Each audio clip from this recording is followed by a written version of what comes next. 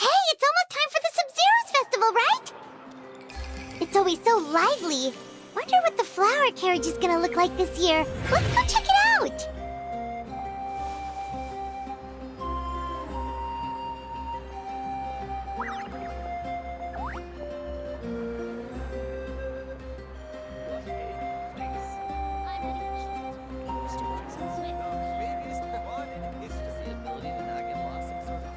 You might want to get a guide if you're not familiar with the area. Don't keep your voice down.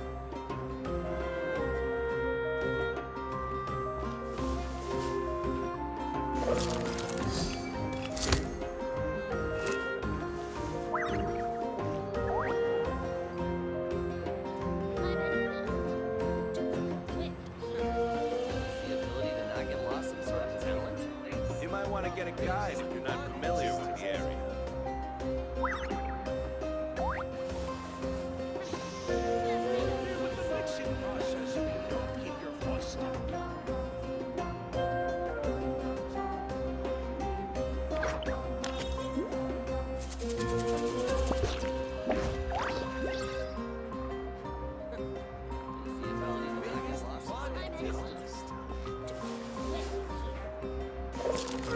You might want to get a guide if you're not familiar with the area. Don't keep your voice down. Rebooting.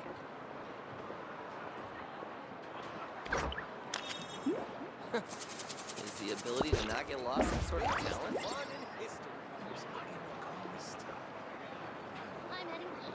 I got a new letter from an informant. Looks like the situation has changed again.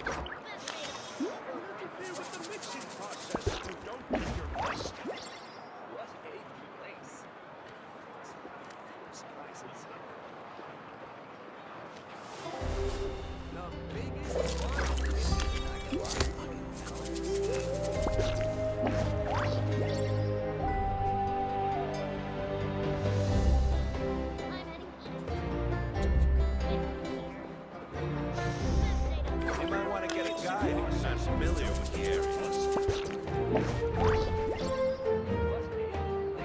Navigating the world is a whole lot easier with a few different identities to choose from. Need me to come up with some for you?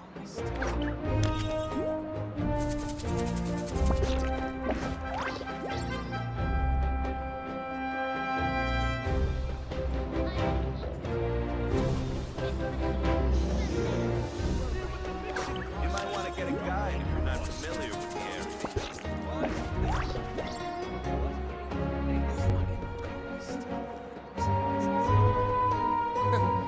Is the ability to not get lost some sort of talent?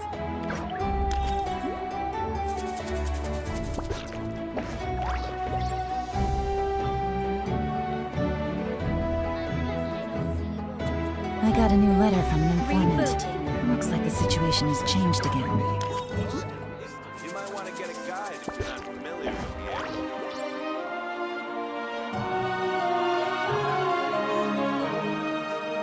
Is the ability to not get lost some sort of talent?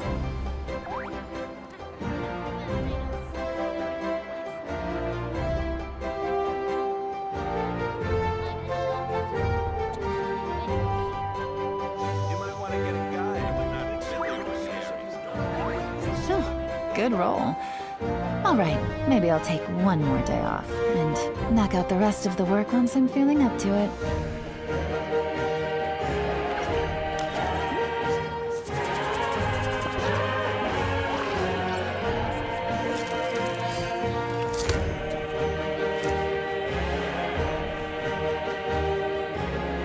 You might want to get a guide if you're not familiar with the area. Rebooting.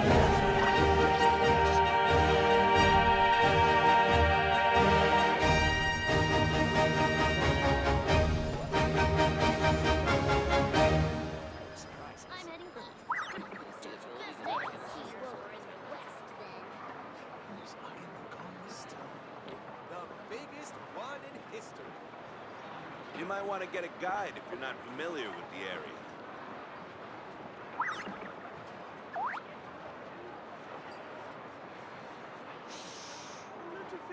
mixing process if you don't keep your voice down.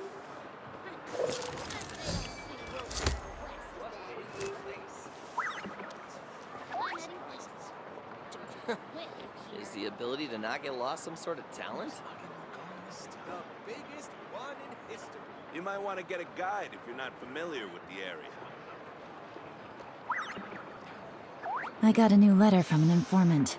Looks like the situation has changed again. Keep your voice down. Best they don't see you over in the west, then. What a place. The biggest one in history. I'm heading Is the ability to not get lost some sort of talent? You might want to get a guide if you're not familiar with the area. The mixing process if you don't keep your voice down. Best they don't see you over in the west, then. Rebooting.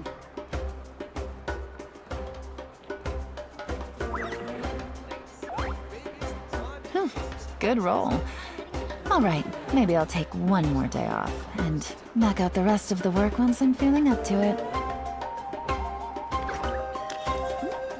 You might want to get a guide if you're not familiar with the area.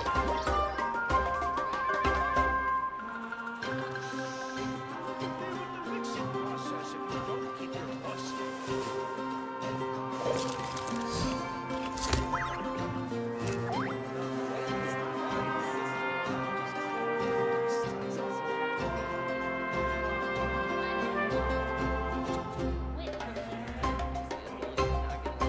You might want to get a guide if you're not familiar with the area.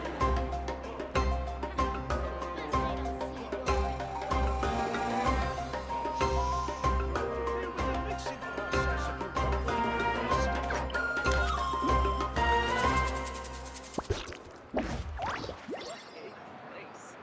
don't keep your voice down. The biggest one in history. Rebooting. You might want to Is get the a ability guide to if not you're get lost some familiar sort with of the area. talent?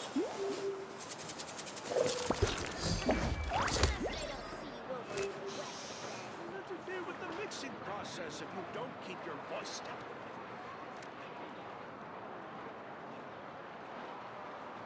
I'm heading east. Don't you quit here. The biggest one in history. Navigating the world is a whole lot easier with a few different You identities might to want to choose get a from. guide if you're not Need me familiar to come the up with area. some for you? Best they don't see you Is the ability to not get lost some sort of talent?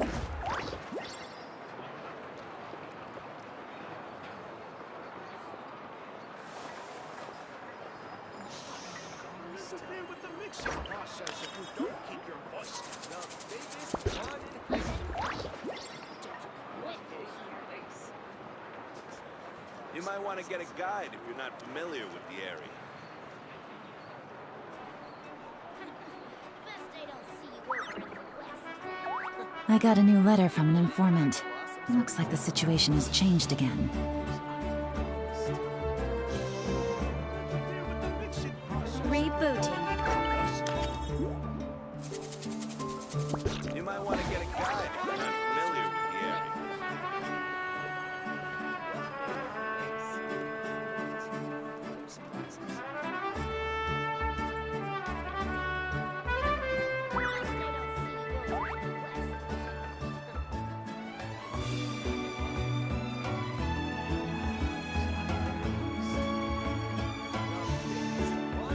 Navigating the world is a whole lot easier with a few different identities to choose from.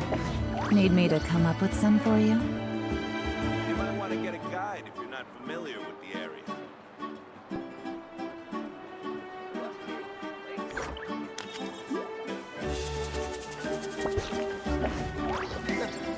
Is the ability to not get lost some sort of talent?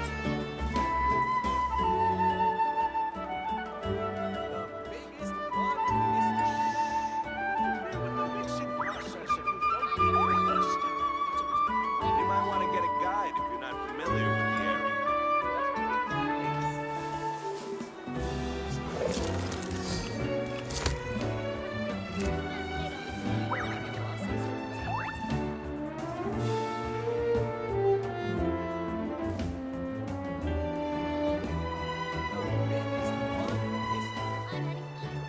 east.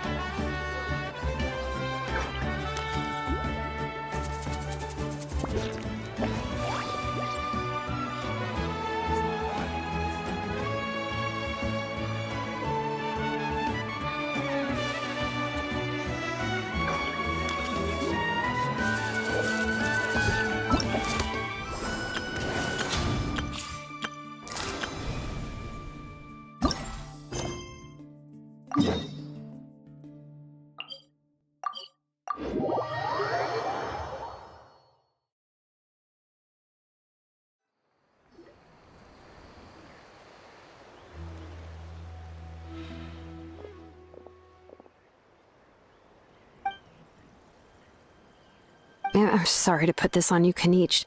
It's just that you're probably the only person who knows how to deal with her.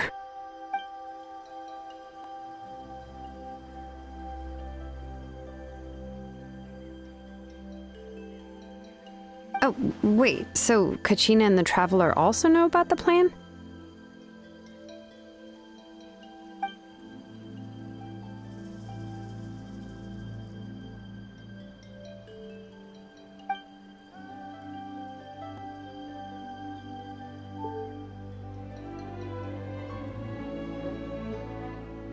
Right. She mentioned there are 6 heroes and that Shilonen is one of 4 that have already been acknowledged.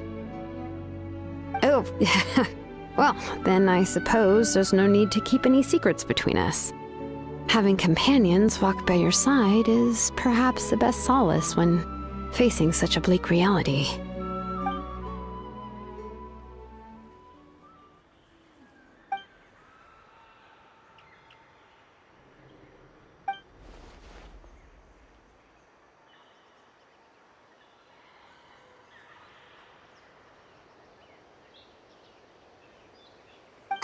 Seat Lolly knows him too?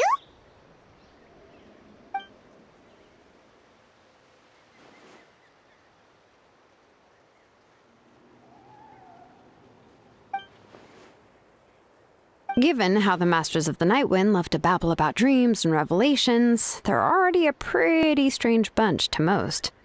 I've never met Auroran, but if they consider him the odd one, he's got to be pretty far out there.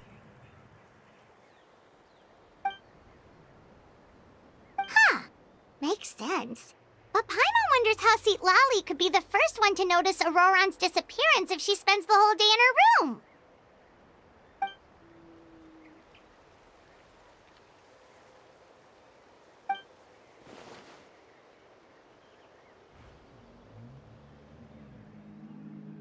Huh, so if I'm following, you mean we'll help her investigate Auroran and the captain's whereabouts?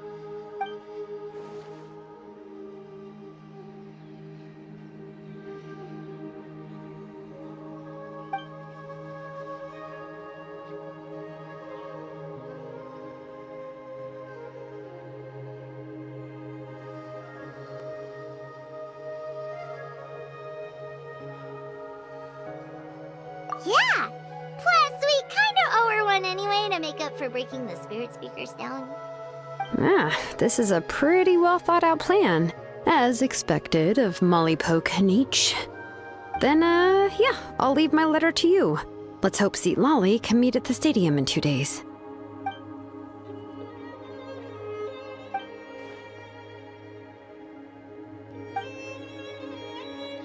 Okay, then let's part ways for now. I'll see you in a couple of days.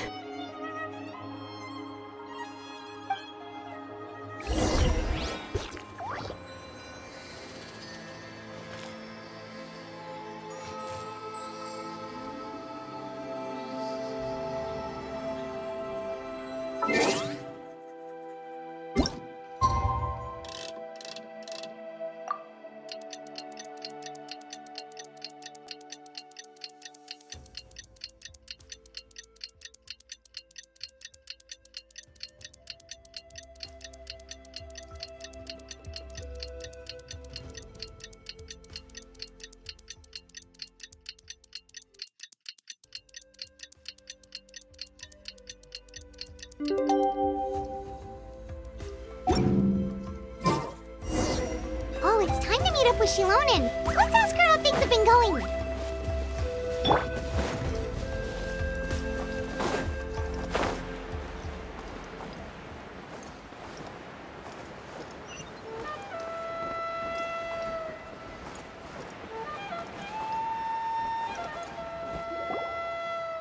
Hey, Shilonen, how's everything going? Oh, hi, Traveler and Paimon. I have bad news. Seat Lolly did not reply to our request, although I suppose I'm not too surprised. Huh? You mean she didn't even bother to give Kanichi a response? Guess she really does have quite the ego then. Yeah, well, she can be also quite eccentric, though she's one of the most gifted people around. Even the Masters of the Nightwind often struggle to work with her. My guess is that she probably has other reasons for not deigning us with a response. But let's go to the stadium and see if we can meet her there. If we do get a chance to talk to her in person, we can still try to work something out. That's true. Let's go!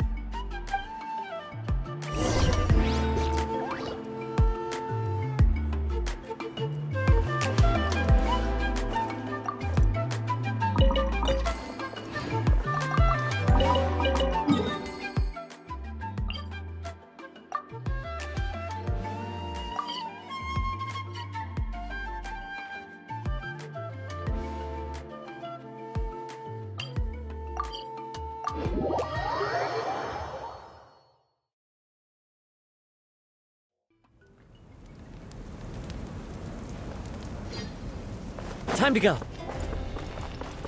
Tch.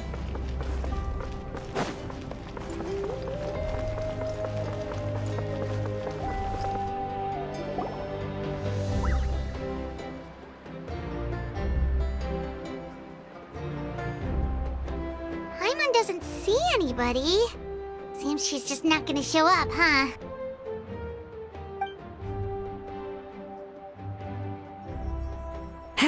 Well, we tried to be as considerate as we could, but she's under no obligation to help. That might be true, but this is still a request from the Pyro Archon, right? Shouldn't a subject always answer the call of their Archon? A subject? Well, if you ask me, I'd say we're all more like friends with the Archon. Yes, Mawika is our leader, but that doesn't mean there's any kind of tall barrier between us and her. The only thing is that she often has very high expectations of us.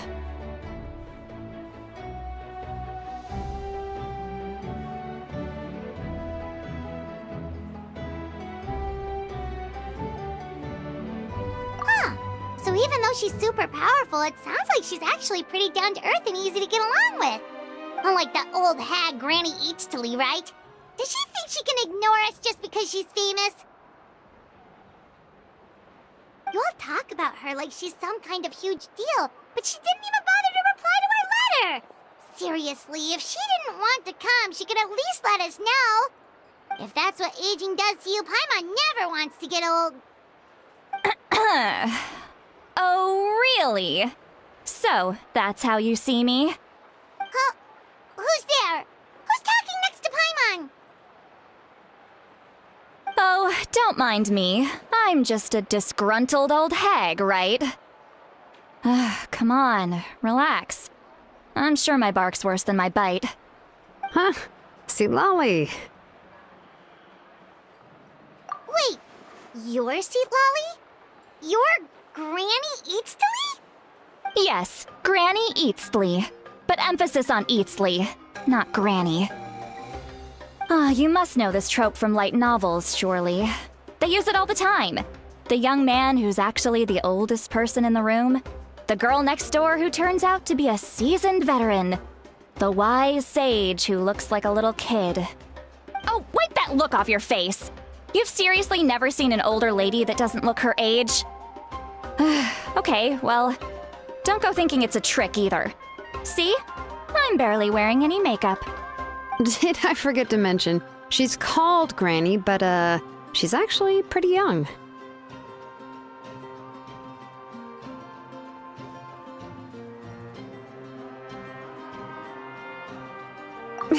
It was an honest mistake. I guess we've just gotten used to it. I'm sorry. So, how old are you actually? What? How dare you? Don't you know it's rude to ask a lady her age? Paimon really didn't mean to offend you, it's just that your case seems really unique. Oh, Paimon just wanted to apologize, but now she's putting more and more of her foot in her mouth. Really, Paimon just got a little mad since we thought, well, you were gonna leave us out to dry. It was my idea to invite you here, Seat Lolly. So if you're upset, you can just take it out on me. All right. I was only joking. I didn't mean to chastise anyone.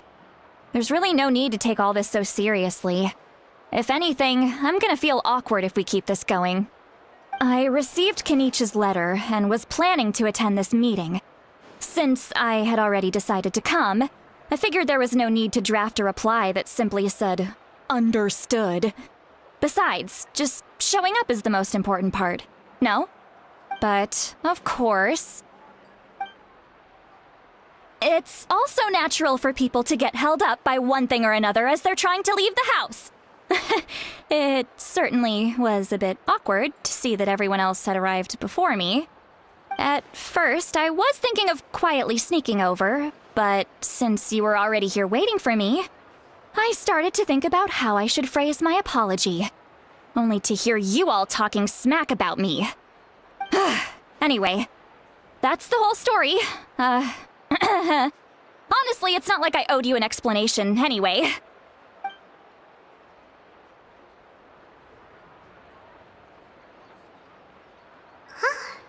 What's with that expression? Was she feeling embarrassed just now?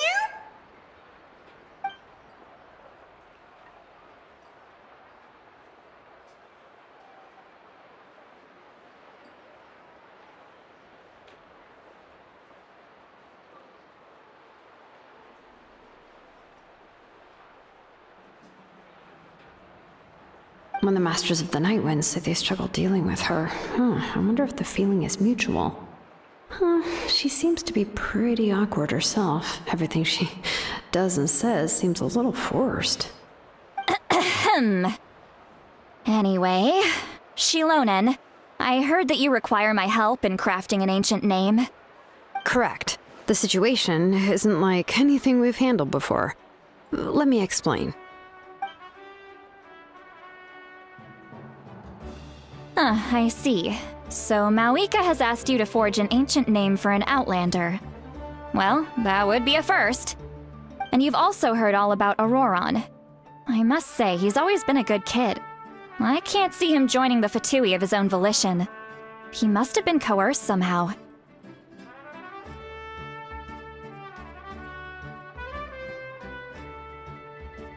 Yeah, that's what we came here to ask you. We'll help bring Auroron back if you help us solve the problems of forging the ancient name. What do you think? I suppose I'll just call you Traveler for now. Traveler, come here. Let me take a good look at you.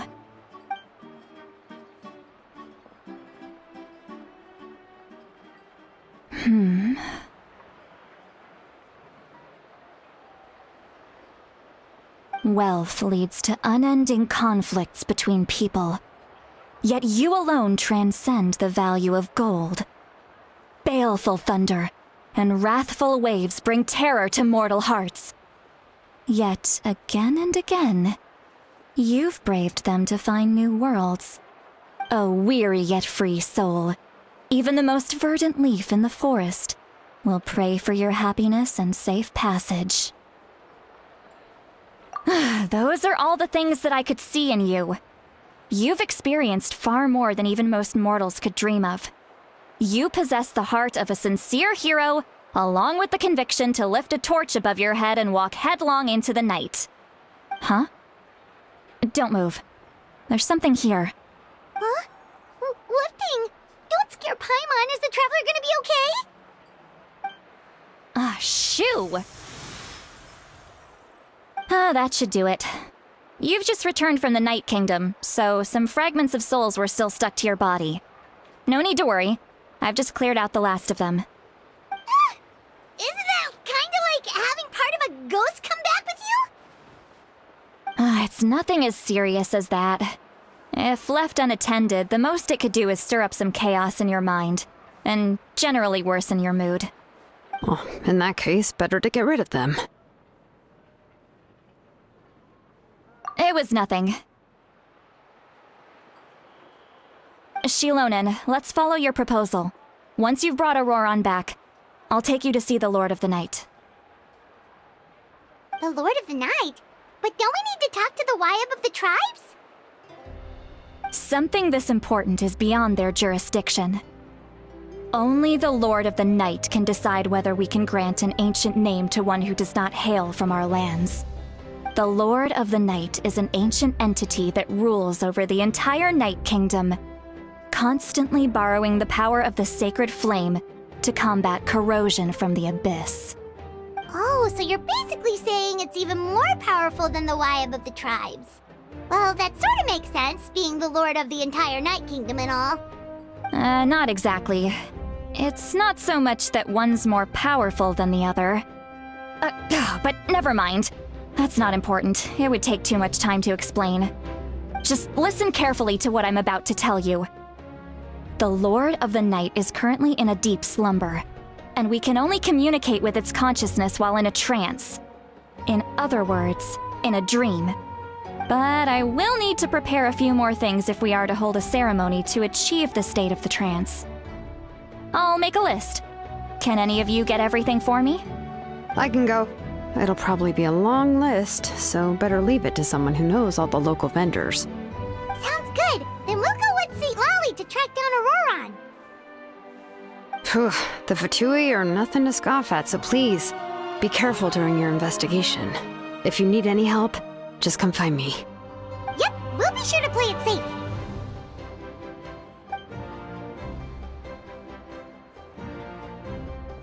All right, now it's time for us to catch that brat and bring him back. I'm sorry I made you wait earlier. It was actually because I decided to swing by Auroron's place to look for clues. He has always lived alone, and I found a broken jar in his house. There was also something off about his phlogiston aphids, which I assume is because their keeper has been gone for quite some time. And interestingly enough, I saw some slash marks in the house that did not match any of our local weapons. My guess is they were left by Snezhnayan arms. Oh, sounds like the Fatui broke into his house and took him hostage. But why would they kidnap a kid who just spends his days living in the country and raising aphids? He's only in his 20s. What would they want with him? That's not to say that I believe he's totally innocent, of course. Since he's the only one who was kidnapped out of everyone in Natlan, he must have done something to attract their attention. In any case, we'll get to the bottom of this once we manage to get him back here.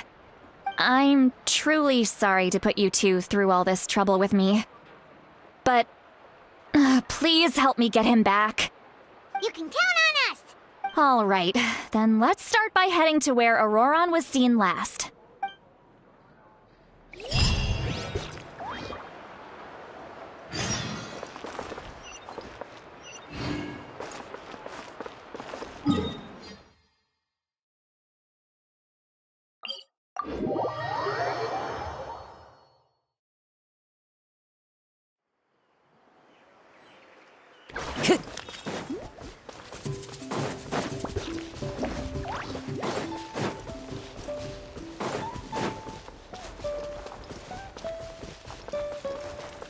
Time to go.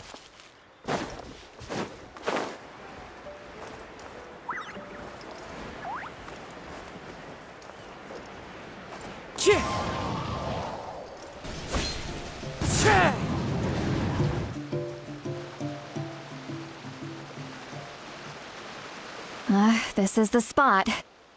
An eyewitness claimed to have seen Auroron speaking to some Fatui soldiers here. I don't know how much you're willing to believe me, but Auroron really is a good kid. I see no reason why he'd suddenly get involved with the Fatui. I'm convinced that what the witnesses saw was actually the Fatui coercing him, or perhaps trying to extract information. However, I doubt anyone would believe me, given there are no signs of a fight.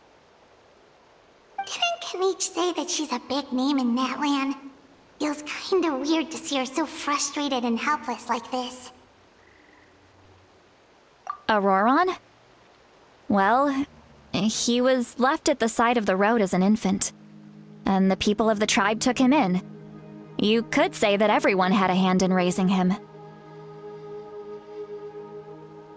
He learned a lot from us, and once he reached adulthood, he built himself a house out in the countryside. He spends most of his days growing vegetables and raising aphids. living off of what he harvests from the garden. He's always been such a good kid. He would even get his friends to deliver whole bags of fresh produce to my place.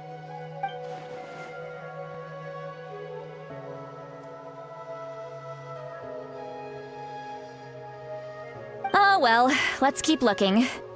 He can answer all of our questions once we find him. He's been raising phlogiston aphids for a long time, and since they were disturbed, they secreted a special type of phlogiston.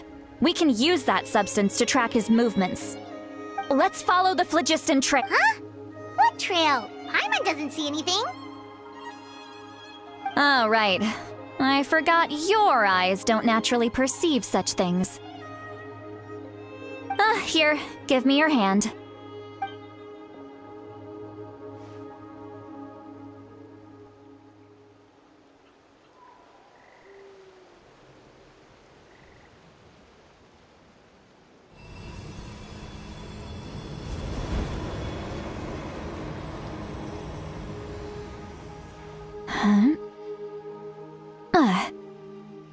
How about now? What do you see?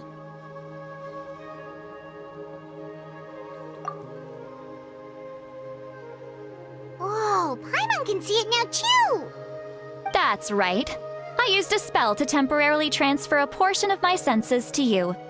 For a short while, you'll be able to see the phlogiston too. Wow, you can even share your senses with us? First time Paimon's heard anything like that. It requires a very rare spell that most people aren't adept at. But don't worry, it's a cinch for me. Between the two of you, it seems the Traveler's senses are a bit stronger than Paimon's. When I held your hand just now, I could sense that you've got a great affinity for phlogiston. You're extraordinarily gifted. Anyway, we'll need to use our vision now to track down Auroron. Good luck, you two. Over here, this way! See, Lolly might say a lot of deep and confusing stuff, but this spell of hers is really something. What was that? Oh, Paimon was just complimenting you. Really? What does she mean by deep and confusing? As far as elderly shamans go, I'd say that I'm already pretty easy to talk to. Is there any other old hag who's as fluent in the language of the youth as me?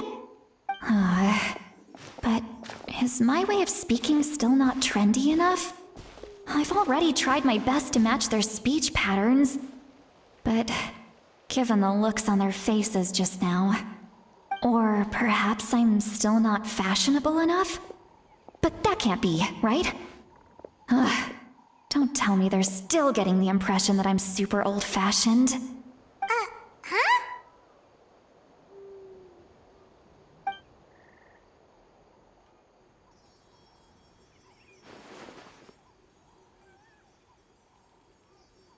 Was that Seat Lolly's voice?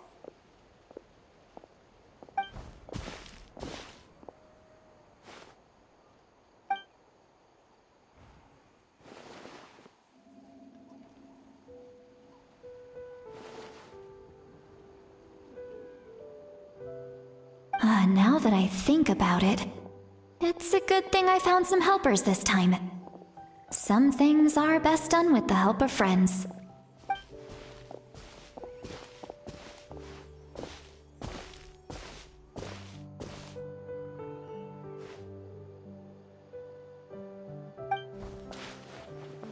Oh? They appear to be feeling quite confident. Looks like our work will go smoothly.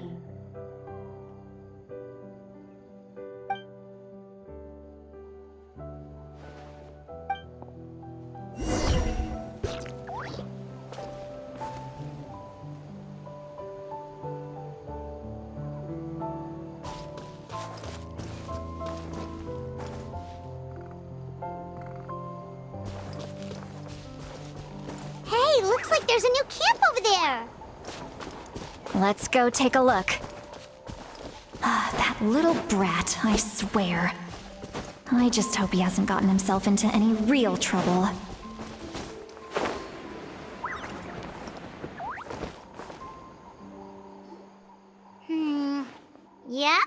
judging by Paimon's experience as a guide, it definitely looks like people set up camp here. Wait. The phlogiston here is a bit odd. Let me see. Paimon sees a small shape here. Could it be some sort of symbol? This is a distress signal for the Masters of the Night Wind. Only someone from our tribe would recognize it. So Auroron was indeed being threatened. We've got to find him. Fast. Leaving such a subtle mark implies that he was trying to be discreet. In other words, he was probably under the Fatui's watch. If they notice us, we can just charge in and fight them to the death. But what if my darling grandson is also there? I can't have him caught in the crossfire. No, I've got to be careful. Otherwise he'd get hit as well. How annoying. No, I've got to stay calm and keep my composure.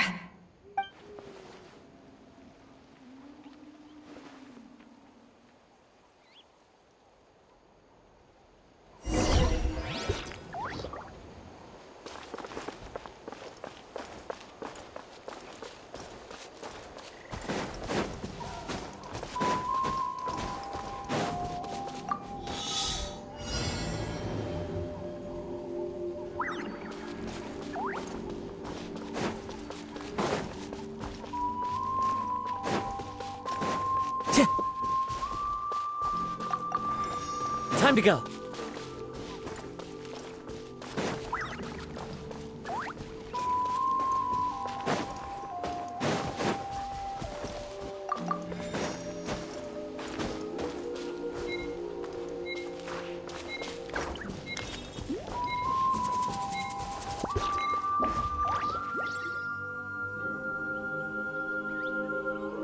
There are traces of people staying here too. Wait a second. The phlogiston around here is jumbled up. I can also smell a mix of elements in the air. Pyro, electro, and some other elements as well. Kanich told us that you were super amazing. No wonder you can sense so many more things than us.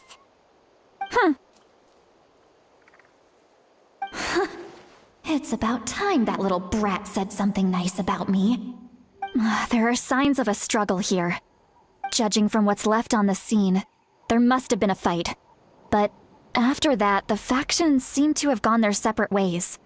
Both the phlogiston and the elemental traces in the air support that. Do you still remember the little mark we found before? Paimon's thinking, what if Auroron wanted to leave another distress signal, but was caught by the Fatui?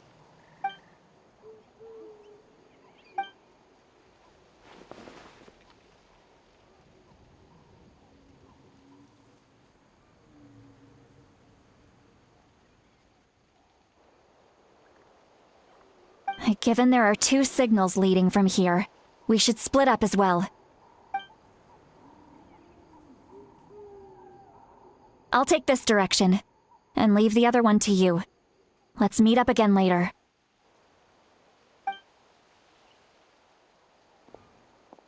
Auroron, what the heck were you doing?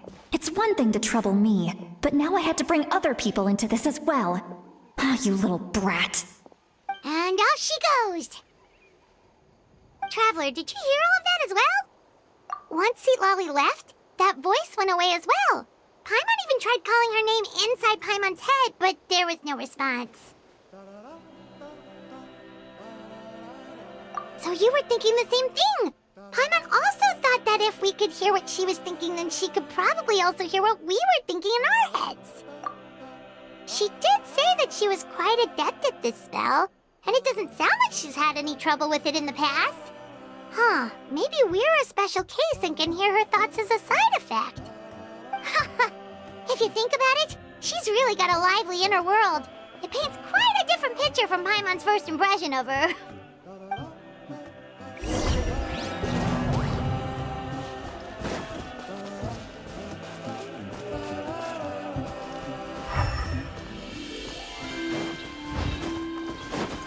Paimon sees some traces traces here. Let's follow them and see if we can find anything up ahead.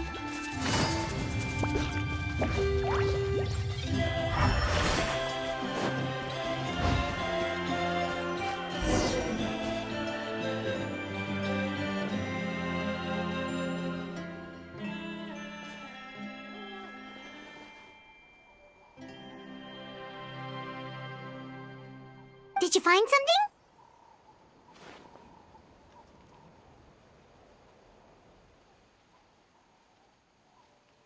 Huh. So we can't tell where Auroron might have gone from here. That's weird. The phlogiston trail suddenly stops. We can't make anything of these footprints either. But he can't have just evaporated into thin air, right? We know he wasn't alone. He had all those Fatui with him. So, you can hear the sounds of the wind from beneath the earth.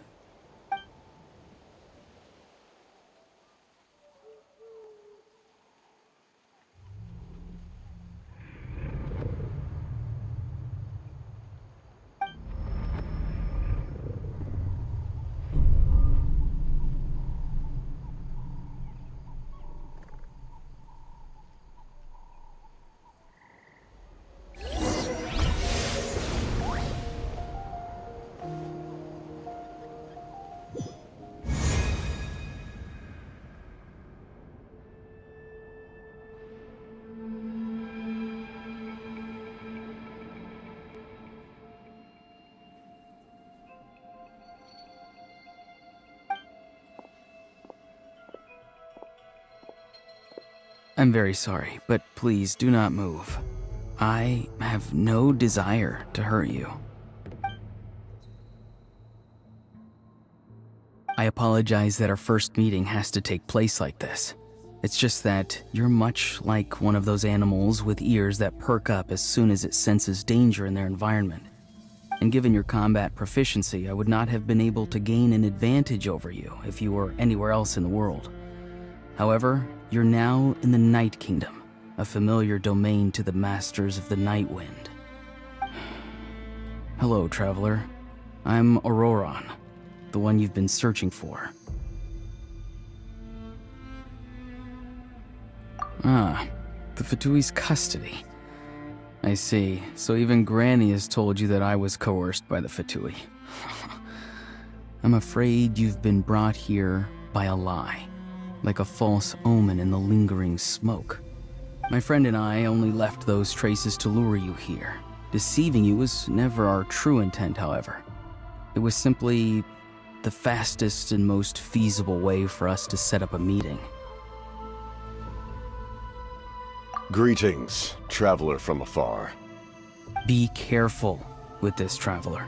Her soul is temporarily restrained by us, and it appears to have become more fragile in the process. It's taking all my concentration to hold on to her.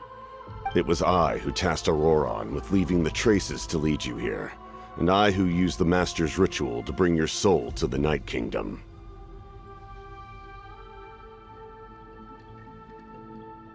I've heard much about you from the past encounters you've had with my colleagues. Given the present situation in Natlan, I would like to sincerely request a formal meeting with you, in person. I will use the opportunity to explain my goals and motivations to you, as well as why I mistrust Malwika, the Pyro Archon. I believe there is little reason for you to blindly follow her plan. If you would like to hear our intel, then find us to the east of the stadium. But remember, not a word of this to anyone. I would like to avoid any further conflict. You will see me again once you return to reality. No matter what I say, please, help me keep this a secret. This is all to avoid dragging Granny into this conflict.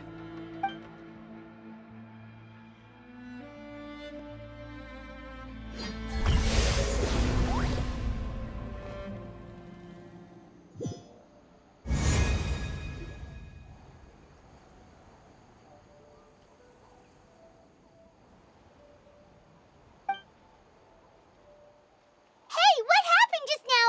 You suddenly collapsed and stopped responding.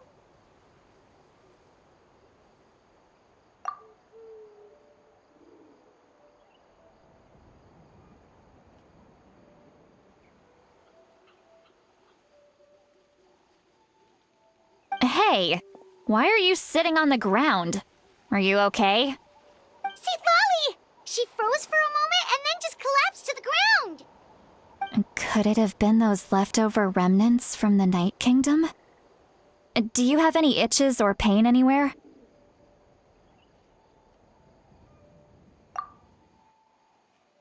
Don't worry. We can take a short break. Sorry, I know I asked for your help. But had I known you were feeling unwell, I wouldn't have taken you on this trip with me.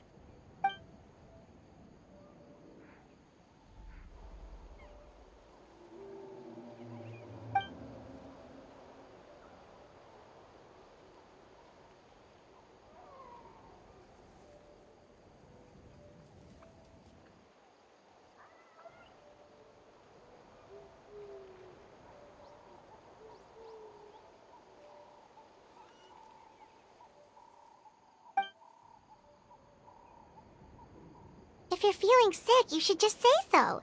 See, Lolly should be able to, exorcise any ghosts or weird stuff that you picked up in the Night Kingdom. A seasoned traveler must know the importance of not pushing yourself beyond your limit. If you need anything from me, just say the word. In any case, let's take a bit more time to rest now.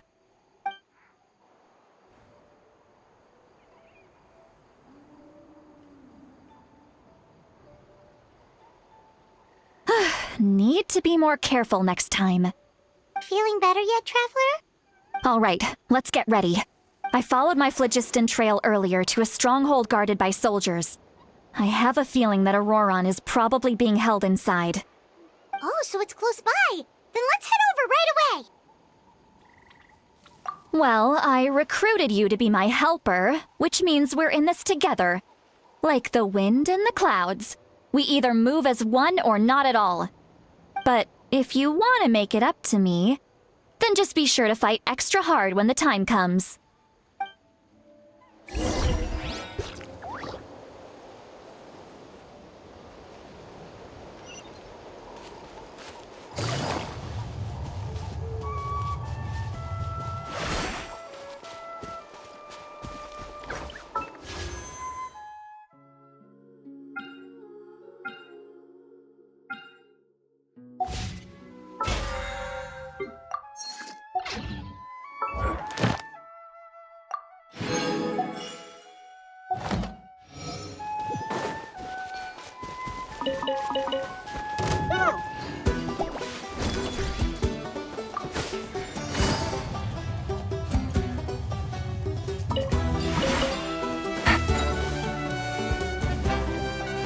Look over there. Huh? Paimon thinks she sees someone in the middle of the camp.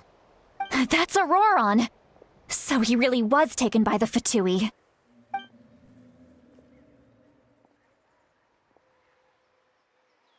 All right, we'll take the lead.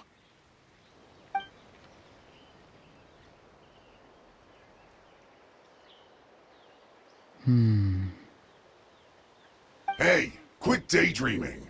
Don't you have work to do? I cannot see the sun. What?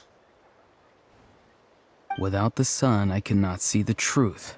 You are currently blocking the light, so I must beseech you to move aside. Huh? Okay, Mr. Philosopher. That's enough mumbo-jumbo. Wow. I'm going to rip that guy's head right off. See, Lolly's struggling to control her temper now. Are you ready? Let's go kick their butts. On my count. 3. Still trying to resist? You've got no idea who you're up against. Back into it.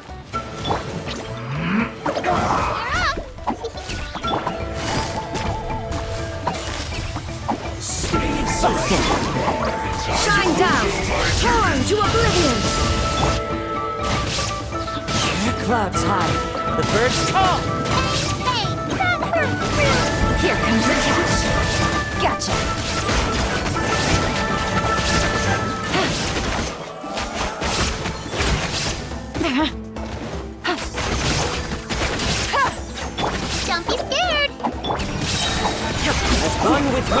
cloud!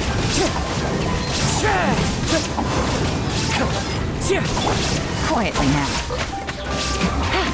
This is wrong. These are about to get dicey.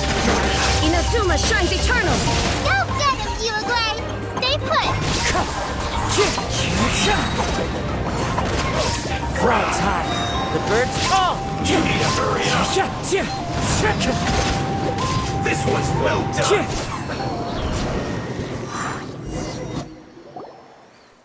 Auroron! Granny! Paimon knows she's called Granny Eatsley, but it's still kind of weird hearing someone actually call her Granny. And greetings to you too, other Granny. What did you just call her? Granny. Is that not right? You are Granny's friend, are you not? You seem to be approximately the same age as her, so I figured you're also a Granny. How many times have I told you? It doesn't work like that. There are a lot of people who look about the same age as me. You can't go around calling everyone Gramps or Granny. Oh, wait. He's not a child, is he? Don't tell Paimon he's one of those people who look like an adult but are actually only 8 or 9 years old. Oh, your words have pierced my heart like a thorned vine. Given how hard those thorns are to remove, I may just need to find a pair of tweezers. Why are you so upset? You can just say yes or no. Of course I'm not a child. It's just Granny always taught me to show gratitude where it's due. And since the Masters of the Night Wind raised me collectively, I basically see everyone above a certain age as an elder I should look up to.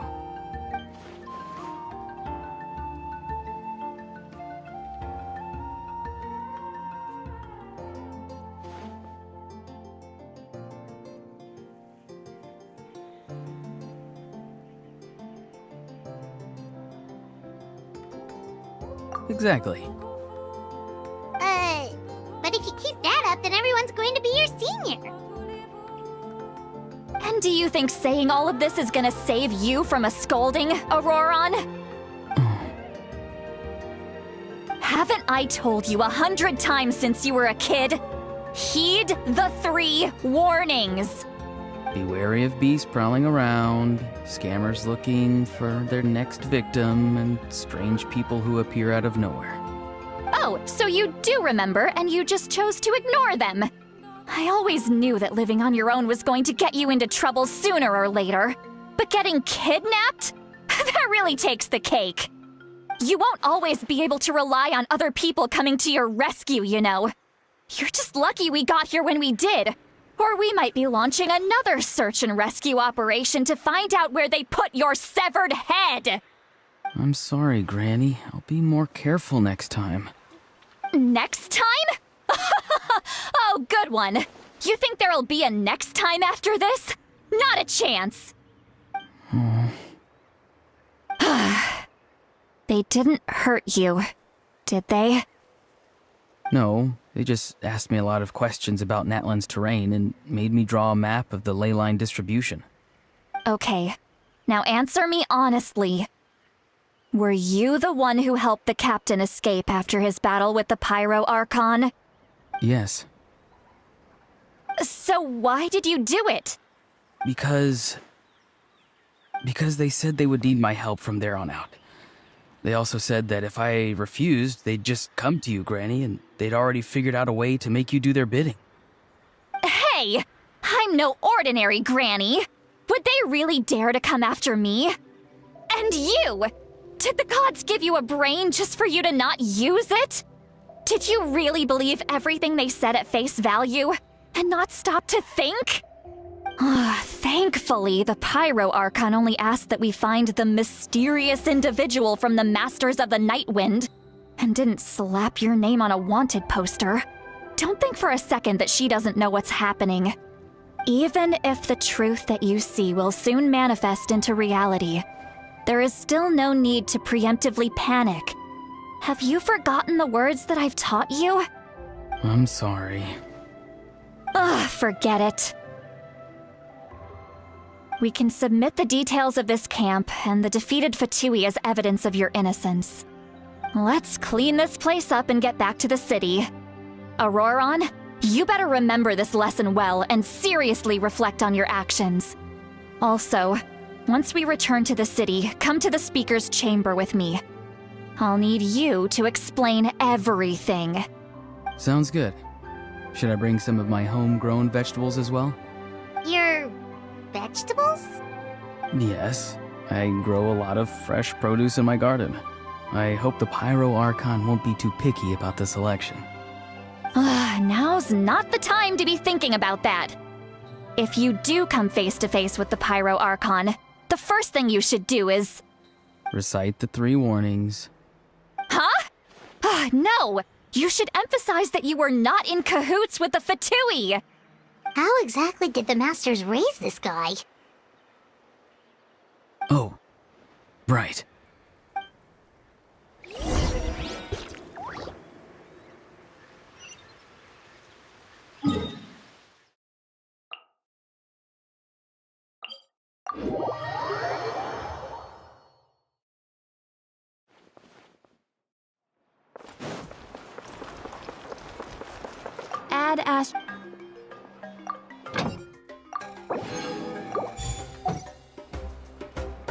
Add Astra. Thank you for complete.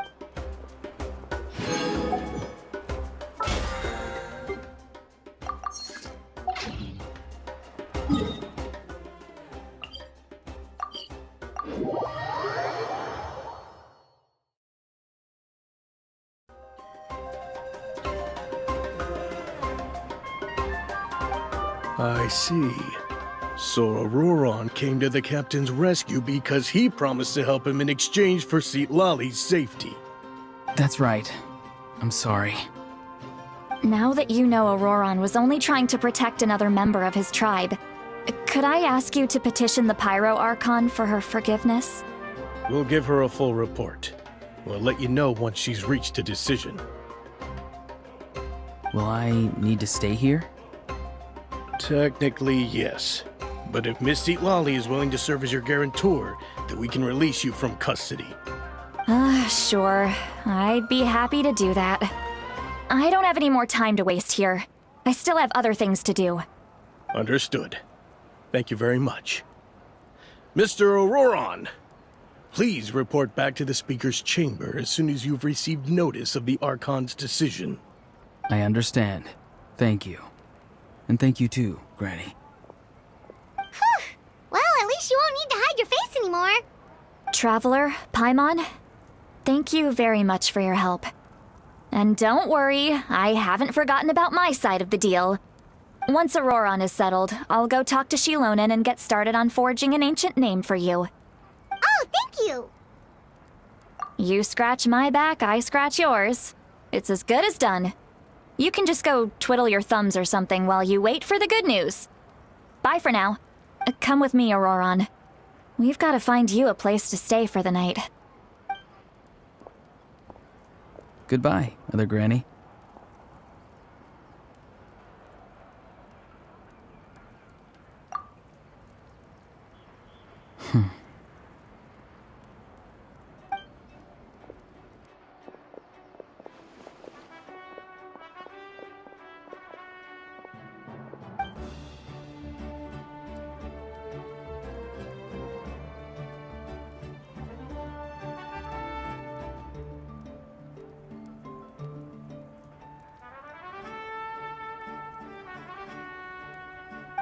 We're finally done. All right, it's time to find some grub. Huh? What is it, Traveler? What? That captain?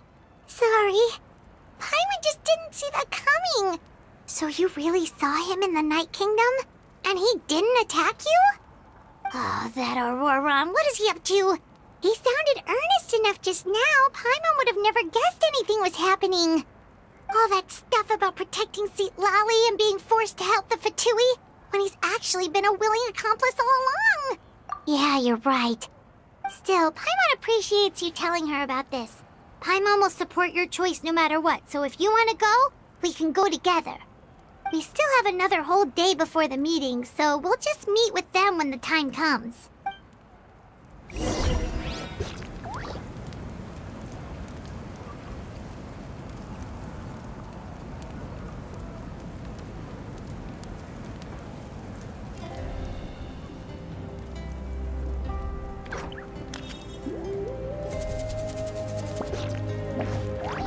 There are leaves around, and I know just the tune to accompany them, if you wish to hear it. What do they say about the tribe?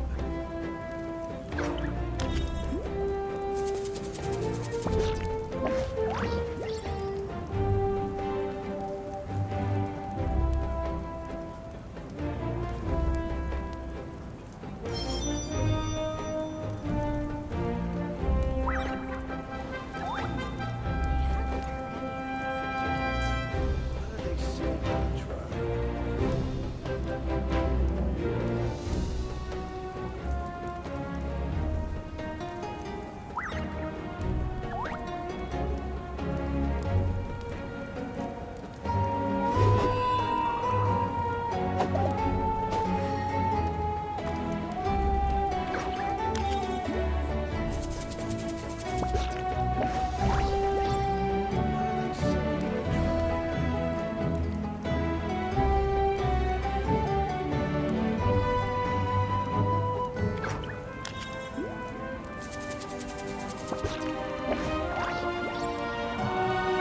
This scenery is wonderful. Surely enough to convince anyone to become a wanderer.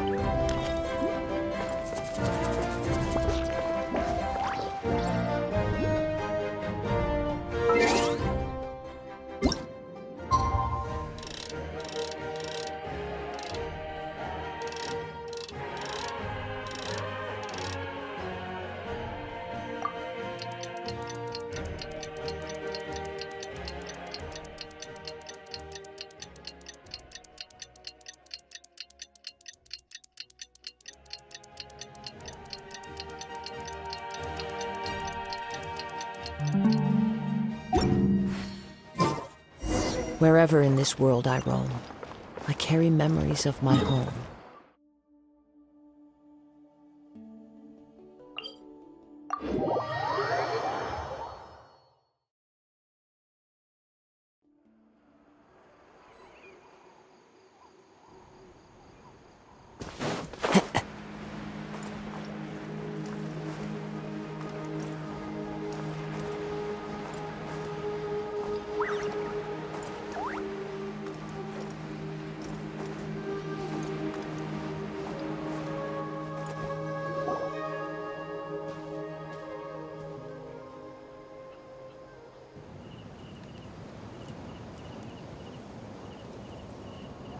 Weird. Paimon doesn't see anyone. Oh, please don't let this be a trap.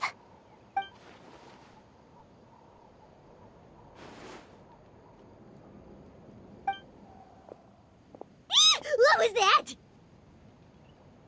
Good evening. Nice to see you again. It's you. You shouldn't pop up from behind people like that. What are you, a ghost? I'm terribly sorry. It's just a force of habit. Ugh, and what's with you apologizing all the time? You sound so polite and honest, but you're actually doing shady stuff behind people's backs. You're right. Granny tells me that too. Huh. Come to think of it, you remind me of her. Sometimes you two sound really similar, you know.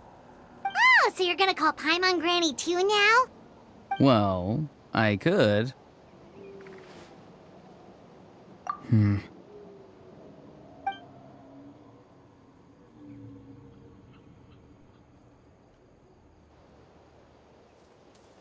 It's all clear. Over to you. Excellent. The fact that you showed up proves that I was right about your character.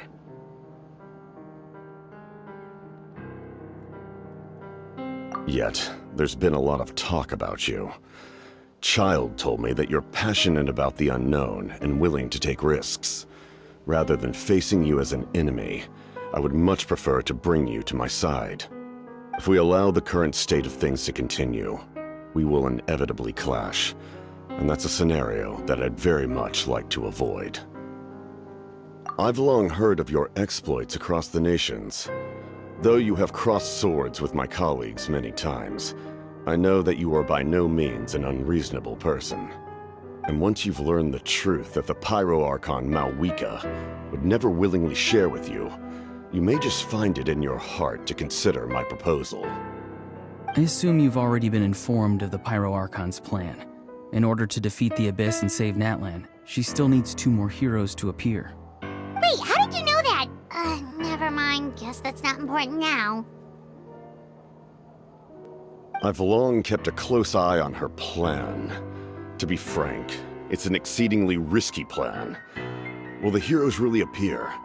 And even if they come to her, will their power be enough to drive the Abyss back? If any part of the plan goes awry, all of Natlan, even all of Tevat, will pay for her mistakes.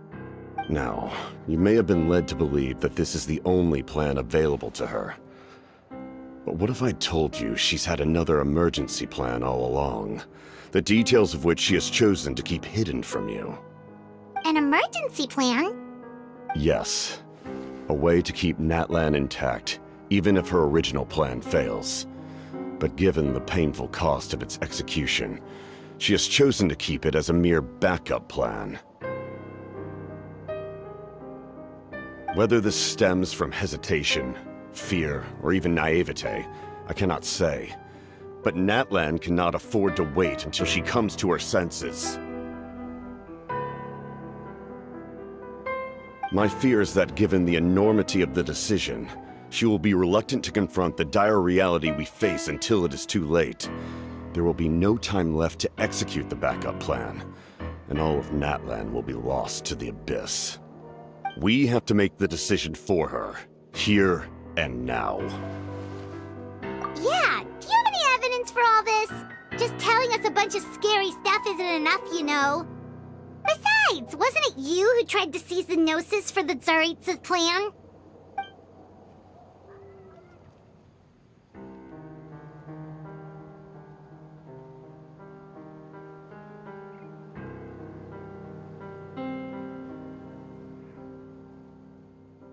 I knew you'd be clever enough to see. That's right. I did not seek the Gnosis for the Tsaritsa. Since I was defeated in battle, I must put to rest my thoughts about the Gnosis. But even so, my desire to save Natlan remains unchanged. And now, I have found a new way to solve the crisis. We can implement it immediately if we reach an agreement. Someone's here. Huh? The captain disappeared! Something is rapidly approaching. Oh no. Something? Bad news, chump! It's your granny! Oof. See, Lolly? When did you get here? I knew something was amiss after we were separated. Hidden ceremonial tools, an unconscious traveler. I must say, I'm very curious about what you're up to. How dare you go behind our backs like this, Auroron? Colluding with the Fatui? Really?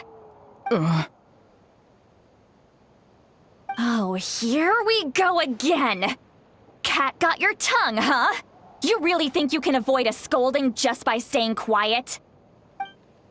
I'm not trying to avoid anything. Oh, and now you're talking back. Well, go on then. Explain yourself. What the heck are you up to? I'm sorry, Granny. I feel so guilty. You! That's it! Where are my tools? I swear if I don't teach you a lesson right here and now, I'll... Wait, see, Lolly! Please, calm down. We, still learned a lot of info, didn't we? Like the fact that the captain isn't trying to seize the Gnosis anymore. So, maybe just save the scolding for later, okay? Listen well, Auroron. You're only getting out of this now because of the Traveler's plea. This isn't over. You hear me? You're right, Traveler. Let's go. We can discuss this more back in the city. You two keep an eye on Auroron for me, okay?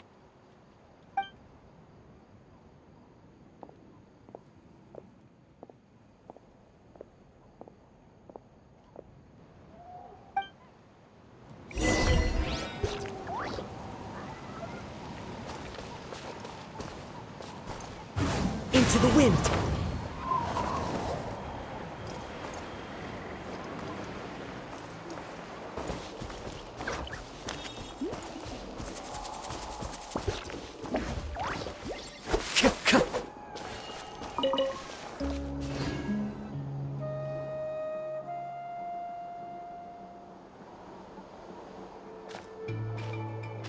In all my years, I've never had a child cause me so much grief.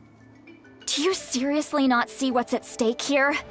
You've got a head on your shoulders, Auroron. Use it! Why did you help the captain? And I want the truth this time. No answer? Think you're being smart? Then let me ask a different question. What does the captain want? What is his purpose in Natlan? Really? You're just going to stonewall me?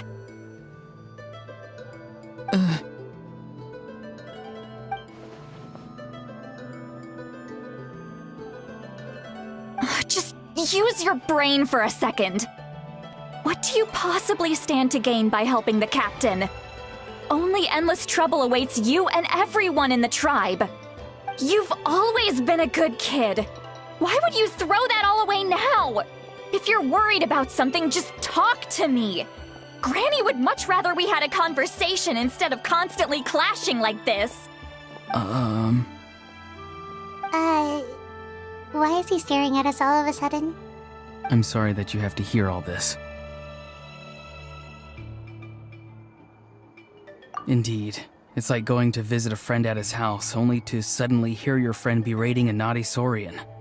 Well, that's an oddly specific analogy. Wait, did one of your friends really do that? Yes. And every time my friend scolded his Saurians, they would look at me the same way you're looking at me now. Helpless and embarrassed. Wait, but you're the one getting your head chewed off. Stop making this about us! Indeed, you've got a point. Then please just hang in there for a little while longer. Granny should be done with her scolding session soon. Oh? You dare gossip between yourselves instead of listening to me? You... Sorry, Granny. Sorry, Granny. Sorry, Granny. You know what? Fine. I'm perfectly aware that everything I say goes in one ear and out the other.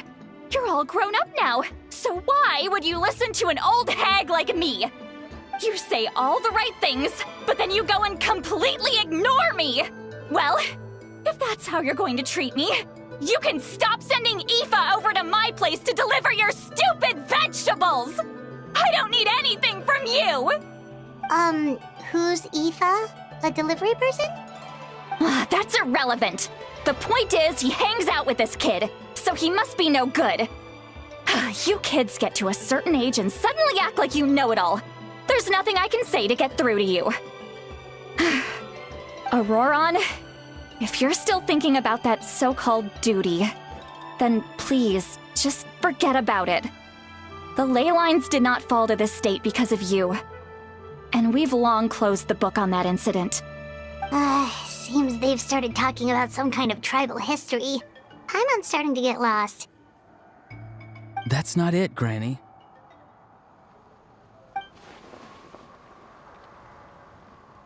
I know you tend to get down on yourself when you're upset, but I can tell I really hurt you this time. All I can say is I'm sorry. His voice. Auroron! Where have you gone? It sounds like he's somewhere super far away, but Isn't he right here in front of us? I'm really sorry. It's up to all of us to do everything we can to save Natlan. So I've got to go. Get back here this instant! Auroron! Ugh, what is this? Powder from plant spores? Is that the trick he used? What just happened?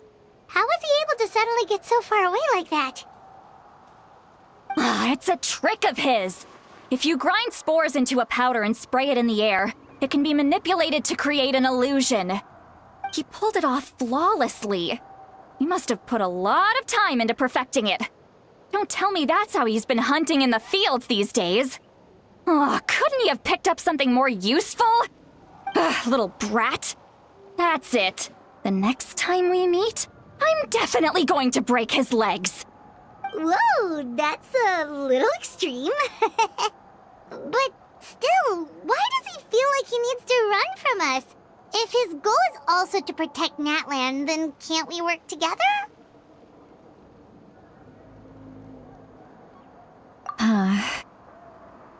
I'm sorry for interrupting your conversation with them earlier.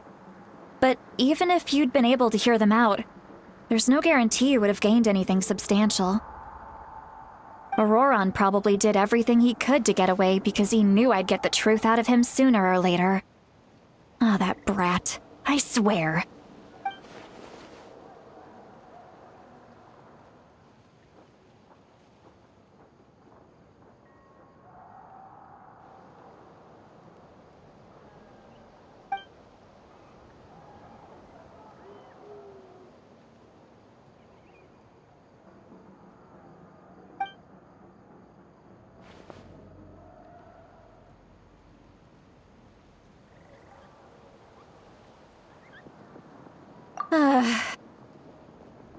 We've got quite a long walk back to the city. Let's take our time. It'll give me a moment to figure out how to explain all this.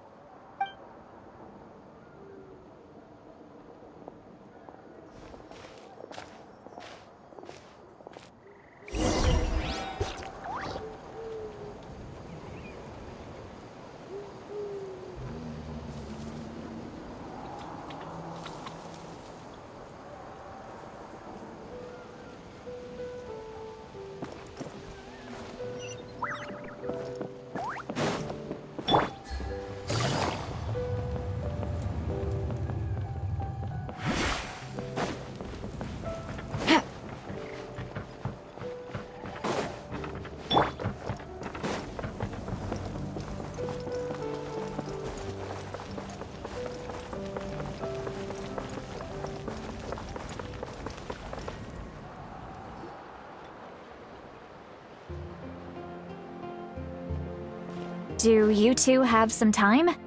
Feeling hungry? How about we get something to eat? Oh, right. It's been a while since we last ate. Now that we can relax, Paimon just realized how hungry she is. Then let's go. We can find somewhere to sit down and talk. Food and drinks are on me.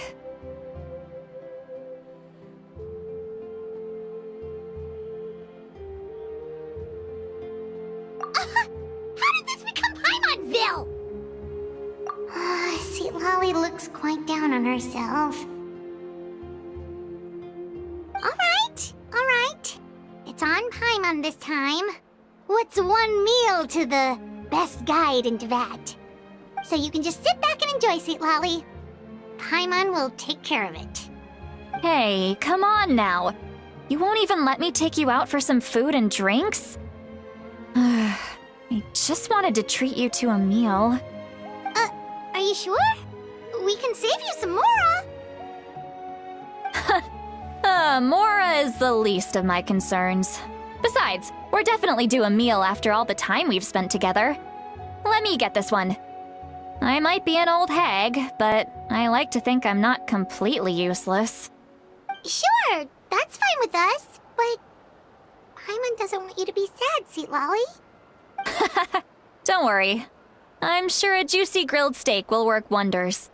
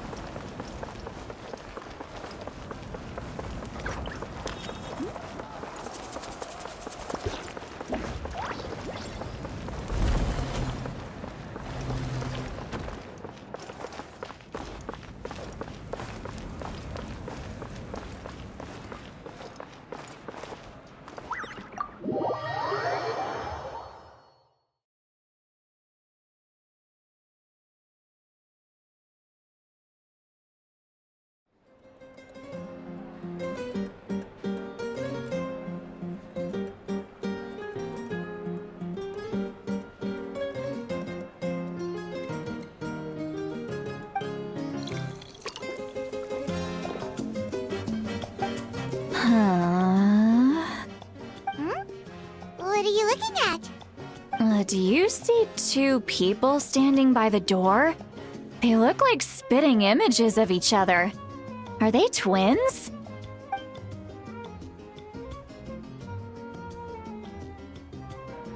But Paimon only sees one person there. Huh? How could that be? I guess my mind isn't as sharp as it used to be. Give me another bottle, boss! Do you think she's drunk? There you go, miss. Oh my, it's not every day you get to see Granny Itzley here with some friends.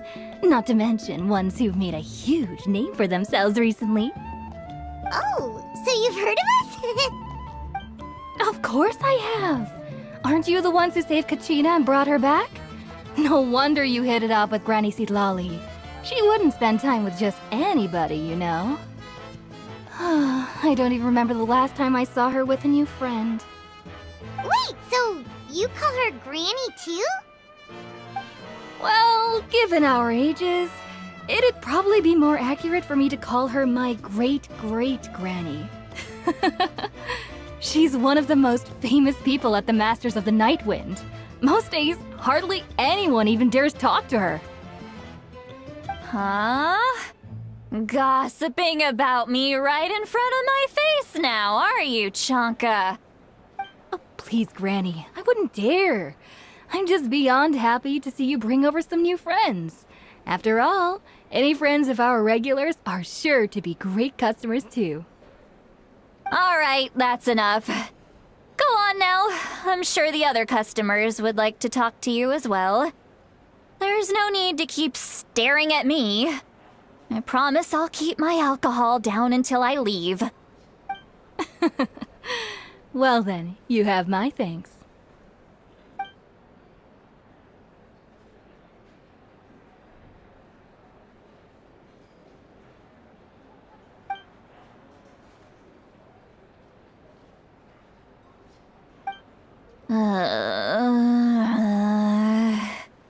Seatlawi? Seatlawi? Who's that? You got some gall calling me by my first name. Let me guess. You want to test your skills against Granny Eatsley, don't ya? Are you still with us, Seatlawi? You're kinda talking to no one. You chumps come around here, picking fights with me? Well, you know what happens next. You lose, and then run off home to tell everyone about how I'm this big scary bully. It's always the same story. You brats start it, I finish it, and then I end up with the reputation of being some kind of terrible monster among the shamans. I mean, come on. Monster? Me? Really? What did I do to deserve that? Granny Seatlali, you're not a monster at all. Exactly! And while we're at it, I'm not some lazy slacker either. Between meditation, advising the chief, and speaking with the Wyab, I actually have a pretty packed schedule, you know. Oh yeah. And I have to mentor all the new kids. Hey, new kid. Yeah, you. Don't play dumb. Didn't I teach you how to find phlogiston? You see? I know my stuff. I'm a good teacher. You tell him. That's more like it. About dang time someone showed me a little respect. Yeah, Granny's a hard worker, all right. You can always rely on old Granny.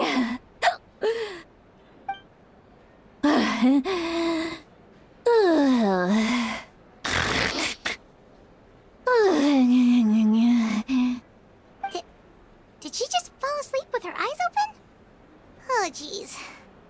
Behind this pitch-black curtain, a chapter of hatred reveals itself. Behind the smoke. The lingering smoke. Ah, she's meditating again.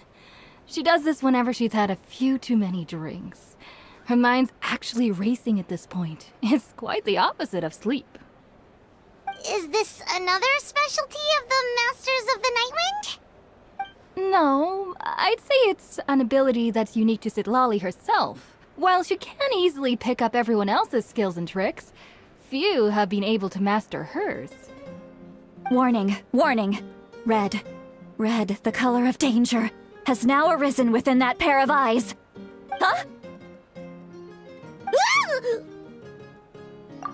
Traveler? Paimon? What's wrong? I'm gonna hurl. Hang on, just keep it in! Phew. Okay, it's passed.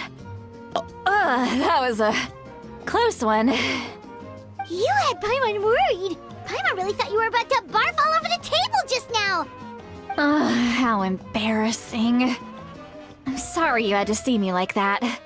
That's never happened before, I swear. I've never thrown up, not once.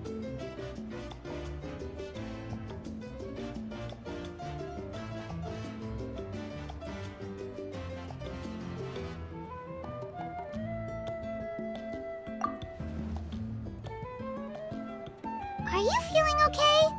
Want to take a quick walk and get some fresh air?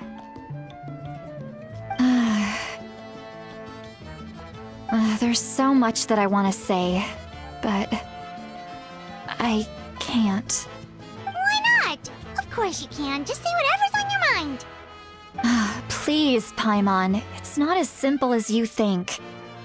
We've only known each other for a few days, right? What would you think of me if I were to start dumping all of my complaints on you after we've only just met? Oh, Paimon gets it. You're hoping that we wouldn't think less of you no matter what you're about to say. No, that wasn't my point at all! Seriously, don't you youngsters know anything about shame? I'm talking about shame! I've lived all these years and still can't get rid of it! Surely, you know the feeling too? Actually, about that.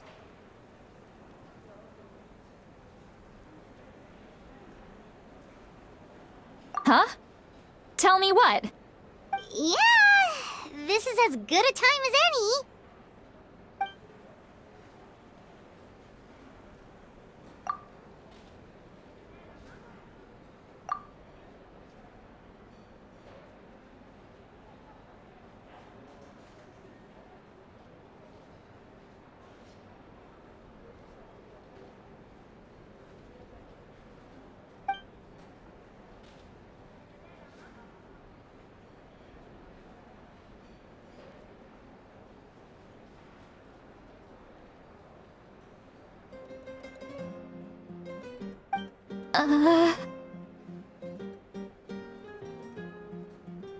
So, you heard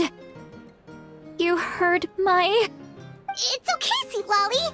You had every right to complain about those things. I can't take it anymore! Why do these things happen to me? Hearing me mumble under my breath is one thing, but hearing what I mumble in my own head? That's too much! It's just like when you're rolling on the floor in your pajamas, but you forget to lock the door, and someone bursts in to deliver cabbages and sees the whole thing! So that, happens to you a lot. It happens to people in general, okay? Doesn't matter if you're 200 years old or 1,000 years old. Everyone rolls around in their pajamas sometimes. I was just picking something generic.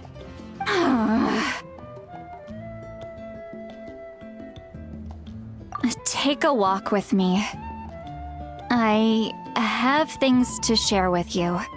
Looks like she's completely given up. Like those criminals who just confess everything and accept their fate.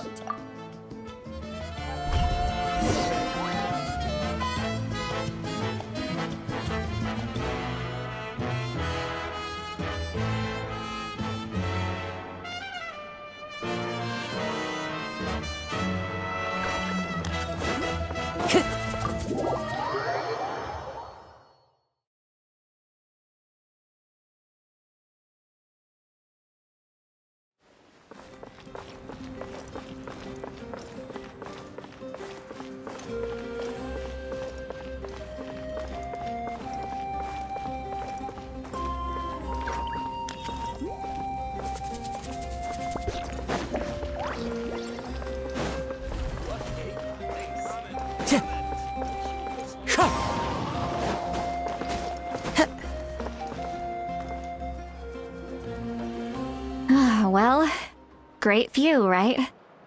I love coming here by myself. Wow, it's beautiful!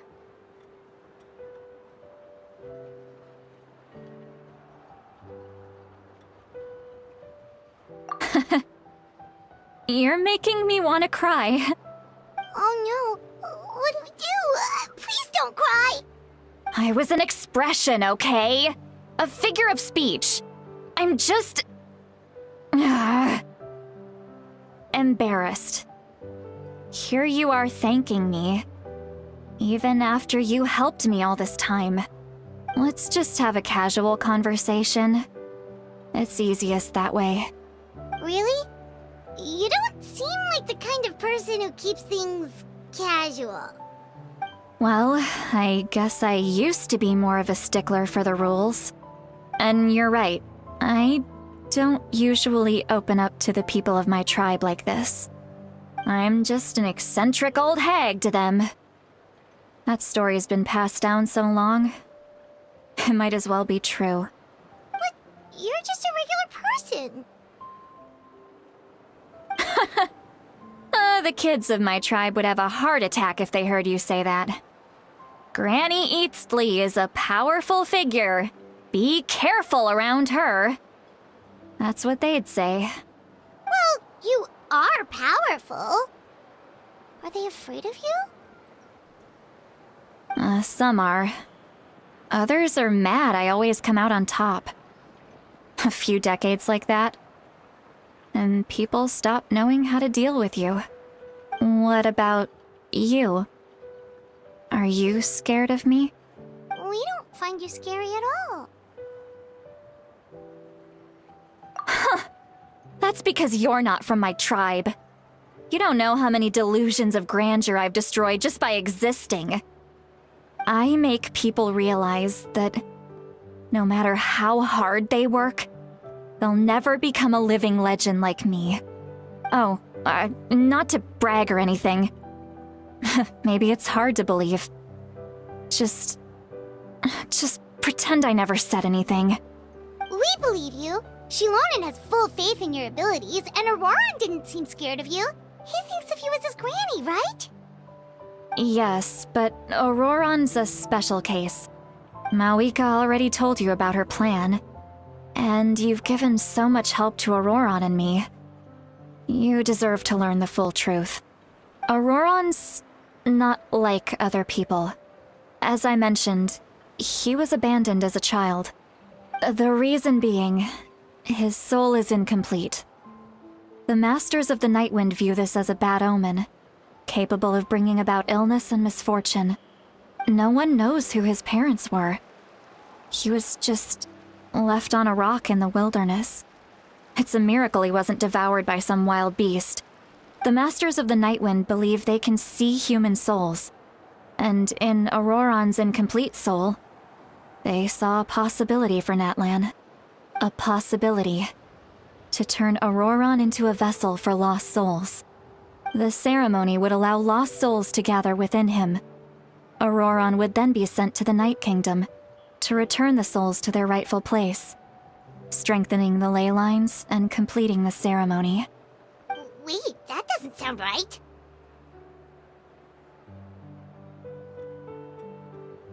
Now you see the problem. When damage occurs to the Night Kingdom, the souls held within disperse and remain adrift, unable to find a way back to the ley lines. This loss of souls damages the Night Kingdom even further. The ceremony can send back countless souls at once, which would benefit the Night Kingdom and the souls themselves. Of course, the vessel Auroron, would be sacrificed in the process.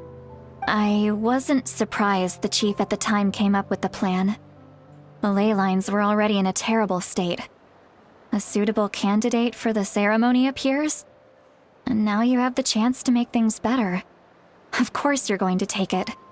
When the chief asked for my opinion, I didn't give my approval, but I didn't object either. So they went ahead with the ceremony. It failed, and Auroron escaped with his life. Pathetic, isn't it? By not objecting, I basically gave them the go-ahead. Maybe they didn't have my explicit approval, but it's not like I did the right thing. If the ceremony was successful, Auroron would probably be dead. Of course, in my tribe, death is rarely something to fear. But what kind of message would we be sending by sentencing a newborn to death? By using a human life as a tool? It's not right. So, when I learned the ceremony had failed, I was ashamed by my inaction, and absolutely relieved by the result. The plan was never a secret. Or, I guess I should say, there was no point to keeping it a secret. A simple investigation from Auroron would reveal everything. Everyone thought he would be happy he survived, and he never really said anything to the contrary. But just as I was about to put all of it behind me, he asks this question. Would Natlan have been saved if the ceremony succeeded? Wait, but it's not his fault. He knows that, but he still feels guilty. Auroron has a strong ability to perceive souls, more than any of us. He understands just how dire the situation with ley lines has become. Maybe he chose to work with the Fatui because he still thinks he owes a debt to Natlan. I can only imagine what they told him. Traveler, didn't the captain say he found a way to solve the crisis? Maybe that's what brought Auroron into this. Anyway, we can't just let things go on like this. We have to convince him to come back!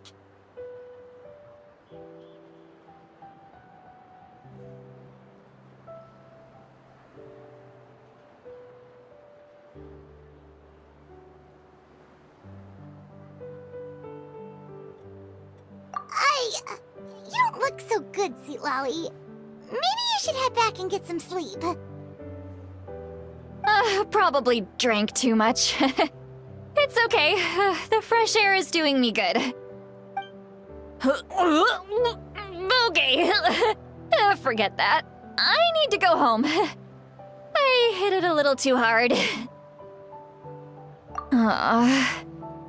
You've helped me so much already. How do I even begin to thank you?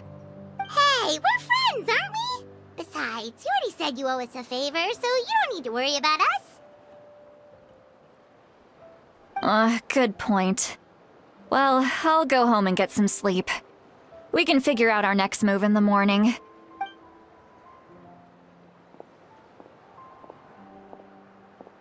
Friends. I like the sound of that.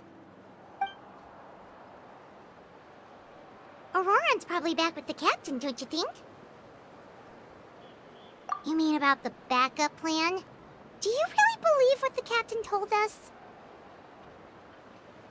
Yeah, you're right. We should just go to her directly. But she's probably asleep. We can find her first thing in the morning.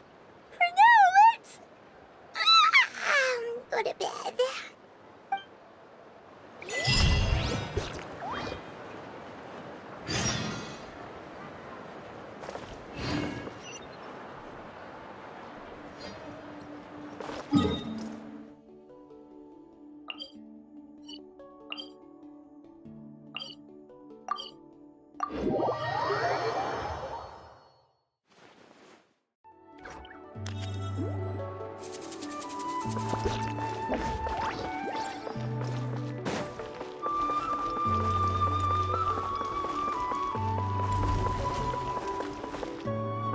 Time to go.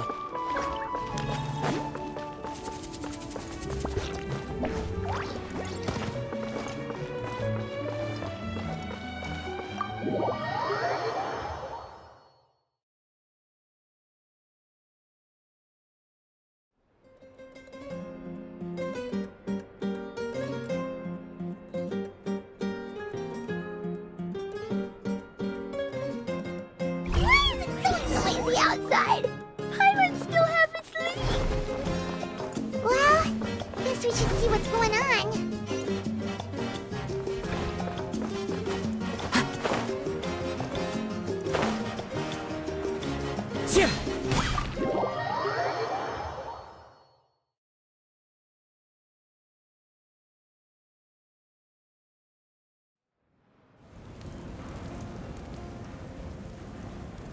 Ah, you're already here.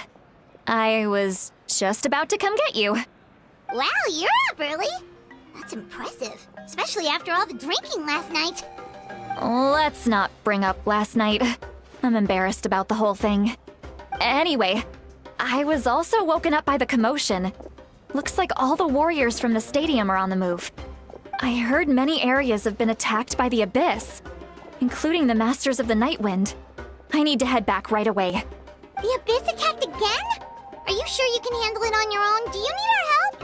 I'll be fine. We also have the support of the warriors stationed at the various outposts. Given the quick response, things shouldn't get too serious. The stadium could always use more manpower, so you should join the forces here. I'm done making excuses for him. He's not a child anymore. He needs to take responsibility for his actions. I was the one who vouched for him, so I need to report back to the Speaker's chamber. I'll accept however they choose to handle the situation. But I should be able to convince them to let me go back to my tribe first to deal with the attack. As for the ancient name, once we handle this crisis, I'll talk to Shilonen right away. Don't worry, I never forget a promise to a friend. Thank you. Alright, I need to start heading back. She left in a hurry. The situation must be really serious. Oh, looks like a lot of people are heading to the stadium. Let's see what's going on.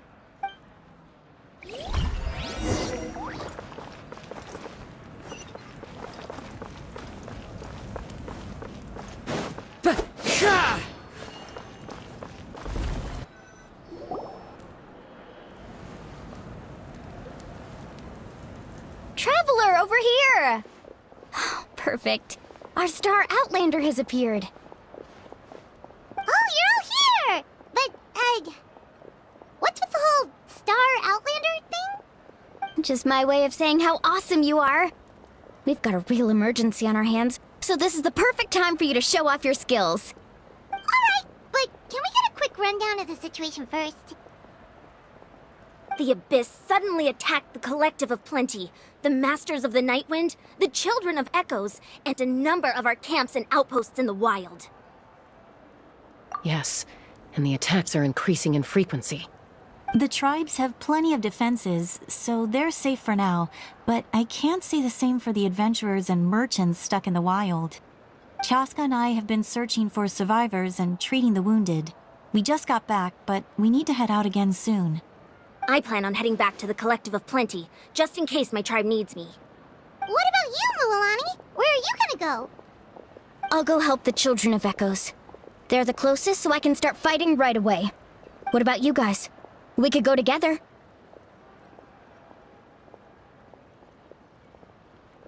Yeah, that does sound important. No worries.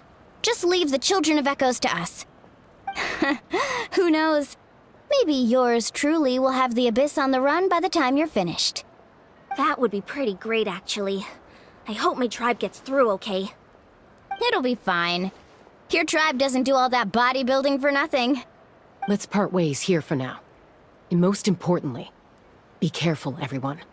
Oh, and some of us need to avoid getting contaminated by dangerous-looking substances.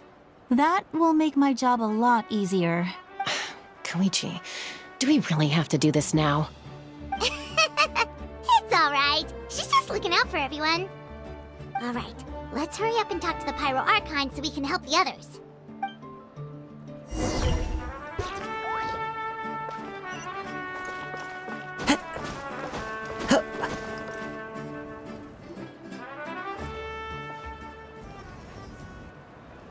Oh, it's you two. As you can see, things are not looking good right now. People across Natlin are in danger. Look, I'm very interested in your recent adventures, but this is not a good time. So we'll have to keep our conversation short. That's alright, we're also in a hurry. We're gonna go help the Children of Echoes after this. What?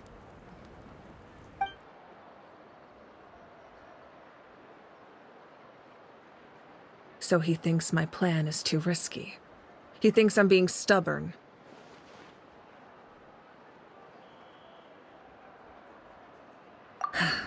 I shouldn't underestimate the Fatui's ability to gather intelligence. The Gnosis does have that function, but there's more to the story. I will answer you honestly, but you must help me keep this a secret. I can use the power of the Gnosis to save Natlan, but it comes at a heavy price. The Gnosis would drain all the souls and memories from the Night Kingdom and weave them into a giant net, which would surround the ley lines and protect them against abyssal corrosion. Wait, you can use souls to weave a net? But does that mean... Yes. It means sacrificing those souls in the process. Souls are just another form of life. The cruelty of this method is self-evident. The Night Kingdom not only houses the souls of the dead, but also our memories and legends. Using the Gnosis means converting all three into material for the net, erasing our history and culture. Even then, the net can still become corroded. If we cannot find a way to repair the damaged ley lines before that happens, then all those sacrifices are for nothing. Given the enormity of the price, it's a solution I refuse to consider right now. I want us to win, but I also care about how we win, and what that means for us in the end. Now it's true, both plans come at a risk, but after weighing our options, this is our best bet. Natlan is unique among the nations of Teyvat. Given the ever-looming threat of the Abyss, the Pyro Archons had to account for the worst-case scenario. Having a contingency plan is our duty, not just to the people of Natlan, but to all who live on this continent. Still, this has always been a well-kept secret. I'm very curious how the captain learned this information. Oh, one more thing? The captain said he found another way to solve the problem. Could be equally as extreme, though.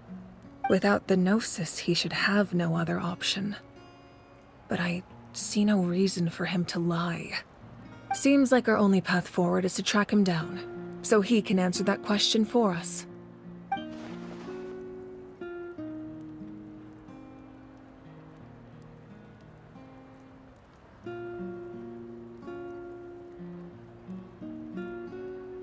Judging by your expression, you must have doubted me, even if just for a second. Not even a little! We would never... Wait, what are you talking about, Traveler?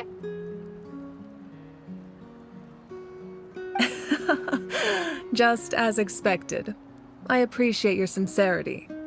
Maybe it was out of caution, anxiety, or simple curiosity, but know this.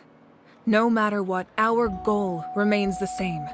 We both want to save the people of this land. So now that you have your answer, do you still doubt me? You scared Paimon. You've really got a lot of guts, Traveler. That's a good thing. Oh, and feel free to call me Mawika. It's what all my friends call me, and I like it that way. As for the captain, the intelligence officers we assigned to the Fatui should be back soon. We'll get our answer then. That's great! Sounds like we just have to wait a little longer.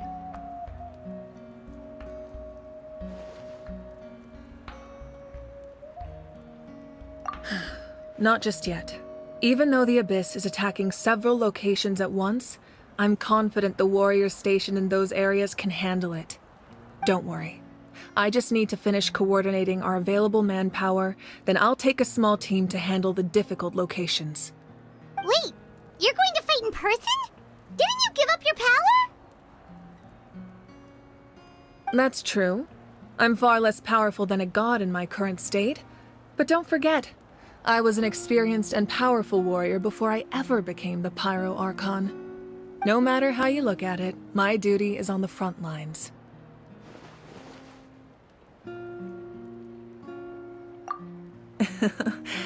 I just think there's strength in numbers. If the people feel emboldened, that's just a bonus. Anyway, even if we respond to these threats in time, it's not a permanent solution in the long run. I've considered moving my people to other nations, but given their close connection to the Night Kingdom, a forced evacuation would have devastating consequences. I've told the chiefs of each tribe to strengthen their defenses and advise people against leaving their settlements. Now, I just need to find the right time to disclose the true nature of the crisis to the people of Natlan. Paimon's a little worried about how people will react.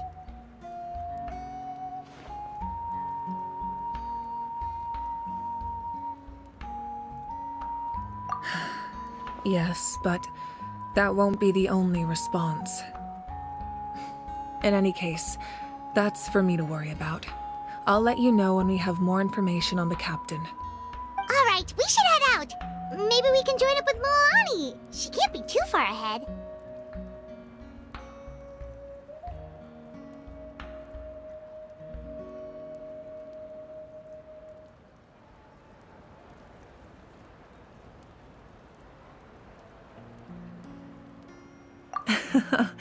No need to worry about me.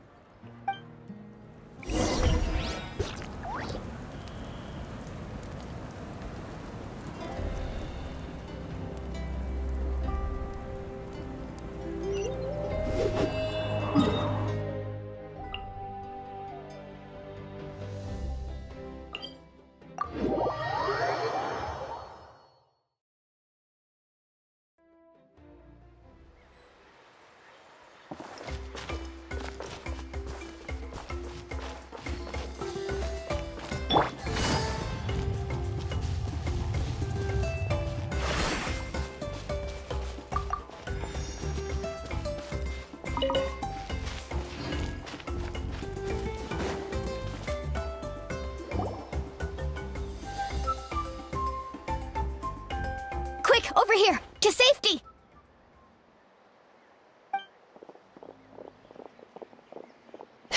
Kachina, how many people do you have left?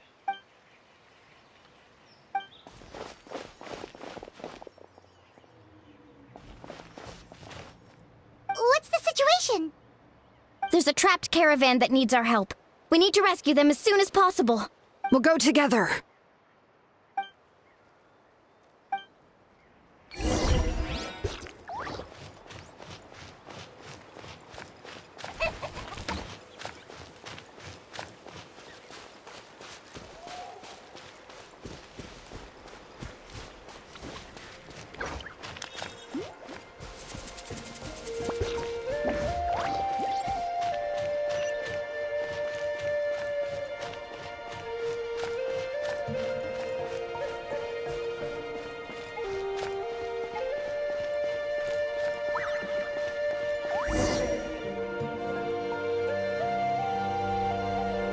Stay safe. We've got this.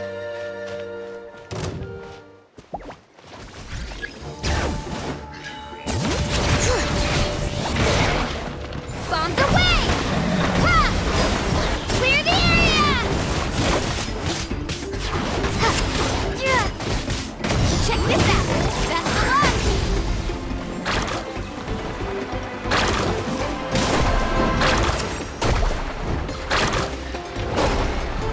Off we go!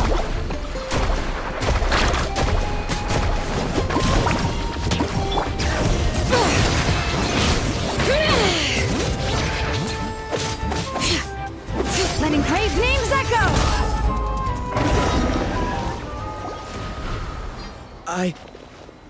I really thought I was done for. I can't thank you enough. Don't worry about it. We're just glad you're okay. Let's see. Your goods look fine too. Guess the Abyss isn't after Mora. That should be the last abyssal pylon near the Children of Echoes. By the way, where's Lolly? I thought she would come with you. The Masters of the Nightwind also got attacked, so she went back to help her tribe. She said we can deal with the ancient name later. That makes sense. The attacks are more urgent. Alright, this isn't a good place to talk. Let's head back to the tribe.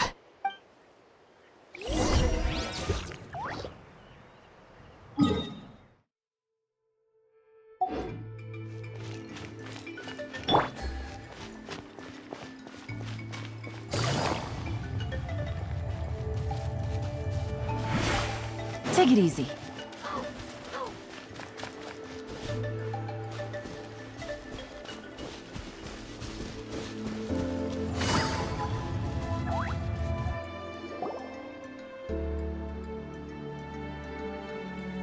Looks like a few people were hurt after all. Oh, I should have got here sooner.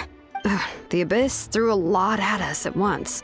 I rushed out as soon as I heard the alarm, and there were already so many monsters.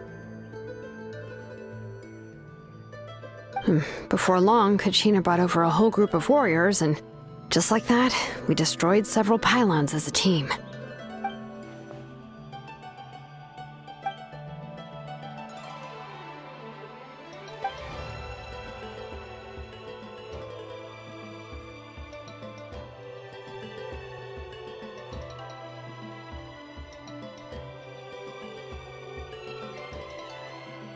You mean the situation in the Night Kingdom, right?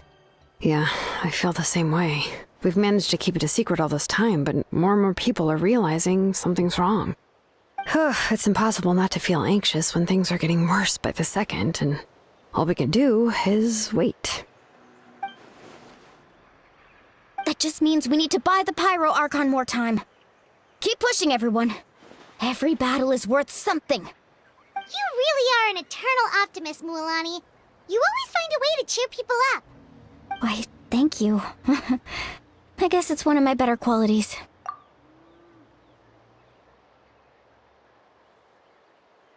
So, specifics aside, the Pyro Archon confirmed the Gnosis can resolve the crisis, but it comes at a huge price. And somehow the captain finds out about it, goes to fight the Pyro Archon, and calls her out for having a solution but refusing to use it. Honestly, if he has the same information as us, I can't really blame him.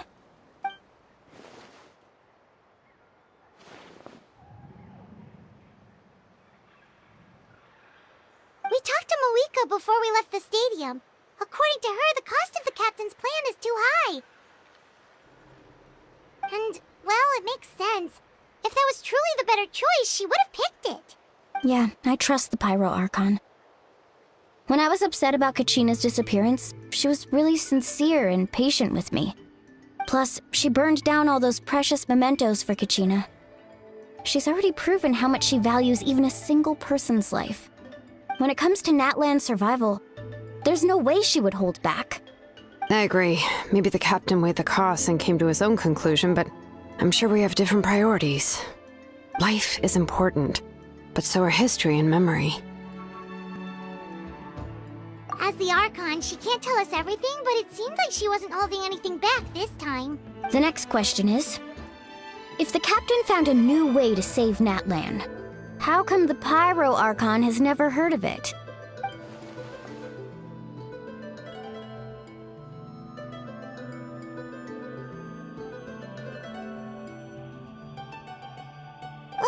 This is all super confusing.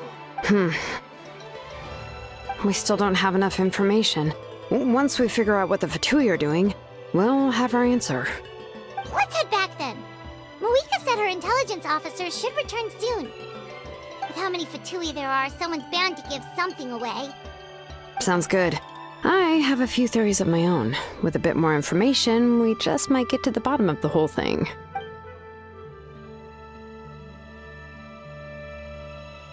I was just about to ask. Count me in. If I was just a bit faster, we could have prevented a few people from getting hurt. People who could help us in the next battle. It's all a chain reaction.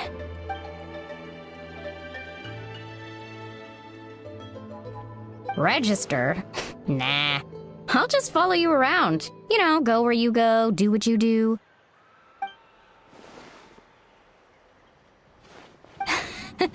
You got it. I just don't want to make the trip back. It's so far. All right. See you all later. Let's get together and celebrate once this is over. Oh, you betcha!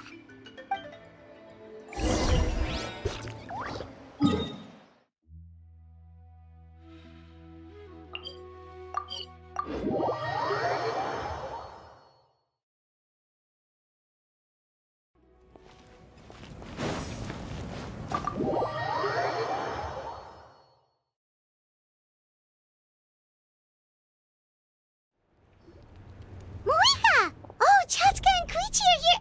Wait, are you okay, Koichi? I'm fine. No need to worry. They ran into the Fatui while out on a mission and decided to follow them. The Fatui? Calm down and let me explain. Here's what happened.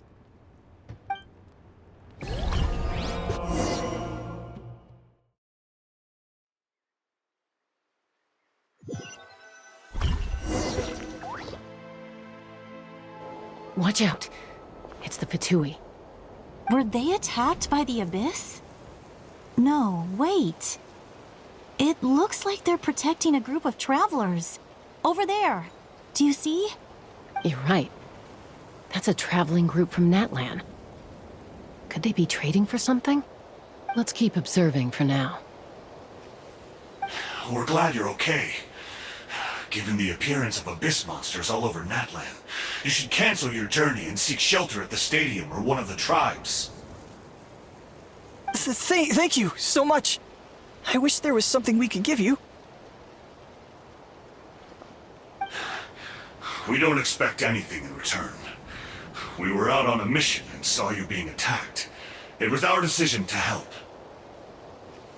If you truly wish to repay the favor, you can keep this a secret. If anyone asks, just say you were saved by warriors from Natlan. Oh, okay. We can do that. But... We're not asking you to cover up our activities. We haven't done anything illegal. Our captain simply wishes to remain undisturbed. Nonetheless, the decision remains yours.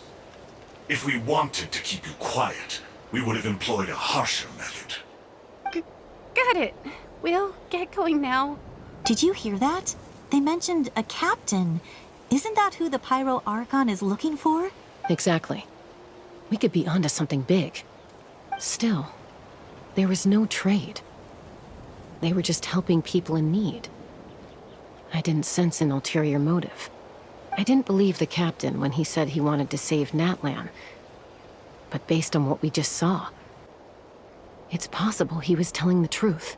Maybe we've been wrong about the Fatui this whole time. It's too early to say. Let's follow them and see what's really going on.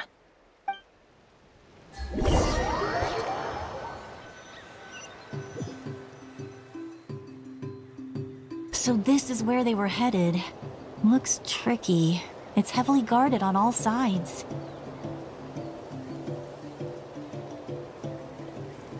Koichi, wait for me here. I'll go in and check it out. Oh, no you don't. How are you planning to get through all the guards? Look, I can use this terrain to my advantage. With our tribe's special way of getting around, I doubt they'll see me coming. We still can't see anything on the inside. What if you can't find cover? You won't have anyone to watch your back if you go in alone. The more heavily guarded the location, the more valuable the secrets. Even if the captain isn't here, we can still figure out what the Fatui are planning. That intel is worth the risk. Fine. You're not gonna listen to me anyway, so let me come with you. That's even more risky. You've been running around saving people for days. You're already at your limit. I'm confident I can protect myself. I'm not sure you can say the same. At least right now. I can. You really believe that? Fine, don't believe me. But you can't honestly tell me infiltrating a heavily guarded Fatui hideout all on your own sounds more reasonable. You know, growing up, even if I insisted on doing something, it never gave you any trouble. I'm not sure you can say the same. All right. If we start arguing, this will never end. We can't let this opportunity go to waste. Guess that means I win. Don't worry, you're not the only capable young person from our tribe. I can handle this. All right, same plan as usual. We split up, communicate with hand signals, make sure our blind spots are covered, and support each other once we strike. Got your ropes? Yeah, let's go.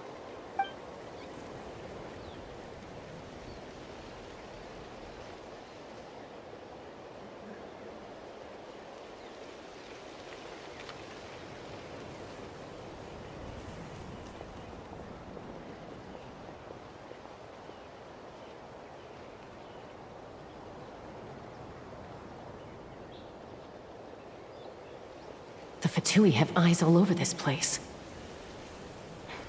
I should wait for Koichi's signal.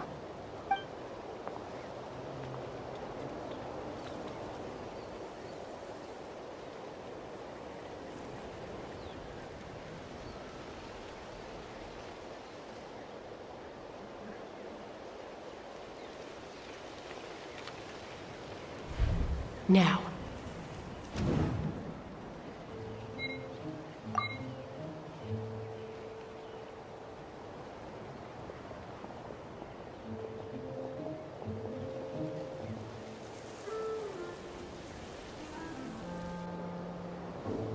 Not sure how many chances I'm gonna get. I need to act.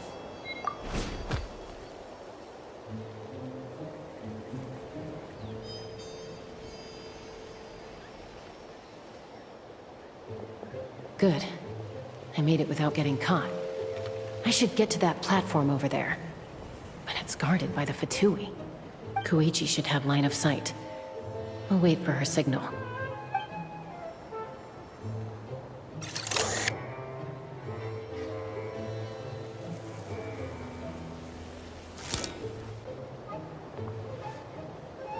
That's it. Now's my chance.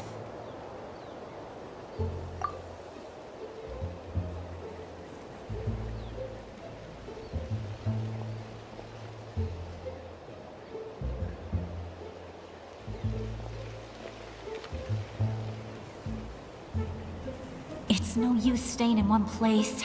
I should keep moving. Looks like Chaska is helping me by keeping an eye on the Fatui movements.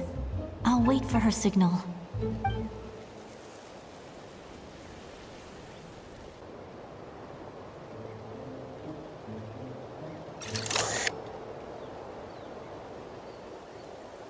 Time to move.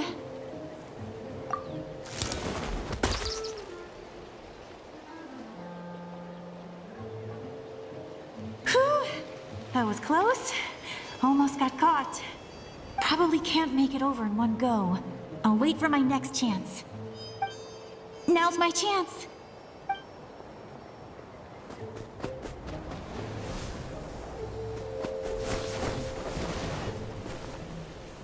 I made it! That'll show my sister.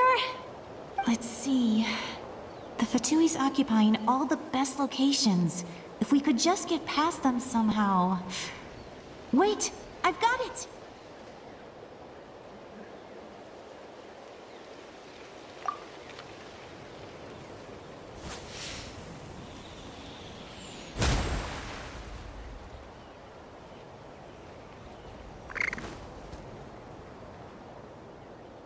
Huh? What's that noise? Did something explode? Oh! What the heck is that? What do you think you're doing? I could ask you the same thing! Good, they're arguing. Looks like they just needed an excuse. They've probably had enough of this job already. The people on the hill over there left to help their comrades. This is our chance.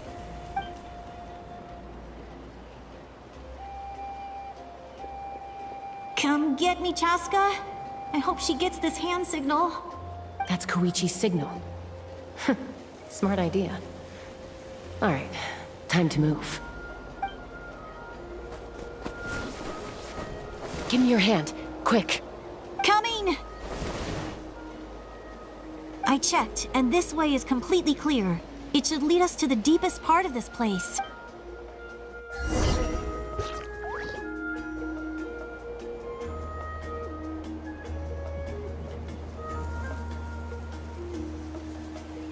Well, I was pretty helpful, right? You know, everyone usually jumps at the chance to work with me. Not my own sister, though. No, she avoids me like her life depends on it. I was wrong, Koichi. You've done well. Wait, you're just gonna admit it? Now I look like the mean one. Let's focus on the task at hand. We're in the heart of enemy territory. The more time we waste, the more dangerous this becomes. All right. If you're not gonna take the bait, then I'll drop it. Looks like the Fatui are here to dig something up. I'm surprised they mobilized this many people. I doubt it's because they're interested in our culture and history. It seems like they're looking for a dragon relic called the Source Mechanism. The device is ancient. Barely any information survives to this day. And even people from Natland don't know how to use it. Why would this be the Fatui's target? Not bad. Looks like it's in good shape. This should be what our Lord's looking for. Took us long enough. Come on, let's get this thing back. Back? Back where? Should we keep following? You really want to keep going? Of course. We make a good team, don't you think? No reason to stop now. What was that sound? Uh-oh. We've been spotted. Time to go. Falling rock incoming! Watch out for your gadget! What? You'll regret that! After them!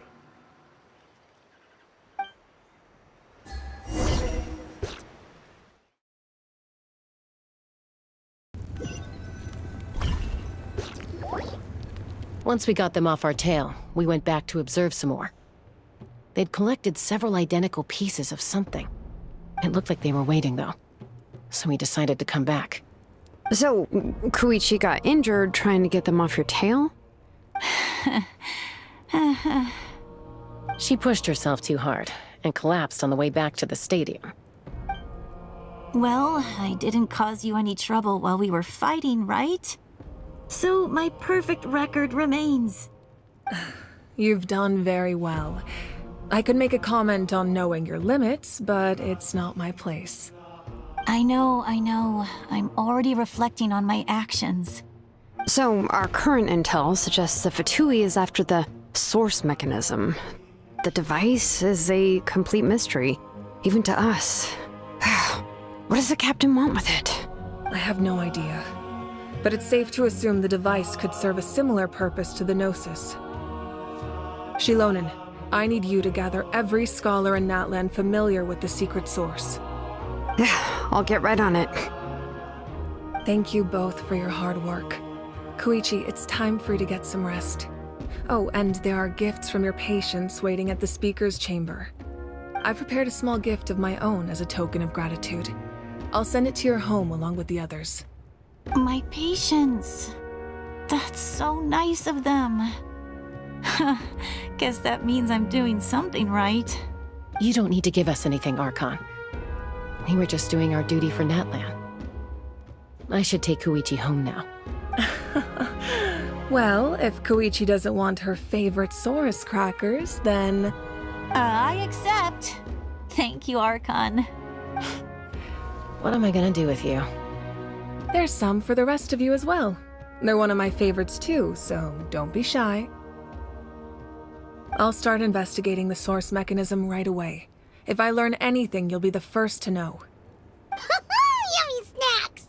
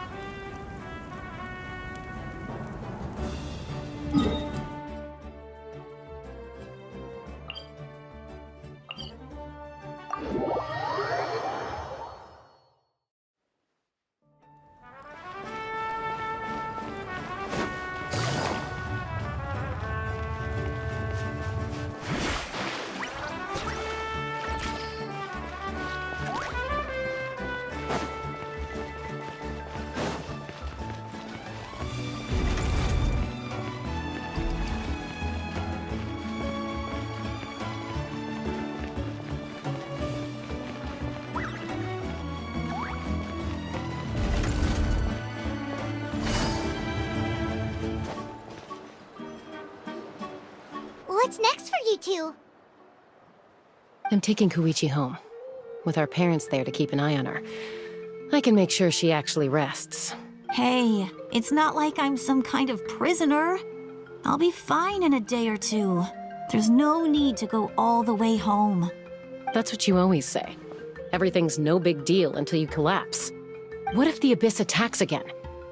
You're saying if I let you rest in a hotel, you're not gonna rush out the minute you hear the alarm? I won't. Triple promise I won't. Mm-hmm. Fine. On the off chance something like that were to happen, I might.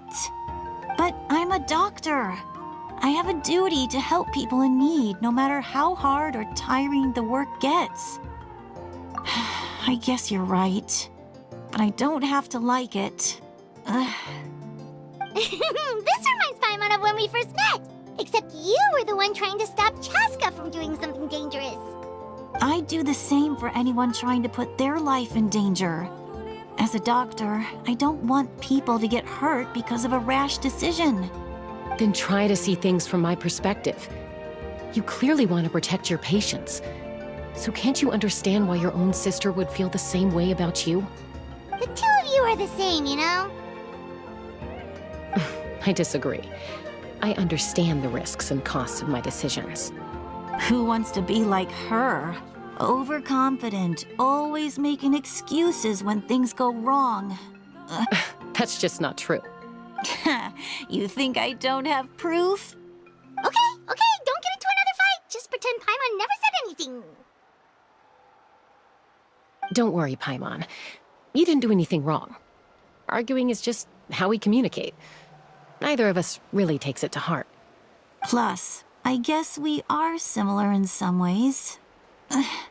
Maybe I rush into things without thinking, but I learned that from her. We're family. I can't help it if my older sister is a bad influence. Okay, you don't have to put it that way. So, you're all good now?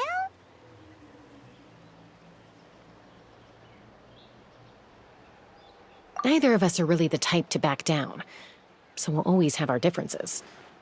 But still, we get along in our own way. Plus, I know you'll wake up one day and realize I was right all along. I just need to wait. Be my guest. Come on, let's get you home. See you later, Traveler and Paimon. I'll be back once everything's settled at home. There's no rush. At least grab a nice meal with your family. Bye, you two. Take care of yourselves out there.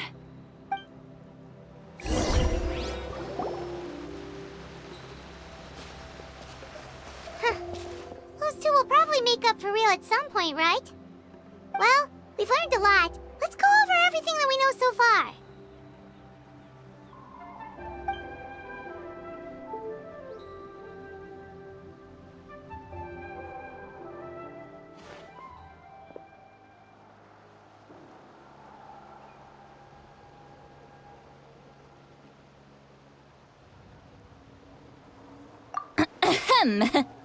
Sorry for popping up out of nowhere. Again. Why do you look so awkward? Oh, is there something you need from us? Okay, I won't beat around the bush. Oh, and I'm sorry for interrupting your rest. I'll treat you to some charcoal grilled steak to make up for it. Awesome! Just give us your orders! Hey, friends don't order each other around. I'm just here to share some news. Remember what we talked about before parting ways? Oh yeah, you mentioned how Auroron has always wanted to save Natlan, and something about his soul being fragmented. Paimon and the Traveler discussed it after you left, and we think Auroron is probably back with the Captain. What do you think? I agree with your hypothesis. And just now, I confirmed it myself. Auroron came back. He helped the Masters of the Nightwind defend our camp. What? He came back? I told him to give up whatever he's doing, but he refused. He said they're just one step away from success, so there's no way he can back out now. Apparently, he came back to fulfill his duty to our tribe. When he left, he said it was because he still has a duty to Natlan as a whole. Paimon's surprised you let him go at all. I had to prioritize my tribe. Besides, the situation was intense. I couldn't focus on outside and inside threats at the same time. Plus, he was on guard. He knew I would try to go after him, so he made sure to keep his distance. I kept an eye out for a good opportunity, but it never came. All these years of calling me Granny, and I couldn't do a single thing for him in the end. Don't say that! Your tribe all raised him together, right? That couldn't have been easy. You're right. Seeing him come back reminded me of when he was little. Running around the tribe, dropping by random houses right and left. He's not only a child of the Masters of the Nightwind, but a child of Natlan. It's only natural for a child to want to do something for their family. Besides, Auroron is my apprentice. He might have a few tricks up his sleeve, but I guarantee I know every single one. Wait, what are you saying? Look. Remember how I said Auroron's soul is fragmented? This is the talisman I created to keep it stable.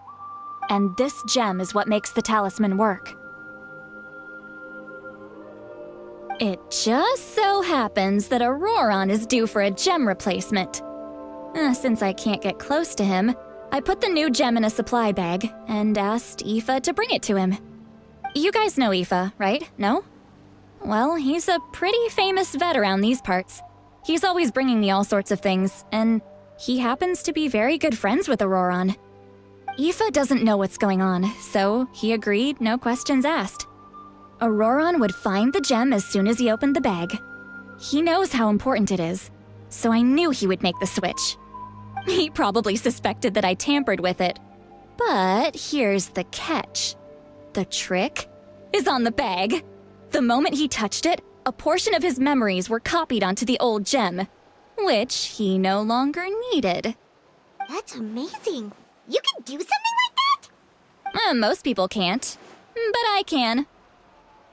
That trick he used to bring you to the Night Kingdom isn't anything special, by the way. My technique is much more subtle. He won't notice anything. So in other words, we have a whole backup of Auroron's memories in this gem. The kid thinks he can take me on? Like I wasn't the one who taught him everything he knows? That's amazing, Seat Lolly. Let's take a look right away. Once we get to the bottom of this, we can finally track him down. I know he thinks of me as his grandma, but do you think he'll get mad at me for this? You can be honest. That's a tough question. Paimon doesn't have a grandma, so she's not the best person to ask. To be honest, I've always doubted my ability to look after him. I didn't stop the ceremony all those years ago, and now I'm useless again. But if I stop here, it will haunt me until I'm 500 years old. Every night I'll wake up in a fit of anger.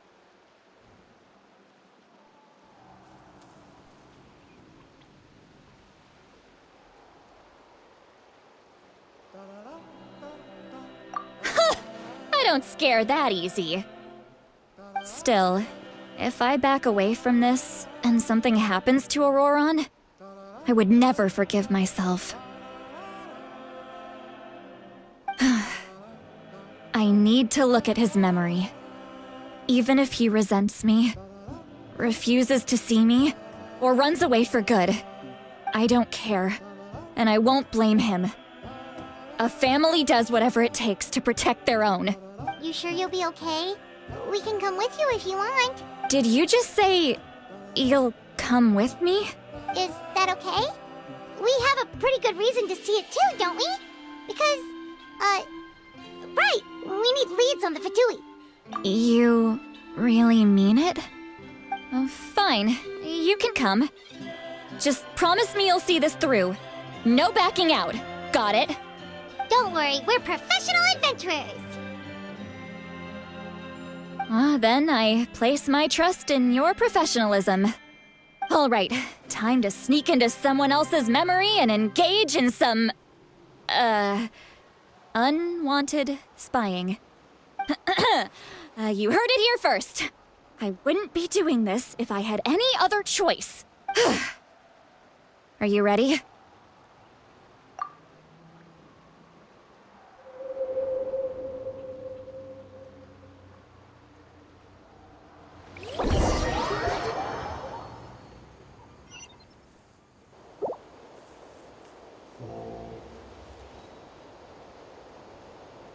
Look how good you're doing.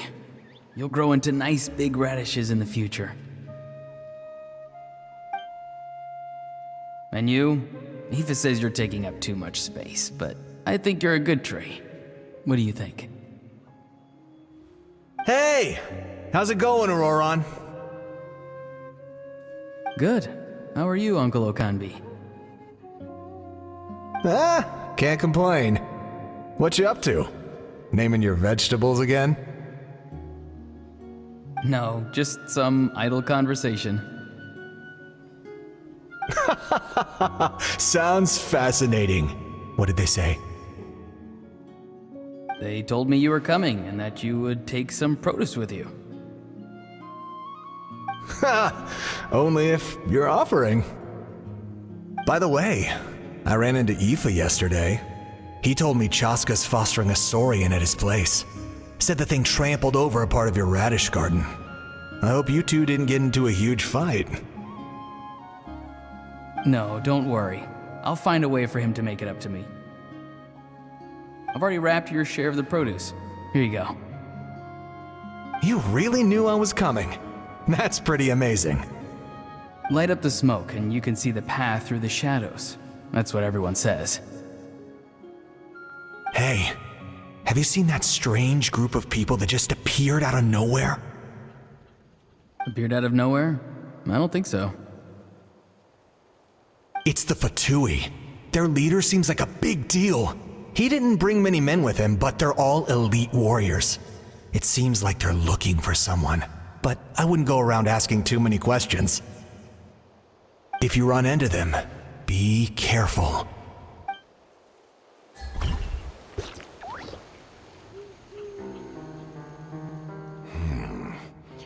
You're from the Masters of the Nightwind, are you not?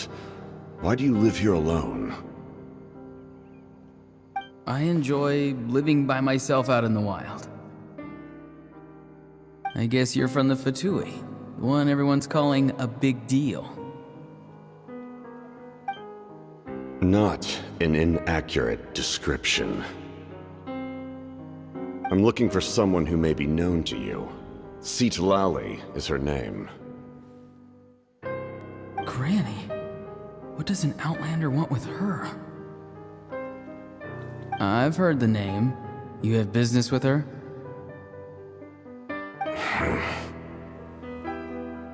There's no point to further questioning if you insist on hiding things from me.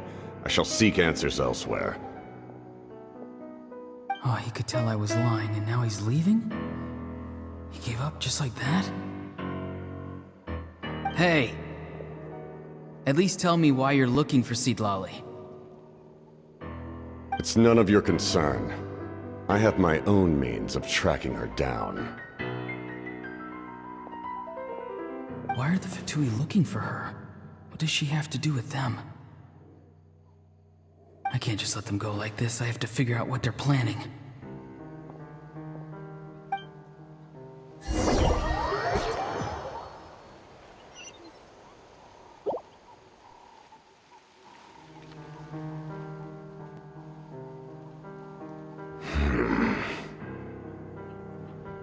I've just been studying the ley lines and asking for leads on Granny. I can definitely rule out some sort of invasion. The situation has seen no true improvement. The Pyro Archon did not fulfill her promise. My lord! Ignore him. He is no threat. He knows I'm following him, but he doesn't seem to care. He's strong, I can tell. But But there's something unusual about him and also familiar in some way. I can't describe it.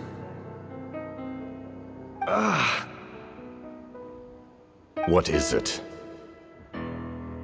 My lord, I feel dizzy. A ley line disturbance. Certain presences have been forced to wander outside their rightful realm.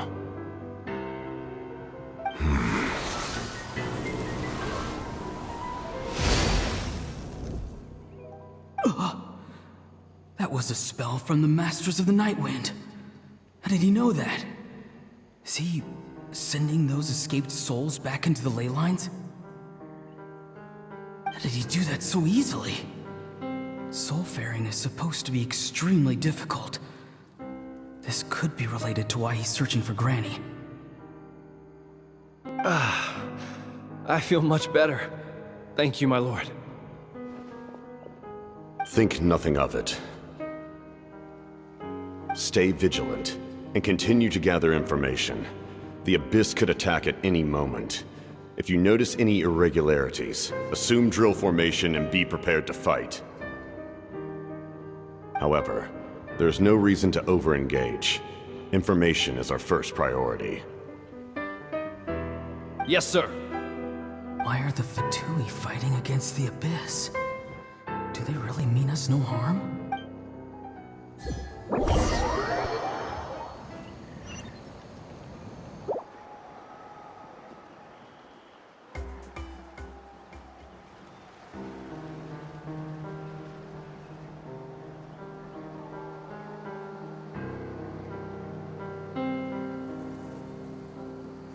I've been following him this whole time and still they ignore me? Do they really not care? It seems like his subordinates referred to him as the captain.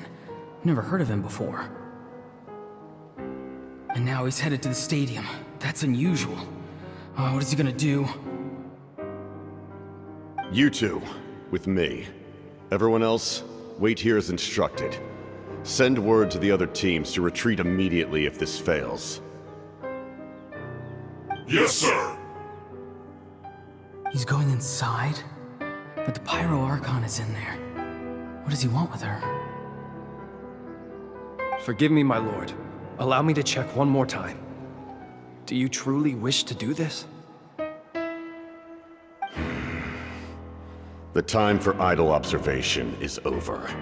It now falls on me to act. This nation is out of time. Yes, sir.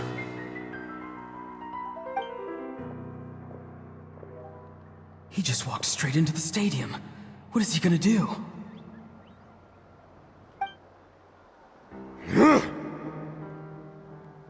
They're both incredibly strong. How long will they have to fight until someone comes out on top?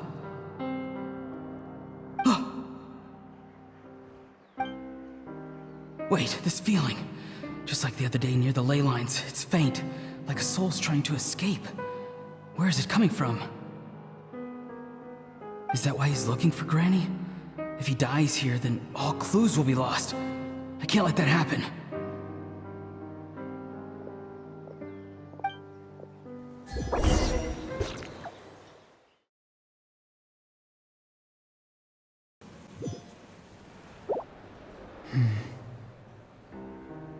As for you, I must confess, I did not expect that little trick of yours to save the day.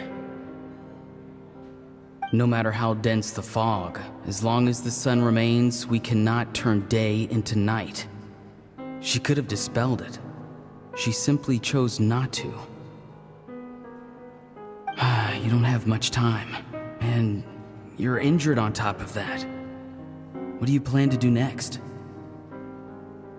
I'm beginning to see just how useful you may turn out to be. You heard something from here, didn't you?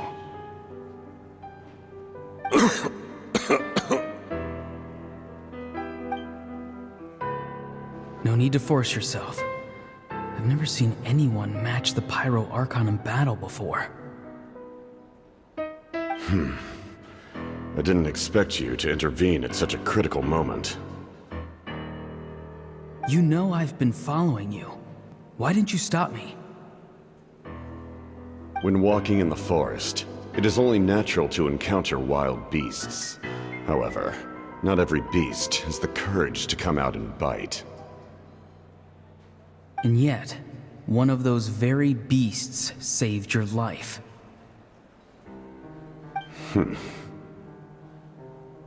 Then speak. What do you want? I didn't save you because I wanted something. My soul is more perceptive than others. I can sense that the ley lines are extremely weak. I don't know what the Pyro Archon is planning.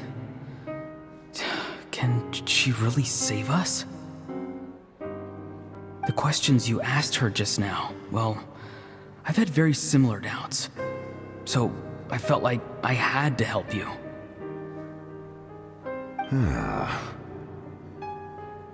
So, you can tell the truth. That was quite a reckless decision to make.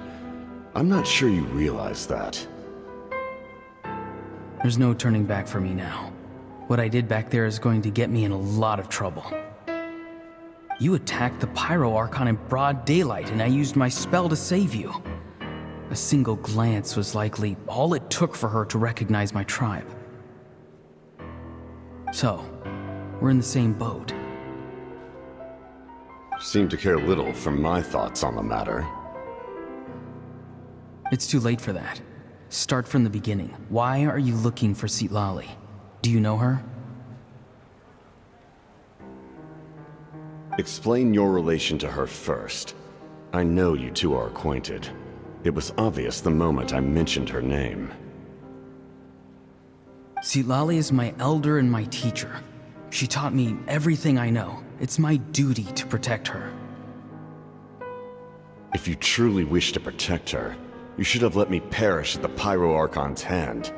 Yet, you chose otherwise. Do I really need to tell you what that means?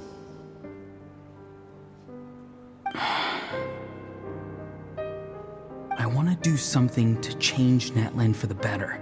Something I can accomplish with my own two hands. You're stranger than anyone I've ever met. But maybe, just maybe, you can show me the way. Strange. Citlali is said to be the legendary Granny Eastly, someone capable of communicating with the Wyub, and the Wyub are the key to information on the Night Kingdom. Why do you need knowledge on the Night Kingdom? That is not something you need to know. Don't forget, I saved your life. Do you not believe the Fatui capable of betraying a debt?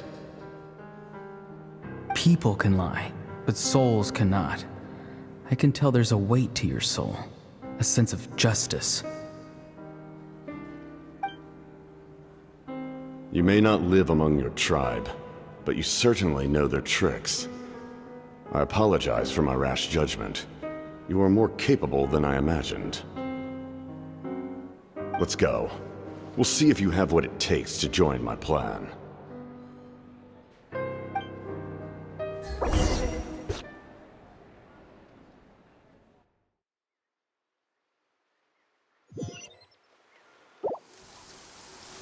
I see. Interesting approach. Worth trying, I think. Rather than weaving a net to protect the ley lines, this method would address the root problem by reconstructing the ley lines themselves.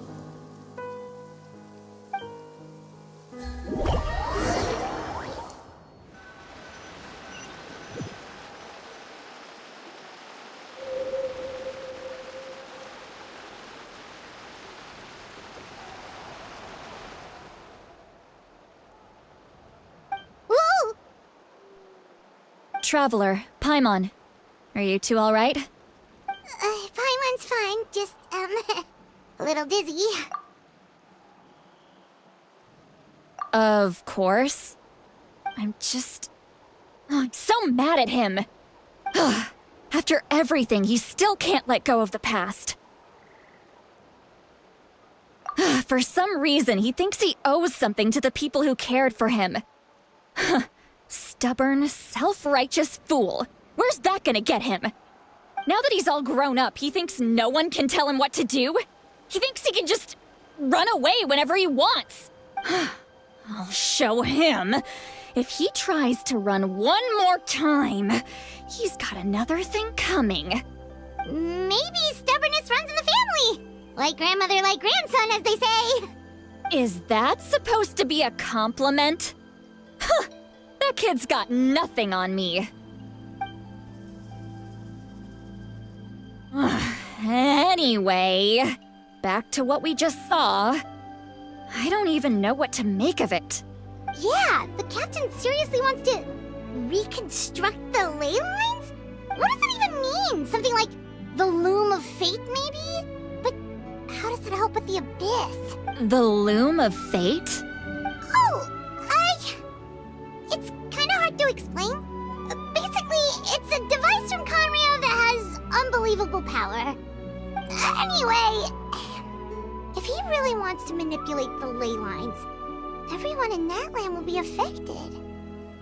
Oh, this is big.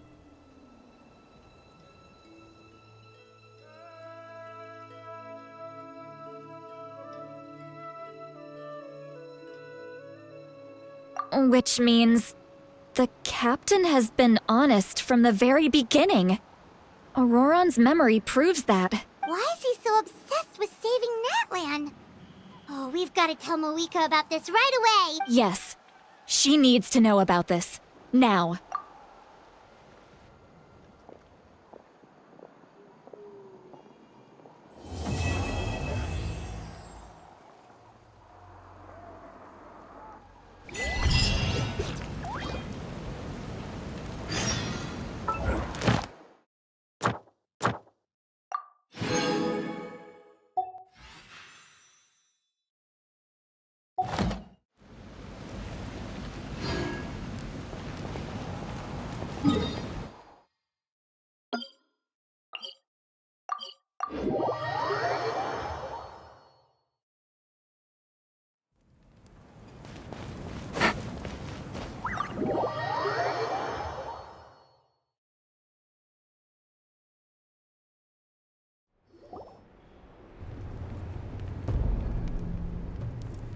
Moika!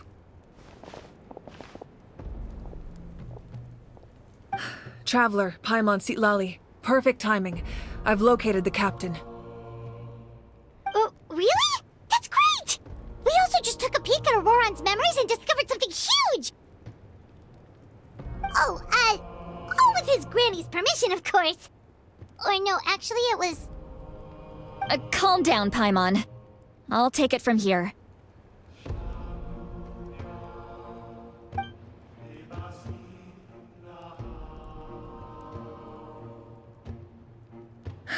So the captain was searching for the source mechanism to reconstruct the ley lines.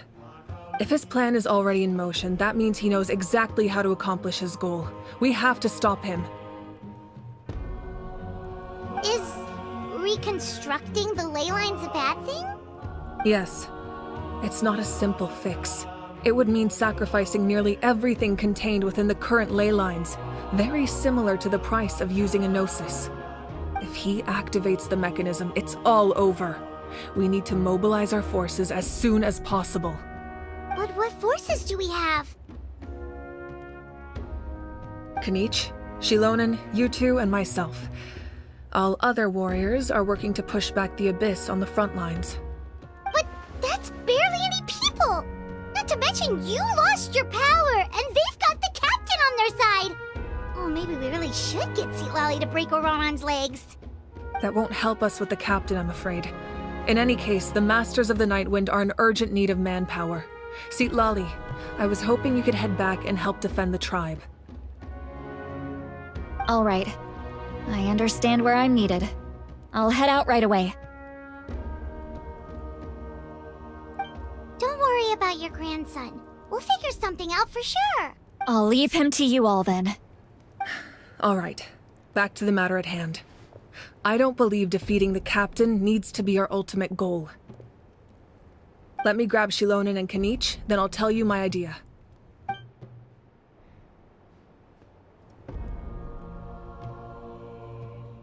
As you all know, Auroron is working with the captain and we need to stop their plan. The captain is a formidable opponent, but that shouldn't deter us. In any case, a head-on confrontation isn't the best way to solve the issue. Their plan hinges entirely on a single element, the source mechanism.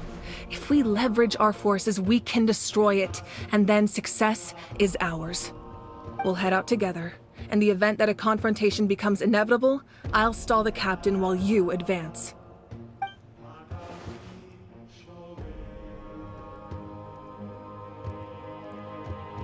I agree with Kanich. The two of us can handle it. Listen to my plan first. Kanich, I want you and Ahau to launch an assault from the front and break through the Fatui defenses. The captain won't be on the front lines. As a seasoned warrior, he'll be stationed in close proximity to the device to ensure its protection. No. The purpose of the frontal assault is to gather the Fatui forces in one place. That way, it's easier for the rest of us to avoid them. Shilonen, I need you to do what your tribe does best, and dig a tunnel from the outskirts of the ruin. Once we get close to the device, we just need to destroy it. Exactly. The Traveler and I will join her as well. No one can create a distraction better than you, Kanich, not even myself. By combining our strengths, we just might manage to break through the captain's defenses. Understood. Then we should head out now. Just promise us you won't do anything reckless. You cannot face the captain straight on unless you have no other choice. You mean everything to us. Losing you would be the worst possible outcome. Thank you, everyone. You have my word. I'll proceed with caution.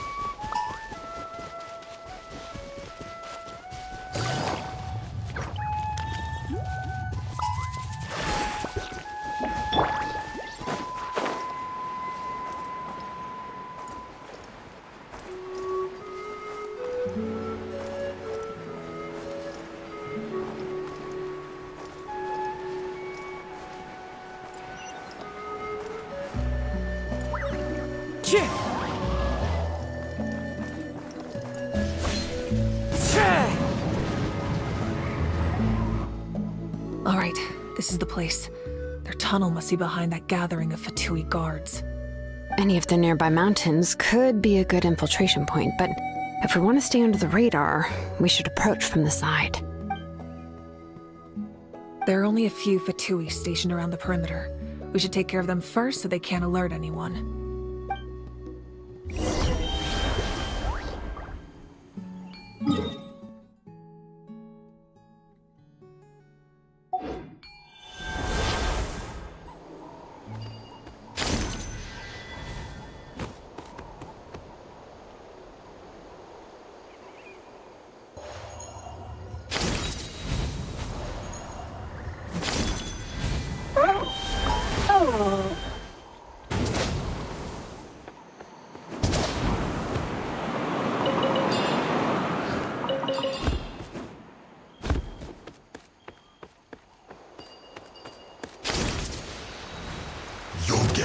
frostbite. You're not going anywhere! Fallen leaves, adorn my night! Illusion shattered! Gotcha! That all you got?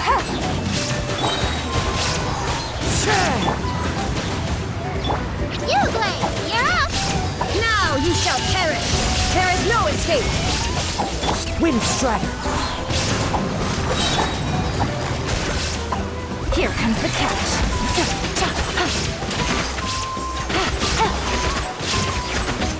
All right, that's done. Let's head to the foot of the mountain. What do you think, Shilonen? Is this a good spot? Yeah, looks good. We'll take it from here.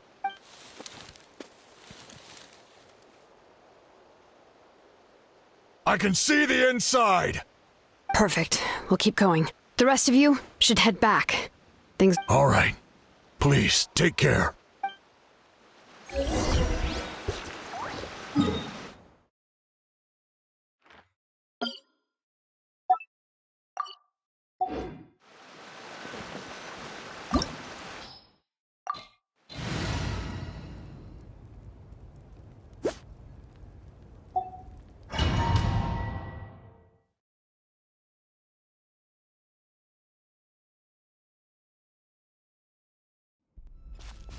Fatui wouldn't concentrate all their forces in one place. There's sure to be guards on the inside, so stay sharp. Oh, nice job smashing those rocks, Moika! You look super cool. Ah, that was some expert level rock clearing, even by my tribe standards.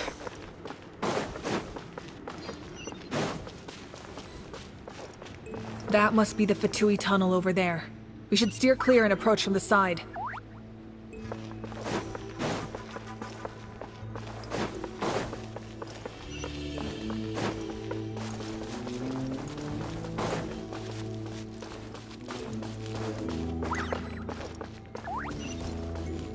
Follow the wind. Come at me! Don't be scared! The wind knows me. As one with wind and cloud. Just be Illusion shattered. Inazuma shines eternal. Gotcha. Stay put! There is no escape. Take it easy. Busted. Fallen leaves, adorn my night.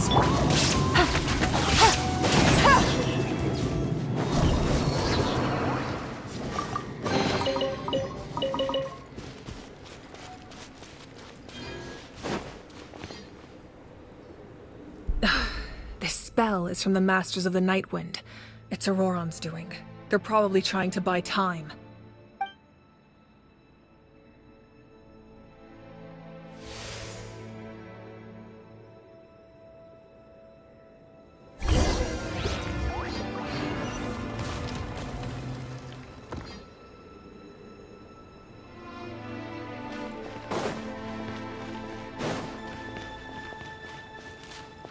These wheels are relics from ancient times. We should try to restore them. These mechanisms probably control that wheel, right? Let's give them a try.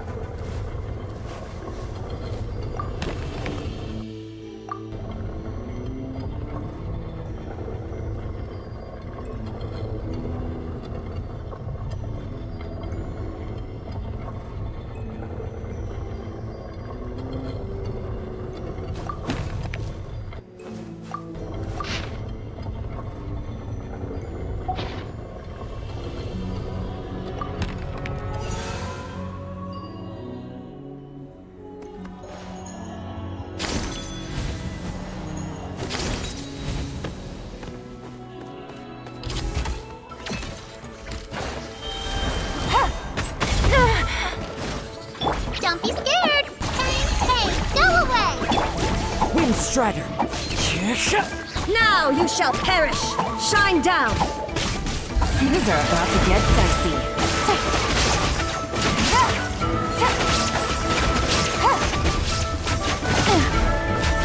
Stay put! Illusion shattered! Clouds high. The birds come!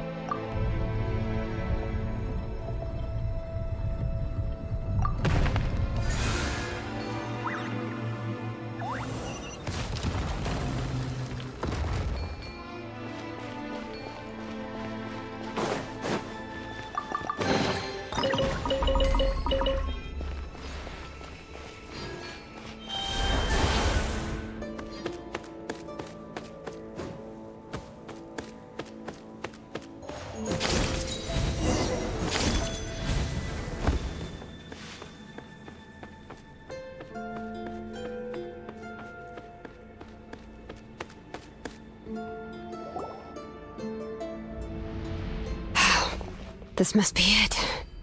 There they are! Oh, the captain's here too. Perfect. Looks like they focused their defenses over there. Oh, they're here. Huh. I thought the Pyro Archon would choose a frontal assault. It doesn't matter. They're too late anyway. Stop! It's too late. We need to turn it off! I won't let you do this!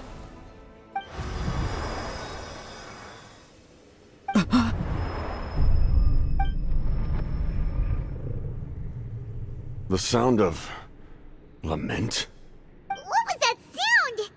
It was like a piercing cry! Now's our chance to turn off the device.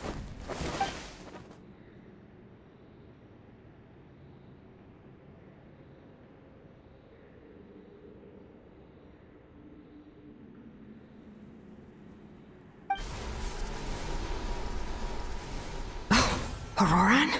How did he just... His movements have gotten a lot faster. Was Auroran always this good in battle?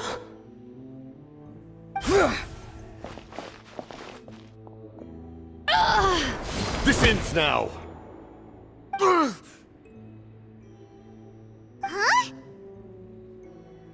Something's wrong.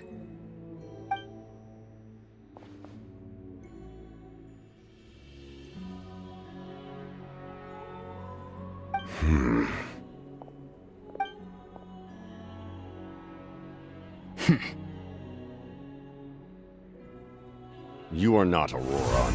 Who are you? What? Commander. You...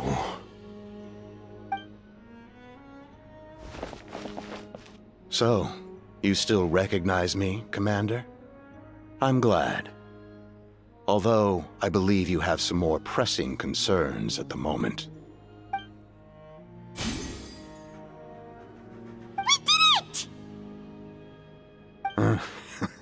You see? You indulge your sense of honor for just a moment, and now you've lost your chance. Even now, you're still the same as ever. His voice is completely different. Is someone inhabiting Auroran's body? Stop worrying about other people's survival, about their losses and sacrifices. You just need to win. That must be why I've returned. For this moment.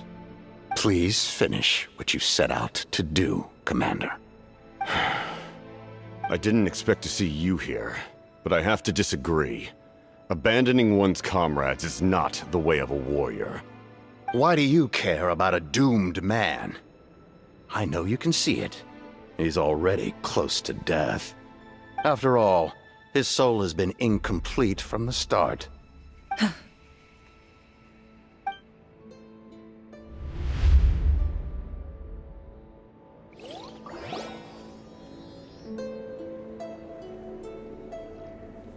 Oh, someone said I'm close to death. Is it because of that noise just now? The piercing cry came from underground when I activated the device. What's down there? Natlan's ley lines must be hiding some kind of secret.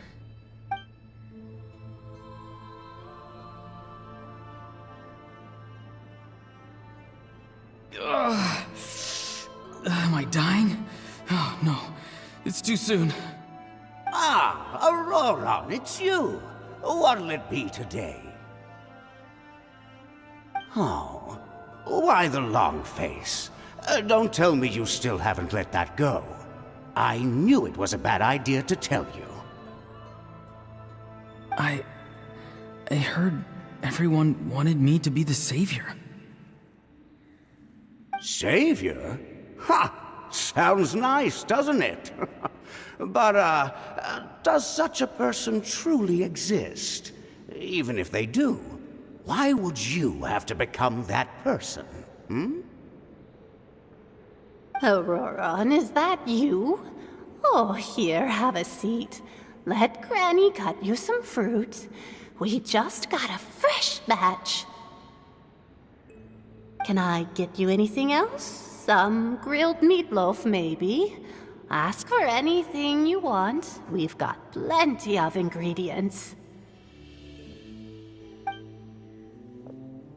What about those spiced rub mushrooms you made me last time, Granny Kuimi? Ah, you liked those, did you? An outlander taught me that recipe, actually. A merchant, to be exact. Never thought about going into business yourself, my boy? You could travel all over. Our Auroron? A merchant? He's far too honest for that line of work. Well, at least an honest merchant like him wouldn't prey on old-timers like us.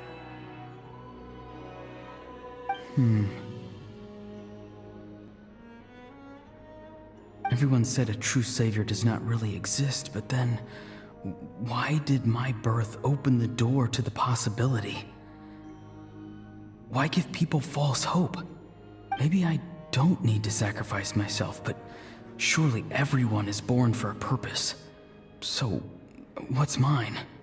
If I had succeeded back then, would the world have become a better place? What's the meaning of my existence? Done spacing out, Auroron? Did you finish your homework? Yes, Granny, it's just... Will learning all this really make me as strong as you? Of course not. I'm a special case. Other shamans study their whole lives without reaching a fraction of my abilities. Because you're a genius, right? You could say that. Or maybe I've just been alive longer than the rest of them, and picked up a few tricks that they didn't want to touch. It's rude to bring up a woman's age. Never do that again, no matter the circumstances. I wasn't the one who brought it up. Anyway, class is canceled tomorrow. Go have fun. What about my homework then? Do what you want. What use is it being as strong as me anyway? You've seen how the tribe treats me. They're all afraid. I try to go about my business, and they practically tremble in fear. Not the most fun way to go about living one's life, I'd say. Take it from me. The happiest people are the ones who do their own thing. So do what you want, Auroron. No matter what anyone else has to say. Granny didn't say it outright, but I think she was trying to comfort me. Don't force yourself. Don't beat yourself up over the past. That's what she always says. But I never forced myself. I never even got the chance to try before it was all over. Hey, you zoning out over here again? There's such a thing as overwatering the radishes, you know. I was just looking at the aphids. Something interesting about them today? I noticed some on the ground. Maybe it got too cold yesterday and they couldn't handle it. Bummer. Guess that means less honey this year. Aoife, do you think being a vet is fun? Fun? I'm not sure about that. Do you think planting vegetables is fun? Fun enough, I guess. I don't have anything else to do. Exactly. Most people live like that. No special purpose or calling. That's just how the world works. Oh, jeez. That troublemaker's at it again. Auroron, my man, come inside and give me a hand, would you? Why should I? I thought being a vet was no fun. Well, I guess there is a fun part. Trying to outsmart these rascals. Come on, give me a hand. Maybe Aoife was just too nice to tell me the truth. That attempting something above your capabilities will kill you. My soul is unstable. I only survived because I had people to help keep me in one piece. A part of me has always been missing. That's why the other spirits said I was close to death, but... Why struggle? It's a miracle you were even born. Just close your eyes and wait for death. It was you, the thing that came out of nowhere. Thing? I'm a warrior, far stronger than a weakling like you. I'm not weak. There's just a limit to what I can do. And that's exactly why your fantasy is so ridiculous. You really think a useless thing like you can save the world? Useless? Savior? Ha! Sounds nice, doesn't it? But, does such a person truly exist? Even if they do, why would you have to become that person? Hmm? Exactly. Most people live like that. No special purpose or calling. That's just how the world works. Take it from me. The happiest people are the ones who do their own thing. So do what you want, Auroron. No matter what anyone else has to say. But I don't want things to end here. Auroron? It's all right. We'll take things from here. Every time they marched into battle, I had to stay behind. Don't worry. With the Archon on our side, the Abyss doesn't stand a chance. All the best warriors are fighting on the front lines. I want to do my part too. Both of us are bound to disappear. But your end will come sooner than mine, because you've been broken from the start. Once your soul shatters into pieces and dissipates into the wind, I will take temporary control over this body. I will serve my commander until the end. No. No, this isn't right. My life can't end like this. I still haven't done anything important with my life. My end will not come first, and I'm not giving up. I can't die here, no! I won't die here!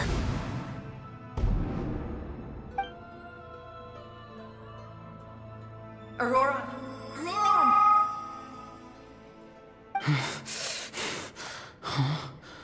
That voice. Control your mind. Feel the ground beneath your feet. This is not your end.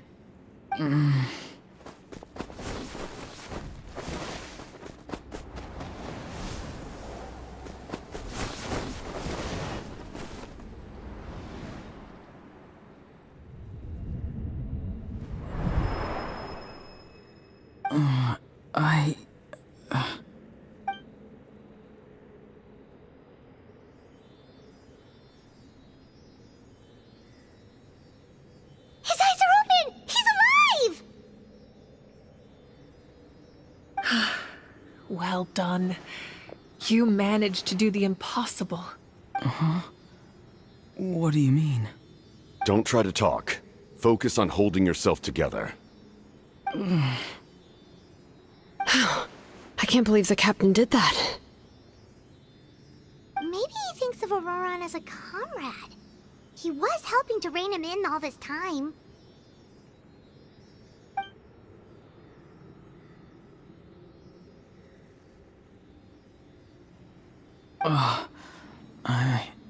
I'm fine now.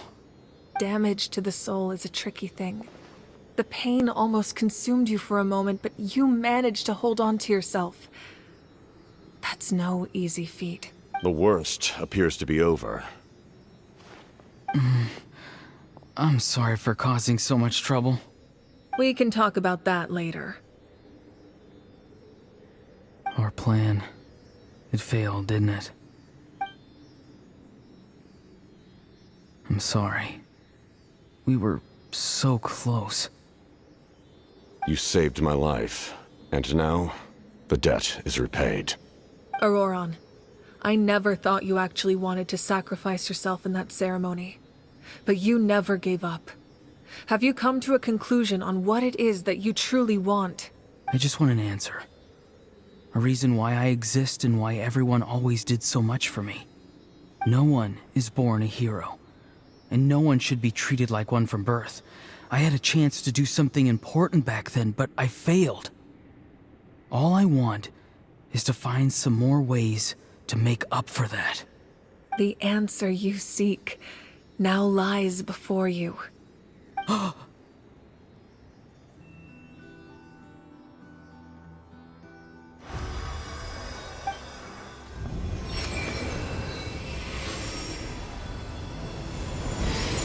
You are the inheritor of my name. The hero from the Masters of the Nightwind, who shall fight for this generation. Fascinating. You're not the person that the others thought you were. And yet, you're also not the kind of person that you thought you were. It can take a lifetime to truly discover who we really are.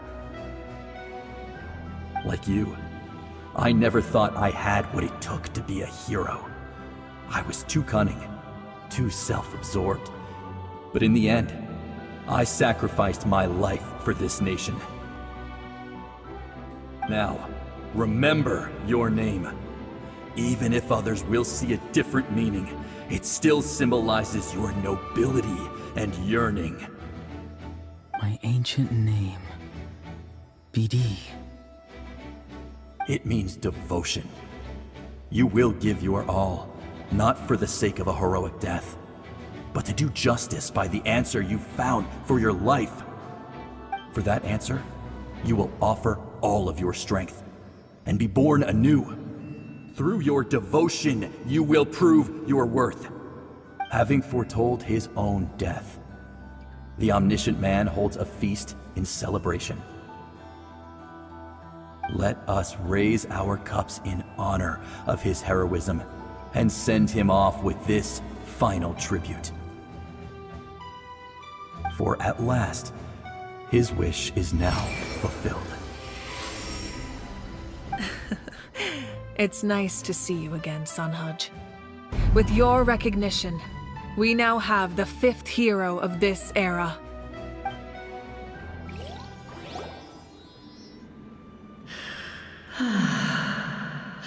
I am happy to see your plan advance one step further. It seems that my cry did not cause irreversible damage. What is that voice? Just as I thought. The Lord of the Night has awakened.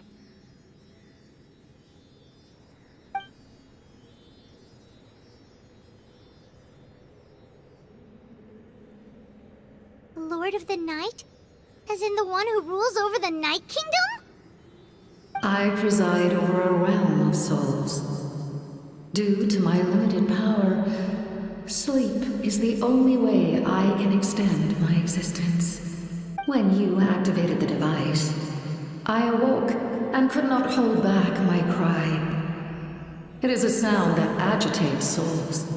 Most of you are unaffected because your souls are intact.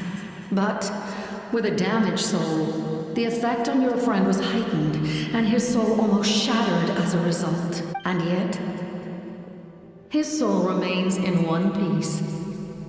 He managed to overcome this obstacle through sheer strength of will. A truly impressive feat for a human. So, was that what caused all his strange behavior earlier? No. An additional soul was affected. It tried to take refuge in the missing part of your friend's soul, but was ultimately expelled. However, this soul does not hail from that land, or the Night Kingdom. Its origins remain a mystery to me. Activating the source mechanism was supposed to reconstruct the ley lines. Why did it awaken you instead? Because I was the one who originally constructed Natlan's ley lines, otherwise known as the Night Kingdom. The ancient battle between the Descender and the dragons destroyed the corner of the world, allowing the Abyss to invade. Natlan's ley lines took the worst of the damage. To aid the people of Natlan, the Lord of the Night used the fragments of the old ley lines to reconstruct a similar network. That's how the Night Kingdom was born. The first Pyro Archon, Xbalanque, strengthened that realm and established the rules that aid our fight against the Abyss. The Ode of Resurrection and the Pilgrimage, both of which are practices that survive to this day. Oh, right! You said before it all came from the power of the heavens. The ancient dragons tried to use this device to strengthen the ley lines by imbuing them with power. Back then, this method was rather ineffective. They lacked the skills to navigate the intricate structure of the ley lines. And now, the structure of the ley lines has also completely changed. I am the only possible vehicle for the power generated by the device. It was an incredibly crude and painful method, but I managed to absorb some of that power. Now, I can speak to you like this and provide you with aid, such as rebuilding the ley lines once more, at the cost of my own existence. But why would you make that kind of sacrifice? The people of Natlan worship me and call me their lord. In the ancient past, before we died out, we were also known by a different name: angels. But adventurers like you are probably more familiar with our devolved form, Seelies. No wonder there are Seelies around here. A Seelie also helped us in the Night Kingdom. Few angels remain in Natlan, so the same is true of Seelies. Everyone rallied around me and offered their power to humanity to reconstruct the ley lines. Now, I have witnessed your determined pursuit for survival, and I have become your faith. I am very pleased. Moika, inheritor of Xbalanque's will, and leader of Natlan. Despite all the obstacles and misunderstandings, I have awoken. And the efforts of this harbinger and the young hero have imbued me with power. Say the word, and I will once again work to fulfill my mandate, just as I did thousands of years ago. You need only nod your head. For the sake of your people and your nation, for the sake of overcoming the invasion from the Abyss, give me your orders. I will not. After reconstructing new ley lines, you will cease to exist. The rules of Natlan are founded in the Night Kingdom. If you disappear, so do they. Not to mention, all the memories and legends recorded within the old ley lines will disappear along with you. The people of Natlan will face memory loss, mental disorders, and cognitive issues. Just like the consequences of using the Gnosis, that is a price I refuse to accept. Humanity's survival is worth any price. Once the Abyss runs rampant, All that remains will be a land of corpses and ruin. And when the new ley lines are invaded again by the Abyss? What then? How are future generations supposed to survive? A land without the Lord of the Night, without the protection of the rules, is doomed from the start. You presume too much. If you cannot ensure survival in the present, you have no right to think about the future. What will it take for you to realize that? How many hundreds or thousands will have to die? The situation hasn't gotten that dire yet, has it? Why? Because I am a survivor of Conqueror. I've witnessed the devastation and terror of the Abyss with my own eyes. Conqueror? That's right. My family, my comrades, my homeland, were all lost to the Abyss. It is an unforgettable pain. One that no amount of time could ever dull. Not even 500 years. You've experienced something similar, Mawika. You should know exactly what I mean. You're right. The pain, the regret, the catastrophe. They all haunt my dreams to this day. If I could go back, I would reject all false hope. I would do whatever it took to ensure their survival. You have that chance before you now. Why do you refuse to take it? Because we don't have the right to make that decision. We love this world because it contains everything we hold dear. Everything that has happened here has moved us, shaped us, and turned us into who we are today. Giving up our memories and history would mean rewriting everything. The people of this world would then become fundamentally different beings, their physical bodies the only connection to their former selves. Even so, given enough time, a new civilization would inevitably flourish. If you believe in humanity, you should trust in their ability to create a new future. Or, history could repeat itself. The Abyss could invade once more, and it would all be for nothing.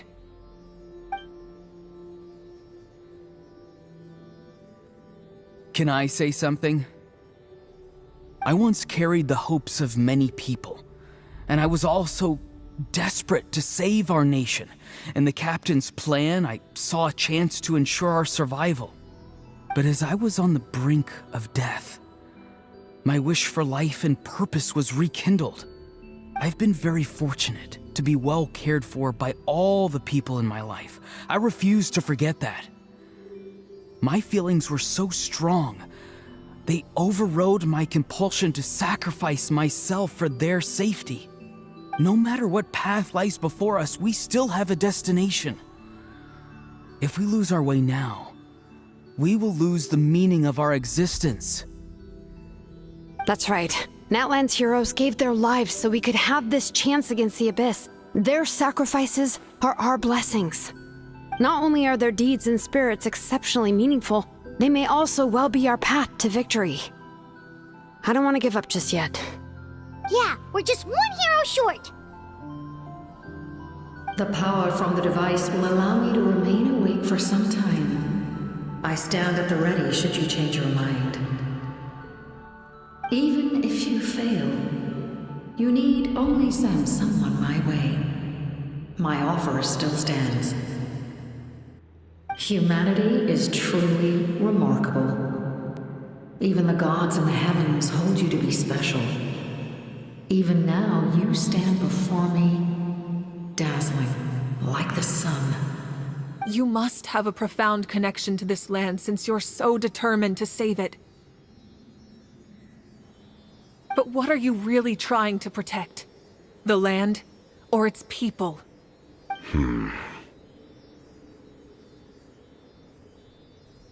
Pretty sure he wants to hear what you have to say, Traveler.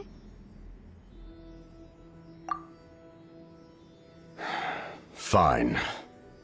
I suppose we can wait. Now that Auroran has inherited the memories of his forebearer, there's only one hero left. Your plan does have the potential to generate the best outcome. In the meantime, you shall have the aid of all the Fatui under my command. Thank you. Having such a powerful harbinger on my side is a big advantage. I know we may never completely see eye to eye on what it means to protect life, but for now, I'm willing to fight by your side.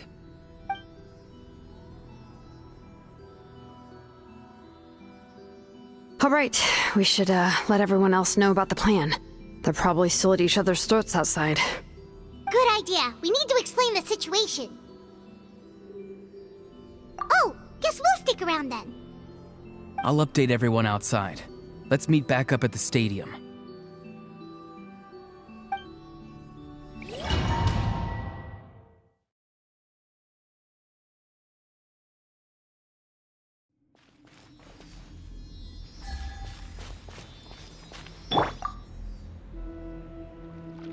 You come to me with many questions, and you should be rewarded for your bravery. Ask, and you shall have the knowledge you seek. They do not like being mentioned by name by any living being, be it an ordinary human or one of the seven. They prefer to remain in the shadows as shades. The one you wish to know about? I call her the Ruler of Death. She helped Natlan establish the rules. It was also under her guidance that I created the Night Kingdom. It was an expression of love, as well as an act of reparation.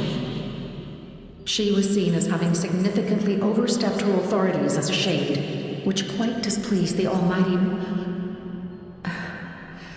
heavenly principles. She succumbed to self-pity as a result, and no longer cared if others discussed her identity. Even so, her existence remains unknown to all but a select few. Self-pity? Please don't tell anyone I use that word. I'm just trying to speak plainly to conserve energy. You come to me with many questions, and you should be rewarded. I'm not familiar with that concept. The device is capable of weaving and creating ley lines, you say? Even I cannot create something from nothing. I can only reconstruct the ley lines by reassembling the yet intact components into a new structure. If that power were available to the people of Natlan, they might have a new option against the Abyss. You come to me with many questions. Phlogiston is Teyvat's primordial form of energy. The heavenly principles used phlogiston as a basis for the creation of elemental energy, to develop a power to better counter the Abyss. Have you heard of the concepts of the light realm and the human realm? That explanation might take too long. Light refracts into 7 different colors, which we collectively refer to as a rainbow. Elemental energy is a similar concept. It's essentially the modern counterpart of phlogiston. You come to me with many questions. Ah, yes, yes. The artisan from the Children of Echoes has yet to mention the matter to me. Probably because the young girl from the Masters of the Night Wind is absent. No matter. I'll reach out in a dream and tell them what needs to be done. Young girl? What? Did I say something wrong? You come to me with many questions, and you should be rewarded for your— Ah, yes, yes. The artisan from the Children of Echoes has yet to mention the matter to me. Probably because the young girl from the Masters of the Night Wind is absent. No matter. I'll reach out in a dream and tell them what needs to be done. Young girl? What? Did I say something wrong? You come to me with many questions.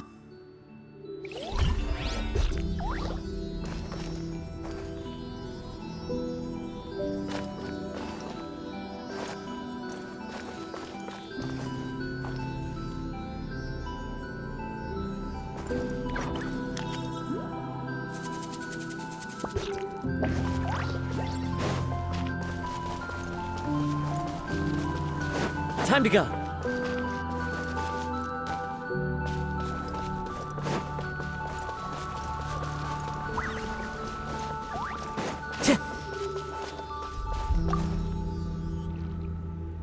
You come to me with many...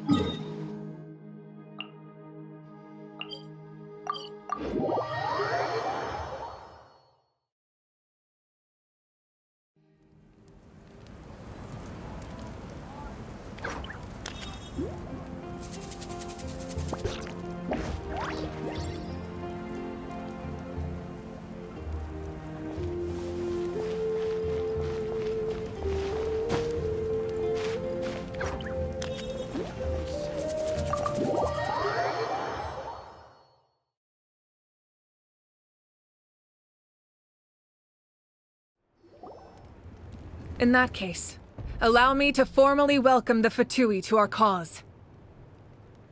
We now face a common enemy. It's time to put our differences behind us and look to the future.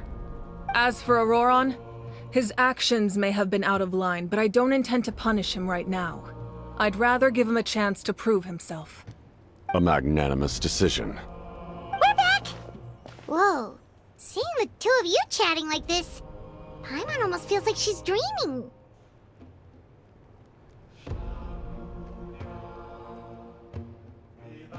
This may be an unexpected outcome, but a favorable one nonetheless.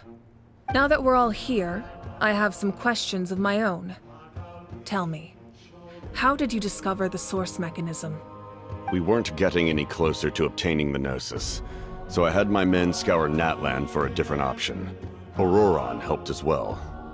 We tracked down 3 scholars, Aberawa, Bosomtwe, and Kushtal, and combined the results of their research to locate this ancient device. I've never heard those names before. Seems like my own investigation failed to locate some critical personnel. I'm just not sure how I missed them. Strange. Perhaps they simply live in seclusion. In any case, their results speak for themselves. That's true. Now we have another option at our disposal. Compared to using the Gnosis, our current plan will buy us some time.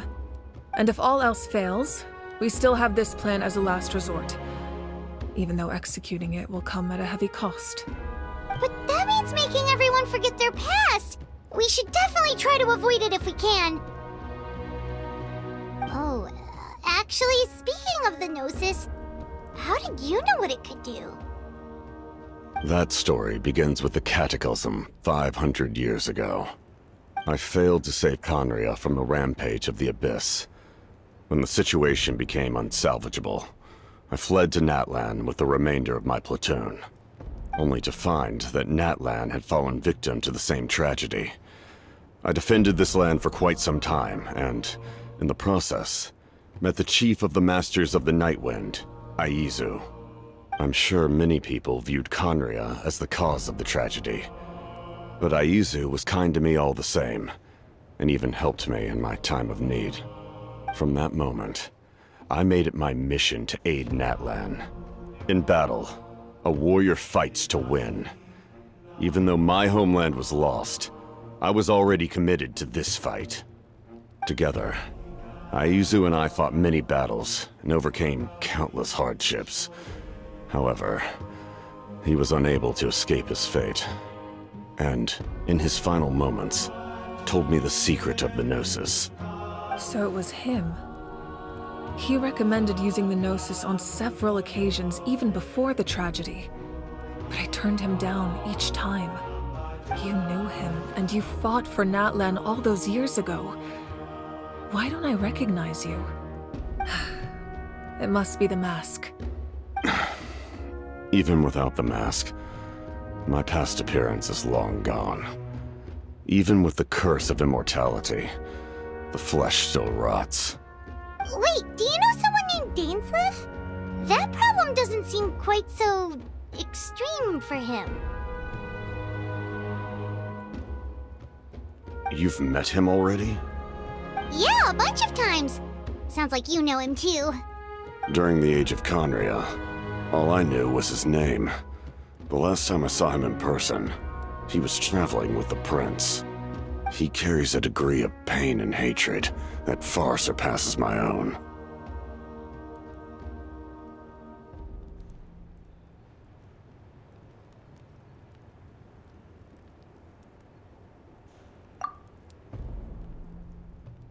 Yes, you're the sister of the prince. Given the role I held in Conria, I would prefer not to harm you. Although, this is likely a self-imposed burden. If the prince saw me now, I doubt he would even recognize me. As for your question, I don't know how Dane managed to slow the deterioration of his body. My appearance is much changed, and that's not the only thing. Even my physical strength is a shadow of what it once was. I would have never known. During our battle, it felt like I was fighting against the pinnacle of human strength. And I still lost. I deserve no praise for that outcome. Still, it's a shame we never faced off 500 years ago. You could have seen what I was truly capable of. I agree. Had we fought then, I'd also have been more motivated to go all out. So, all that commotion back at the stadium, and you're saying neither of you were using your full strength? I'd say we're evenly matched. If we face off again, victory will come down to who wants it more. I imagine you held back since there were spectators around that could have gotten hurt. But capitalizing on that situation would have only led to a hollow victory. It would have been no different than taking hostages. My goal was the Gnosis, and I failed to obtain it. That means I lost, plain and simple.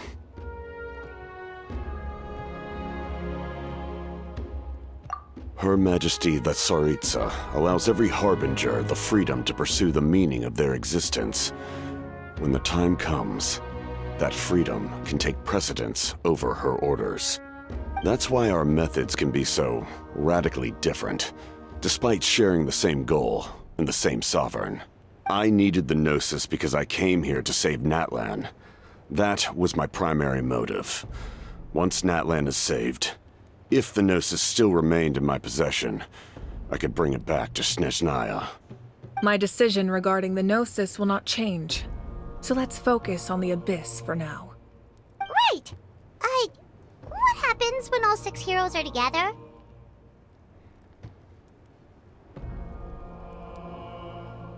We will unleash a great power that can be used to thwart the Abyss. But only once. It's a power that Xbalanque gained from Renova. Renova is a god whose existence predates any Archon. You can think of her like an emissary of the heavenly principles. She controls the power of death. Wait, is that why you have the Ode of Resurrection? Yes. Renova also orchestrated Natlan's rules. As for the Divine Throne, like I said before, when a human ascends to the Divine Throne, their inner flame will awaken. The size of the flame depends on the person's potential. The same principle applies to the ruler of Death's power, with one notable distinction.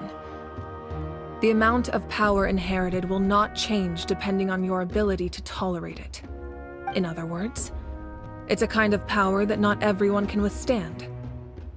But if you survive the trial, you will gain unprecedented strength, and the ability to harness powers more formidable than any Archon. That still sounds really risky. We cannot walk this path without accepting risk. Mualani charged into the Night Kingdom despite the abyssal contamination. Auroran fought back from the brink of death. In the face of their bravery, I must respond in kind. That is my duty. Spoken like a true leader. All right, that's enough for one day. You should head back and get some rest. I'm sure you're exhausted. The Abyss will likely sense the change in Auroran. It's possible the frequency of the attacks will increase. There are many challenges to come, so we need to be prepared. When you put it that way, Paimon feels even more exhausted. All right, let's head back.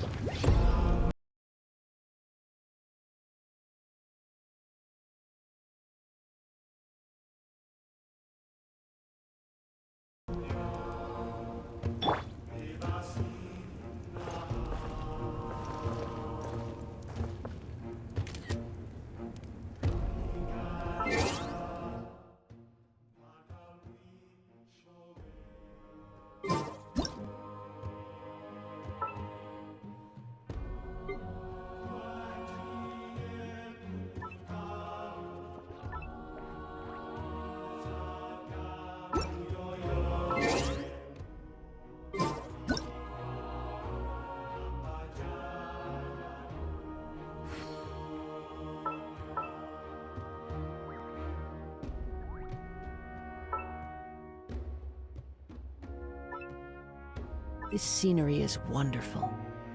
Surely enough to convince anyone to become a wanderer.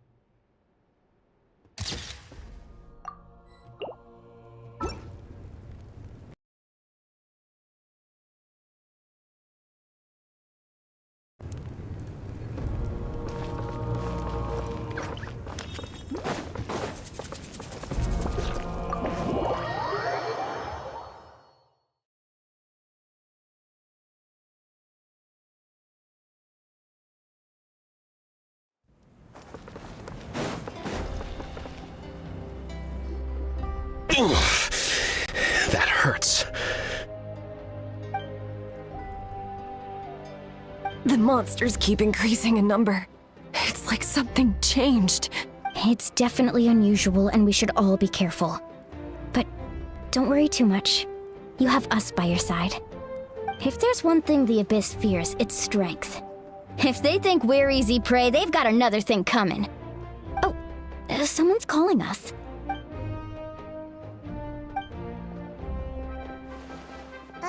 Something wrong, Traveler?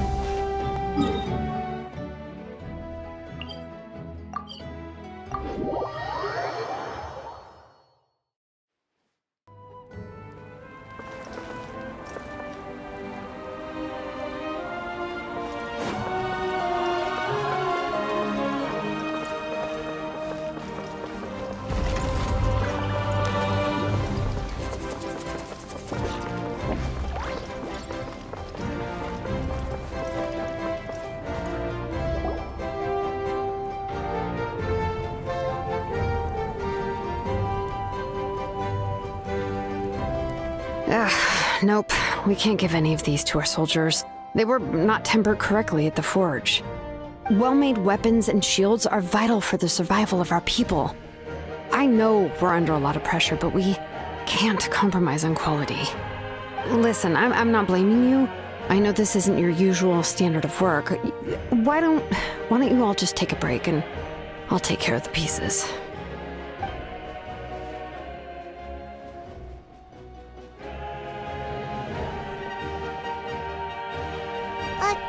Hey, Shilona? Is something wrong?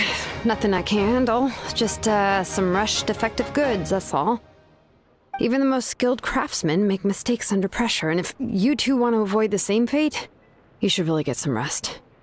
You must be exhausted too. Don't worry. I like it that way.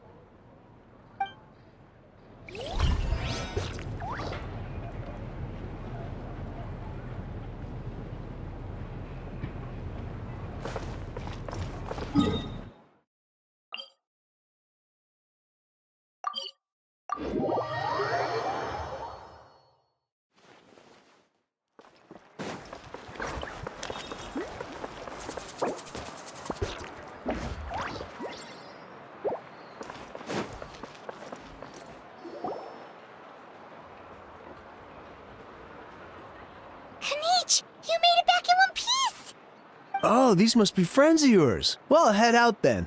See you later.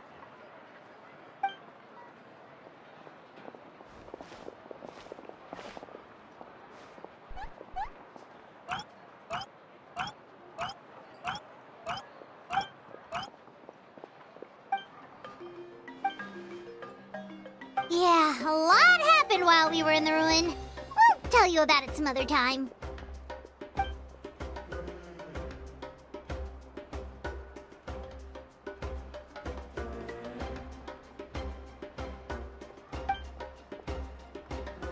We won't keep you then. Let's talk later.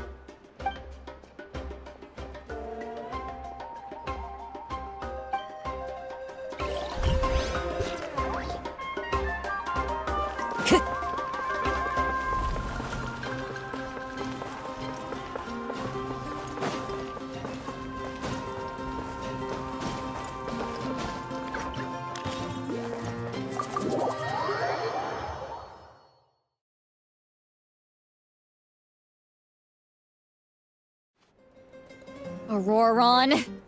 Granny?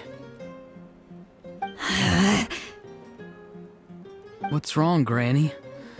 It looks like you have something to say. You know exactly what you did. You need some sense knocked into you, that's what I think. Now, where do I even begin? I'm sorry. Now that you have nowhere to run, that's when you apologize? You couldn't wait to run off last time, and the time before that. Pretty sure I apologized those times too. What exactly were you thinking? Being a wanted criminal is one thing, but then you also tried to pull off that whole thing in the ancient ruin. I'm not the one who needs an apology. Apologize to yourself for risking your life. Okay. I'm sorry. I don't have anything to say for myself, Granny. Yell at me all you want. I know I messed up. You better be sincere. This is an incredibly serious matter. I'm being sincere, I promise. I've seriously reflected on my actions. I know what I did was risky, and I know I made some bad choices. But I don't regret it. I just had to do something. Not because I thought I was special, but because I wanted to help Natlan as much as I can. Of course, in the end, I just ended up causing more trouble, so you're right. My apology doesn't mean much, but I don't know what else I can say. You even had Aoife bring me that gem. A simple thank you isn't enough, but still. Thank you, Granny. You're welcome. Just make sure to thank Aoife sometime. Anyway, don't feel too grateful. I tampered with the bag to copy a portion of your memories. Oh, I didn't notice. Of course you didn't. You forget how many years I have on you. Like you could uncover one of my tricks. Anyway, I have something else to tell you. The Pyro Archon has discussed your case with the others. Many of your actions violated the rules of Natlan, and you should understand you'll have to take responsibility for that. I understand. But your efforts weren't entirely meaningless in the end. In addition to giving us another failsafe, you saved yourself with sheer force of will and managed to become a hero. Not too shabby, grandson. Did the Traveler and Paimon tell you to say that? What? No! I said that because I mean it! I can't believe you're complimenting me at a time like this. You normally let your fist do the talking. You're not off the hook just yet. I told the Traveler I was going to break your legs, and I meant every part of it. Could you not? I still need them to walk. Trying to negotiate, are you? All right. Make me an offer. Given all the good things that I managed to accomplish, can you let me off the hook this one time? I promise to do better in the future. Fine. I can let this slide for now. But I'll be watching. We'll see if I change my mind. Oh, Traveler, Paimon. Didn't expect to see you here. Hello! Yes. Looking after these little rascals is rather exhausting. Taking care of the Traveler isn't easy either. Paimon's life is an uphill battle. Traveler, Paimon, I want to thank you for your help back at the ruin.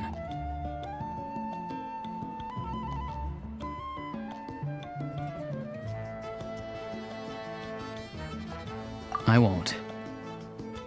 Let's get together sometime. If Auroron really wants to thank you, he can treat us all to a tasty meal. Sounds great! We'll be there!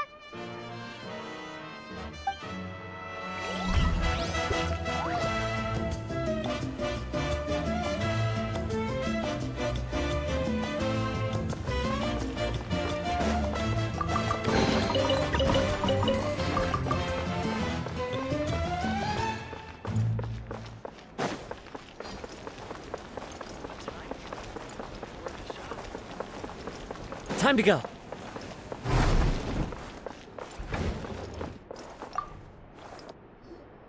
If you're done for the day, we should get some rest. Paimon has a feeling we'll need it for tomorrow.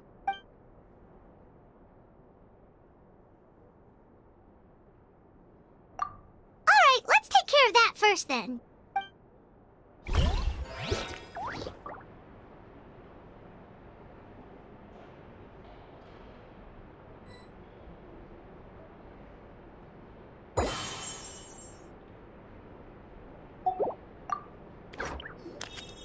If you're done for the day, we should get some rest.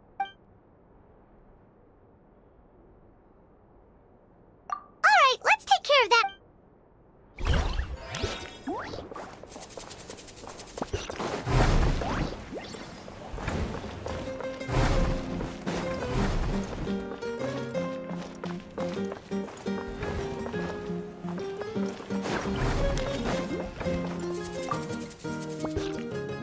If you're done for the day,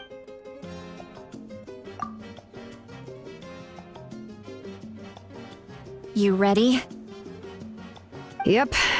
Let's go meet the Lord of the Night.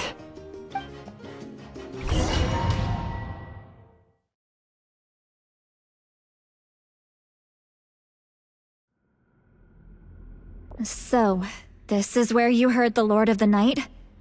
Guess that means she really has awakened. Hopefully we made it before she falls asleep again. Fret not. I'm still here. For a weak life form, falling asleep is no less taxing an exercise than staying awake. I'm sorry for disturbing your rest, but there's something we didn't have the chance to ask you earlier. We need to forge a new ancient name for the Traveler. But we ran into a problem. She's not from Natland, so there are no records of her in the Night Kingdom. I see. Mawika must hold her in high regard. It would seem the two of you are not simply here on her orders. So, what say you? Do you believe this traveler to be deserving?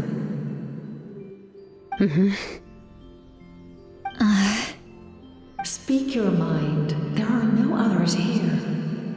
You are both my children, both children of Natlan. I would hear your opinions on the matter. She is special.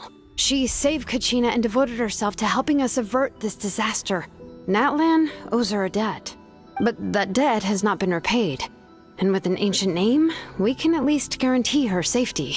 Even though that guarantee will come at the cost of your own life?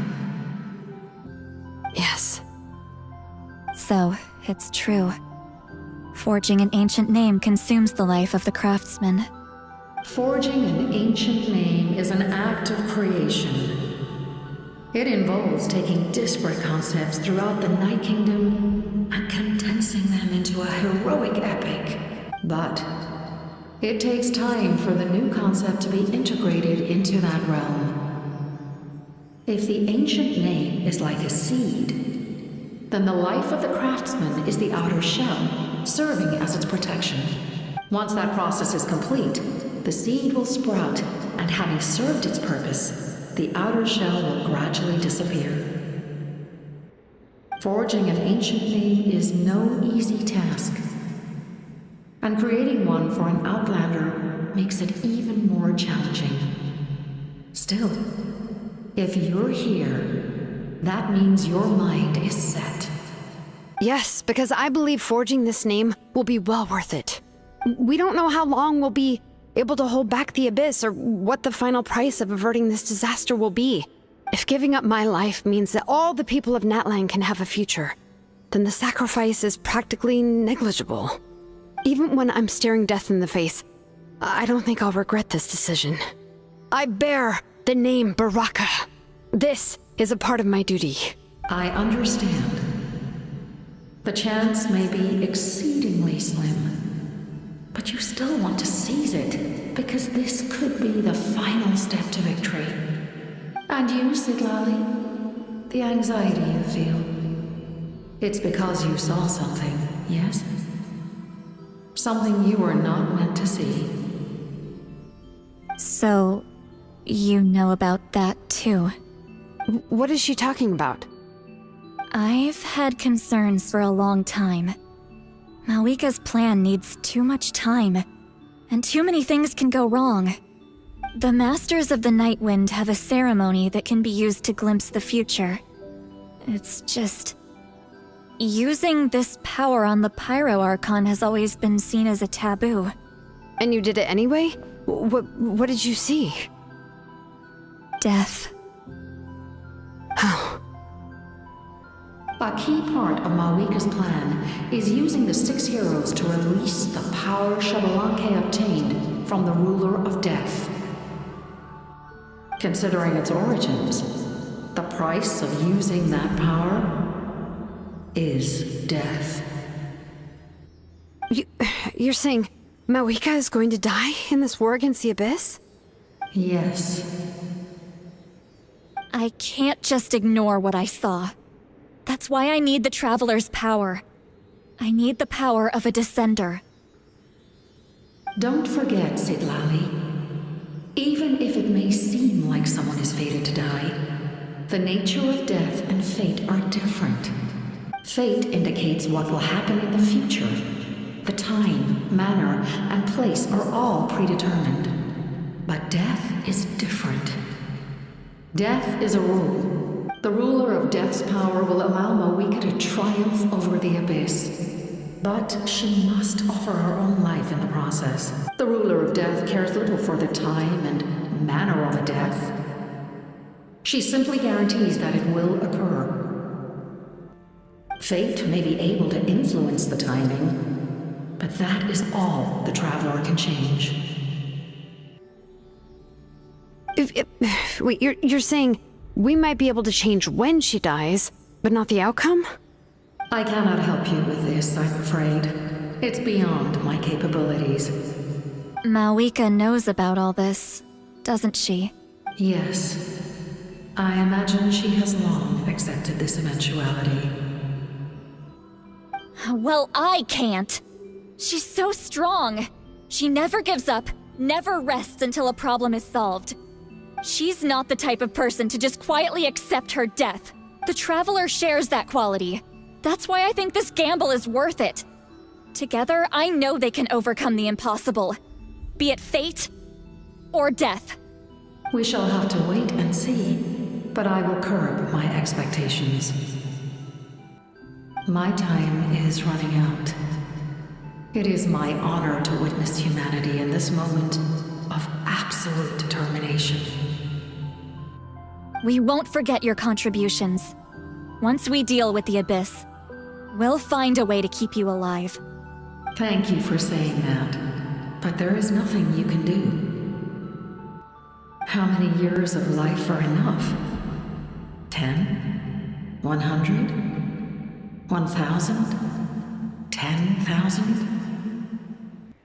The Night Kingdom will disappear. The humans will continue to fight against the Abyss, and in the end, all will cease to exist. When you consider all of that, extending my life is meaningless. That's what makes us different. Even if our end comes tomorrow, humanity will still do whatever it takes to survive today. Exactly. Times like these always fill me with admiration and reinforce my commitment to the mandate I shoulder. My creator was right in esteeming you as special above others. Here. This is my gift to you and an extension of my will.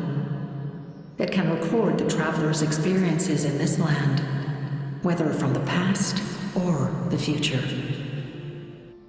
With it, you can forge the ancient name you desire, and the Traveler will also become a hero forever recorded in the memory of Natlan. Thank you. We're sorry to ask this of you when your strength is already all but spent. Really. Thank you so much. Your thanks are unnecessary. This is the least that an angel can do. Time for you to leave. It's getting dark.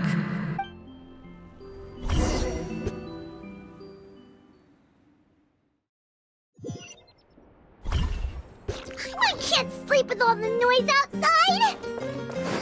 Forget it, let's go check it out.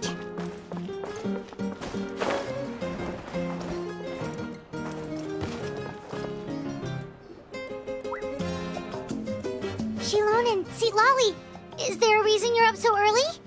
We went to see the Lord of the Night, and she gave us this. Like I said before, I couldn't forge your ancient name because there was no record of you in the Night Kingdom. But with this, we can finally record your deeds.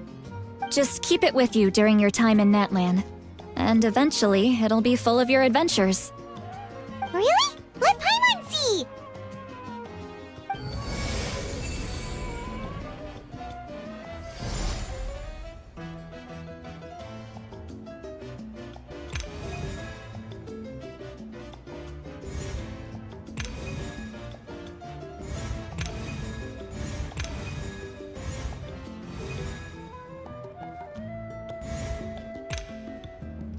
Whoa, it's the two of us!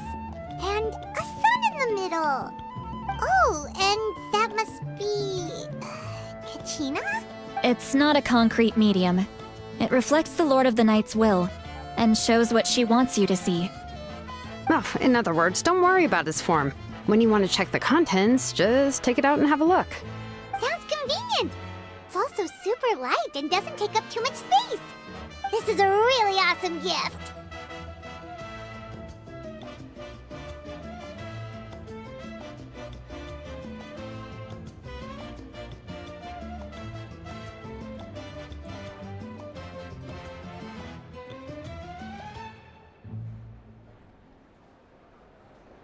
You think the Lord of the Night wants Mora? Oh, yeah, don't worry, you two. It's, like you saw yesterday, aiding humanity is the Lord of the Night's mandate. She would have willingly reconstructed Natlan's ley lines at the cost of her own existence. She wouldn't ask anything in return for this. Exactly. Well, if you say so.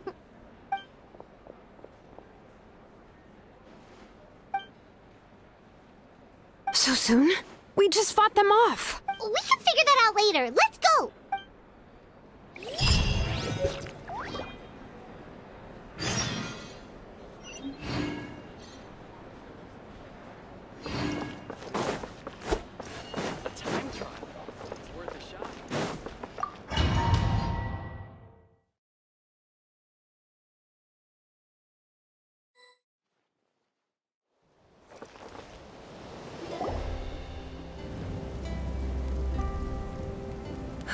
I see.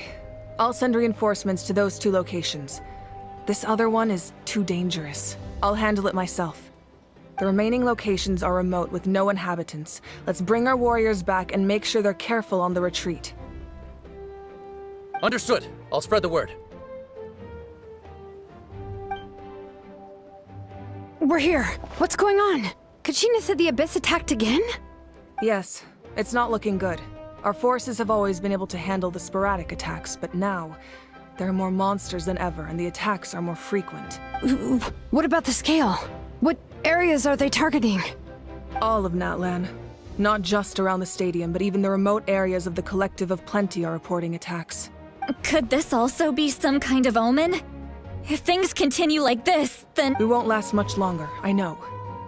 What we're seeing now is the desperation of the Abyss. It knows we're only one hero short. I don't have the strength to fight it right now. This is its best opportunity and its final chance. You're saying we just have to hold out for as long as we can? It'll be a long fight.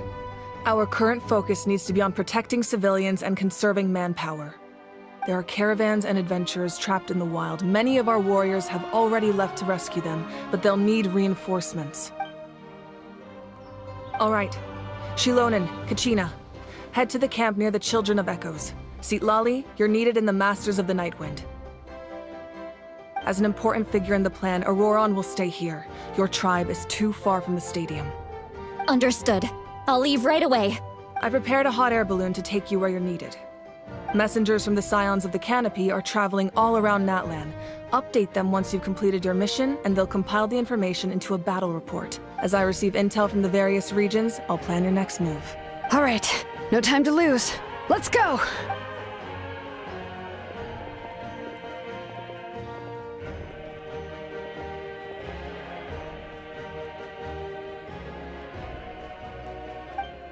What about us? Where should we go? I received word that a small team escorting civilians back to the stadium was attacked. They won't be able to hold out for long. Can I leave them to you? Thank you. The hot air balloon is over there.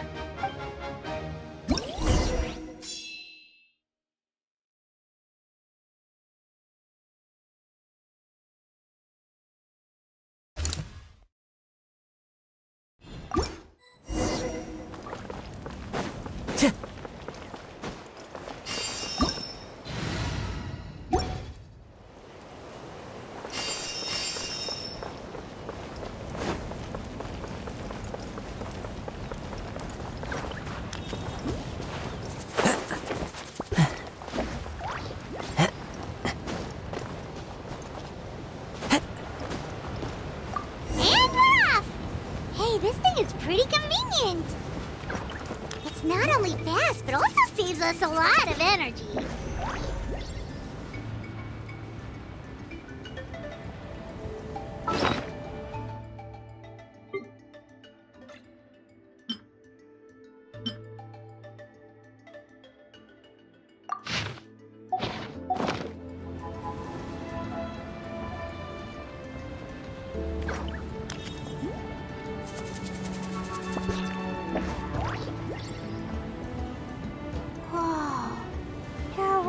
Fighting everywhere.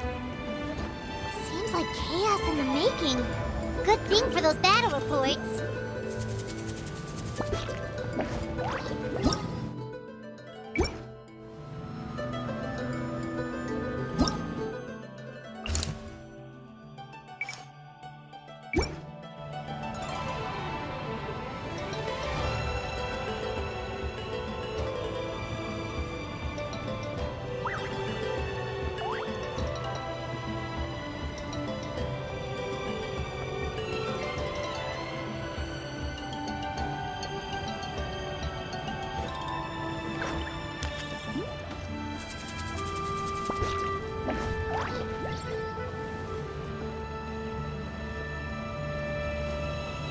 Look, they must be trapped! Let's go help!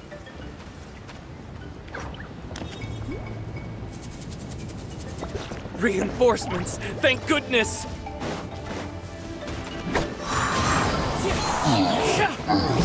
Go get him, you rat! Inazuma shines eternal! There is no escape! As one with wind and cloud!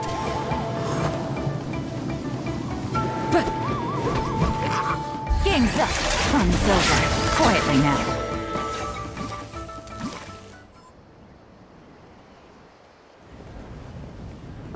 Thank you for coming. We were almost at the breaking point. There were just too many monsters. They just kept coming, wave after wave. I've never seen it this bad. At least we got here in time. You all should get going. I know, but it's not that easy. A lot of people were hurt in the battle just now. Our cart was also attacked, and now our supplies are scattered everywhere. That's not important right now. We need to focus on getting out of here alive. I know, but these were medical supplies. What if they need them back at the stadium? It's them! Over here!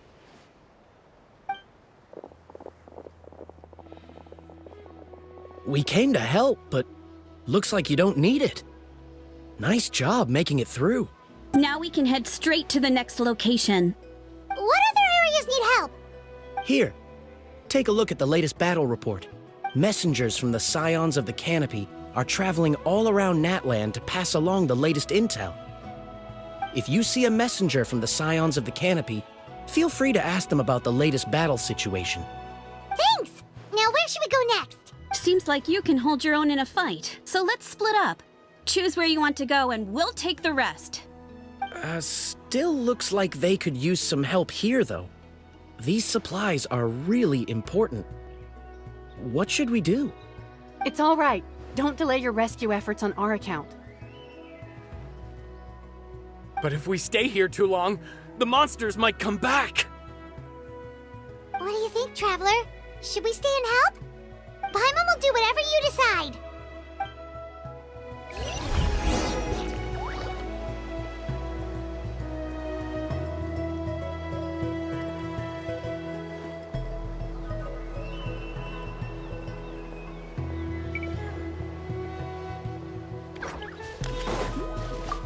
Traveler, can I ask you a favor? My mother's a doctor. When she heard about the attacks in the wilderness, she rushed out to help, and I haven't heard from her since. I'm worried. She's not a fighter, and I can't leave to check on her. I want her to stay out of this. So if you see her, can you please tell her to take shelter? Of course, we've got this. Thank you. Oh, that makes it easier to focus on the current battle.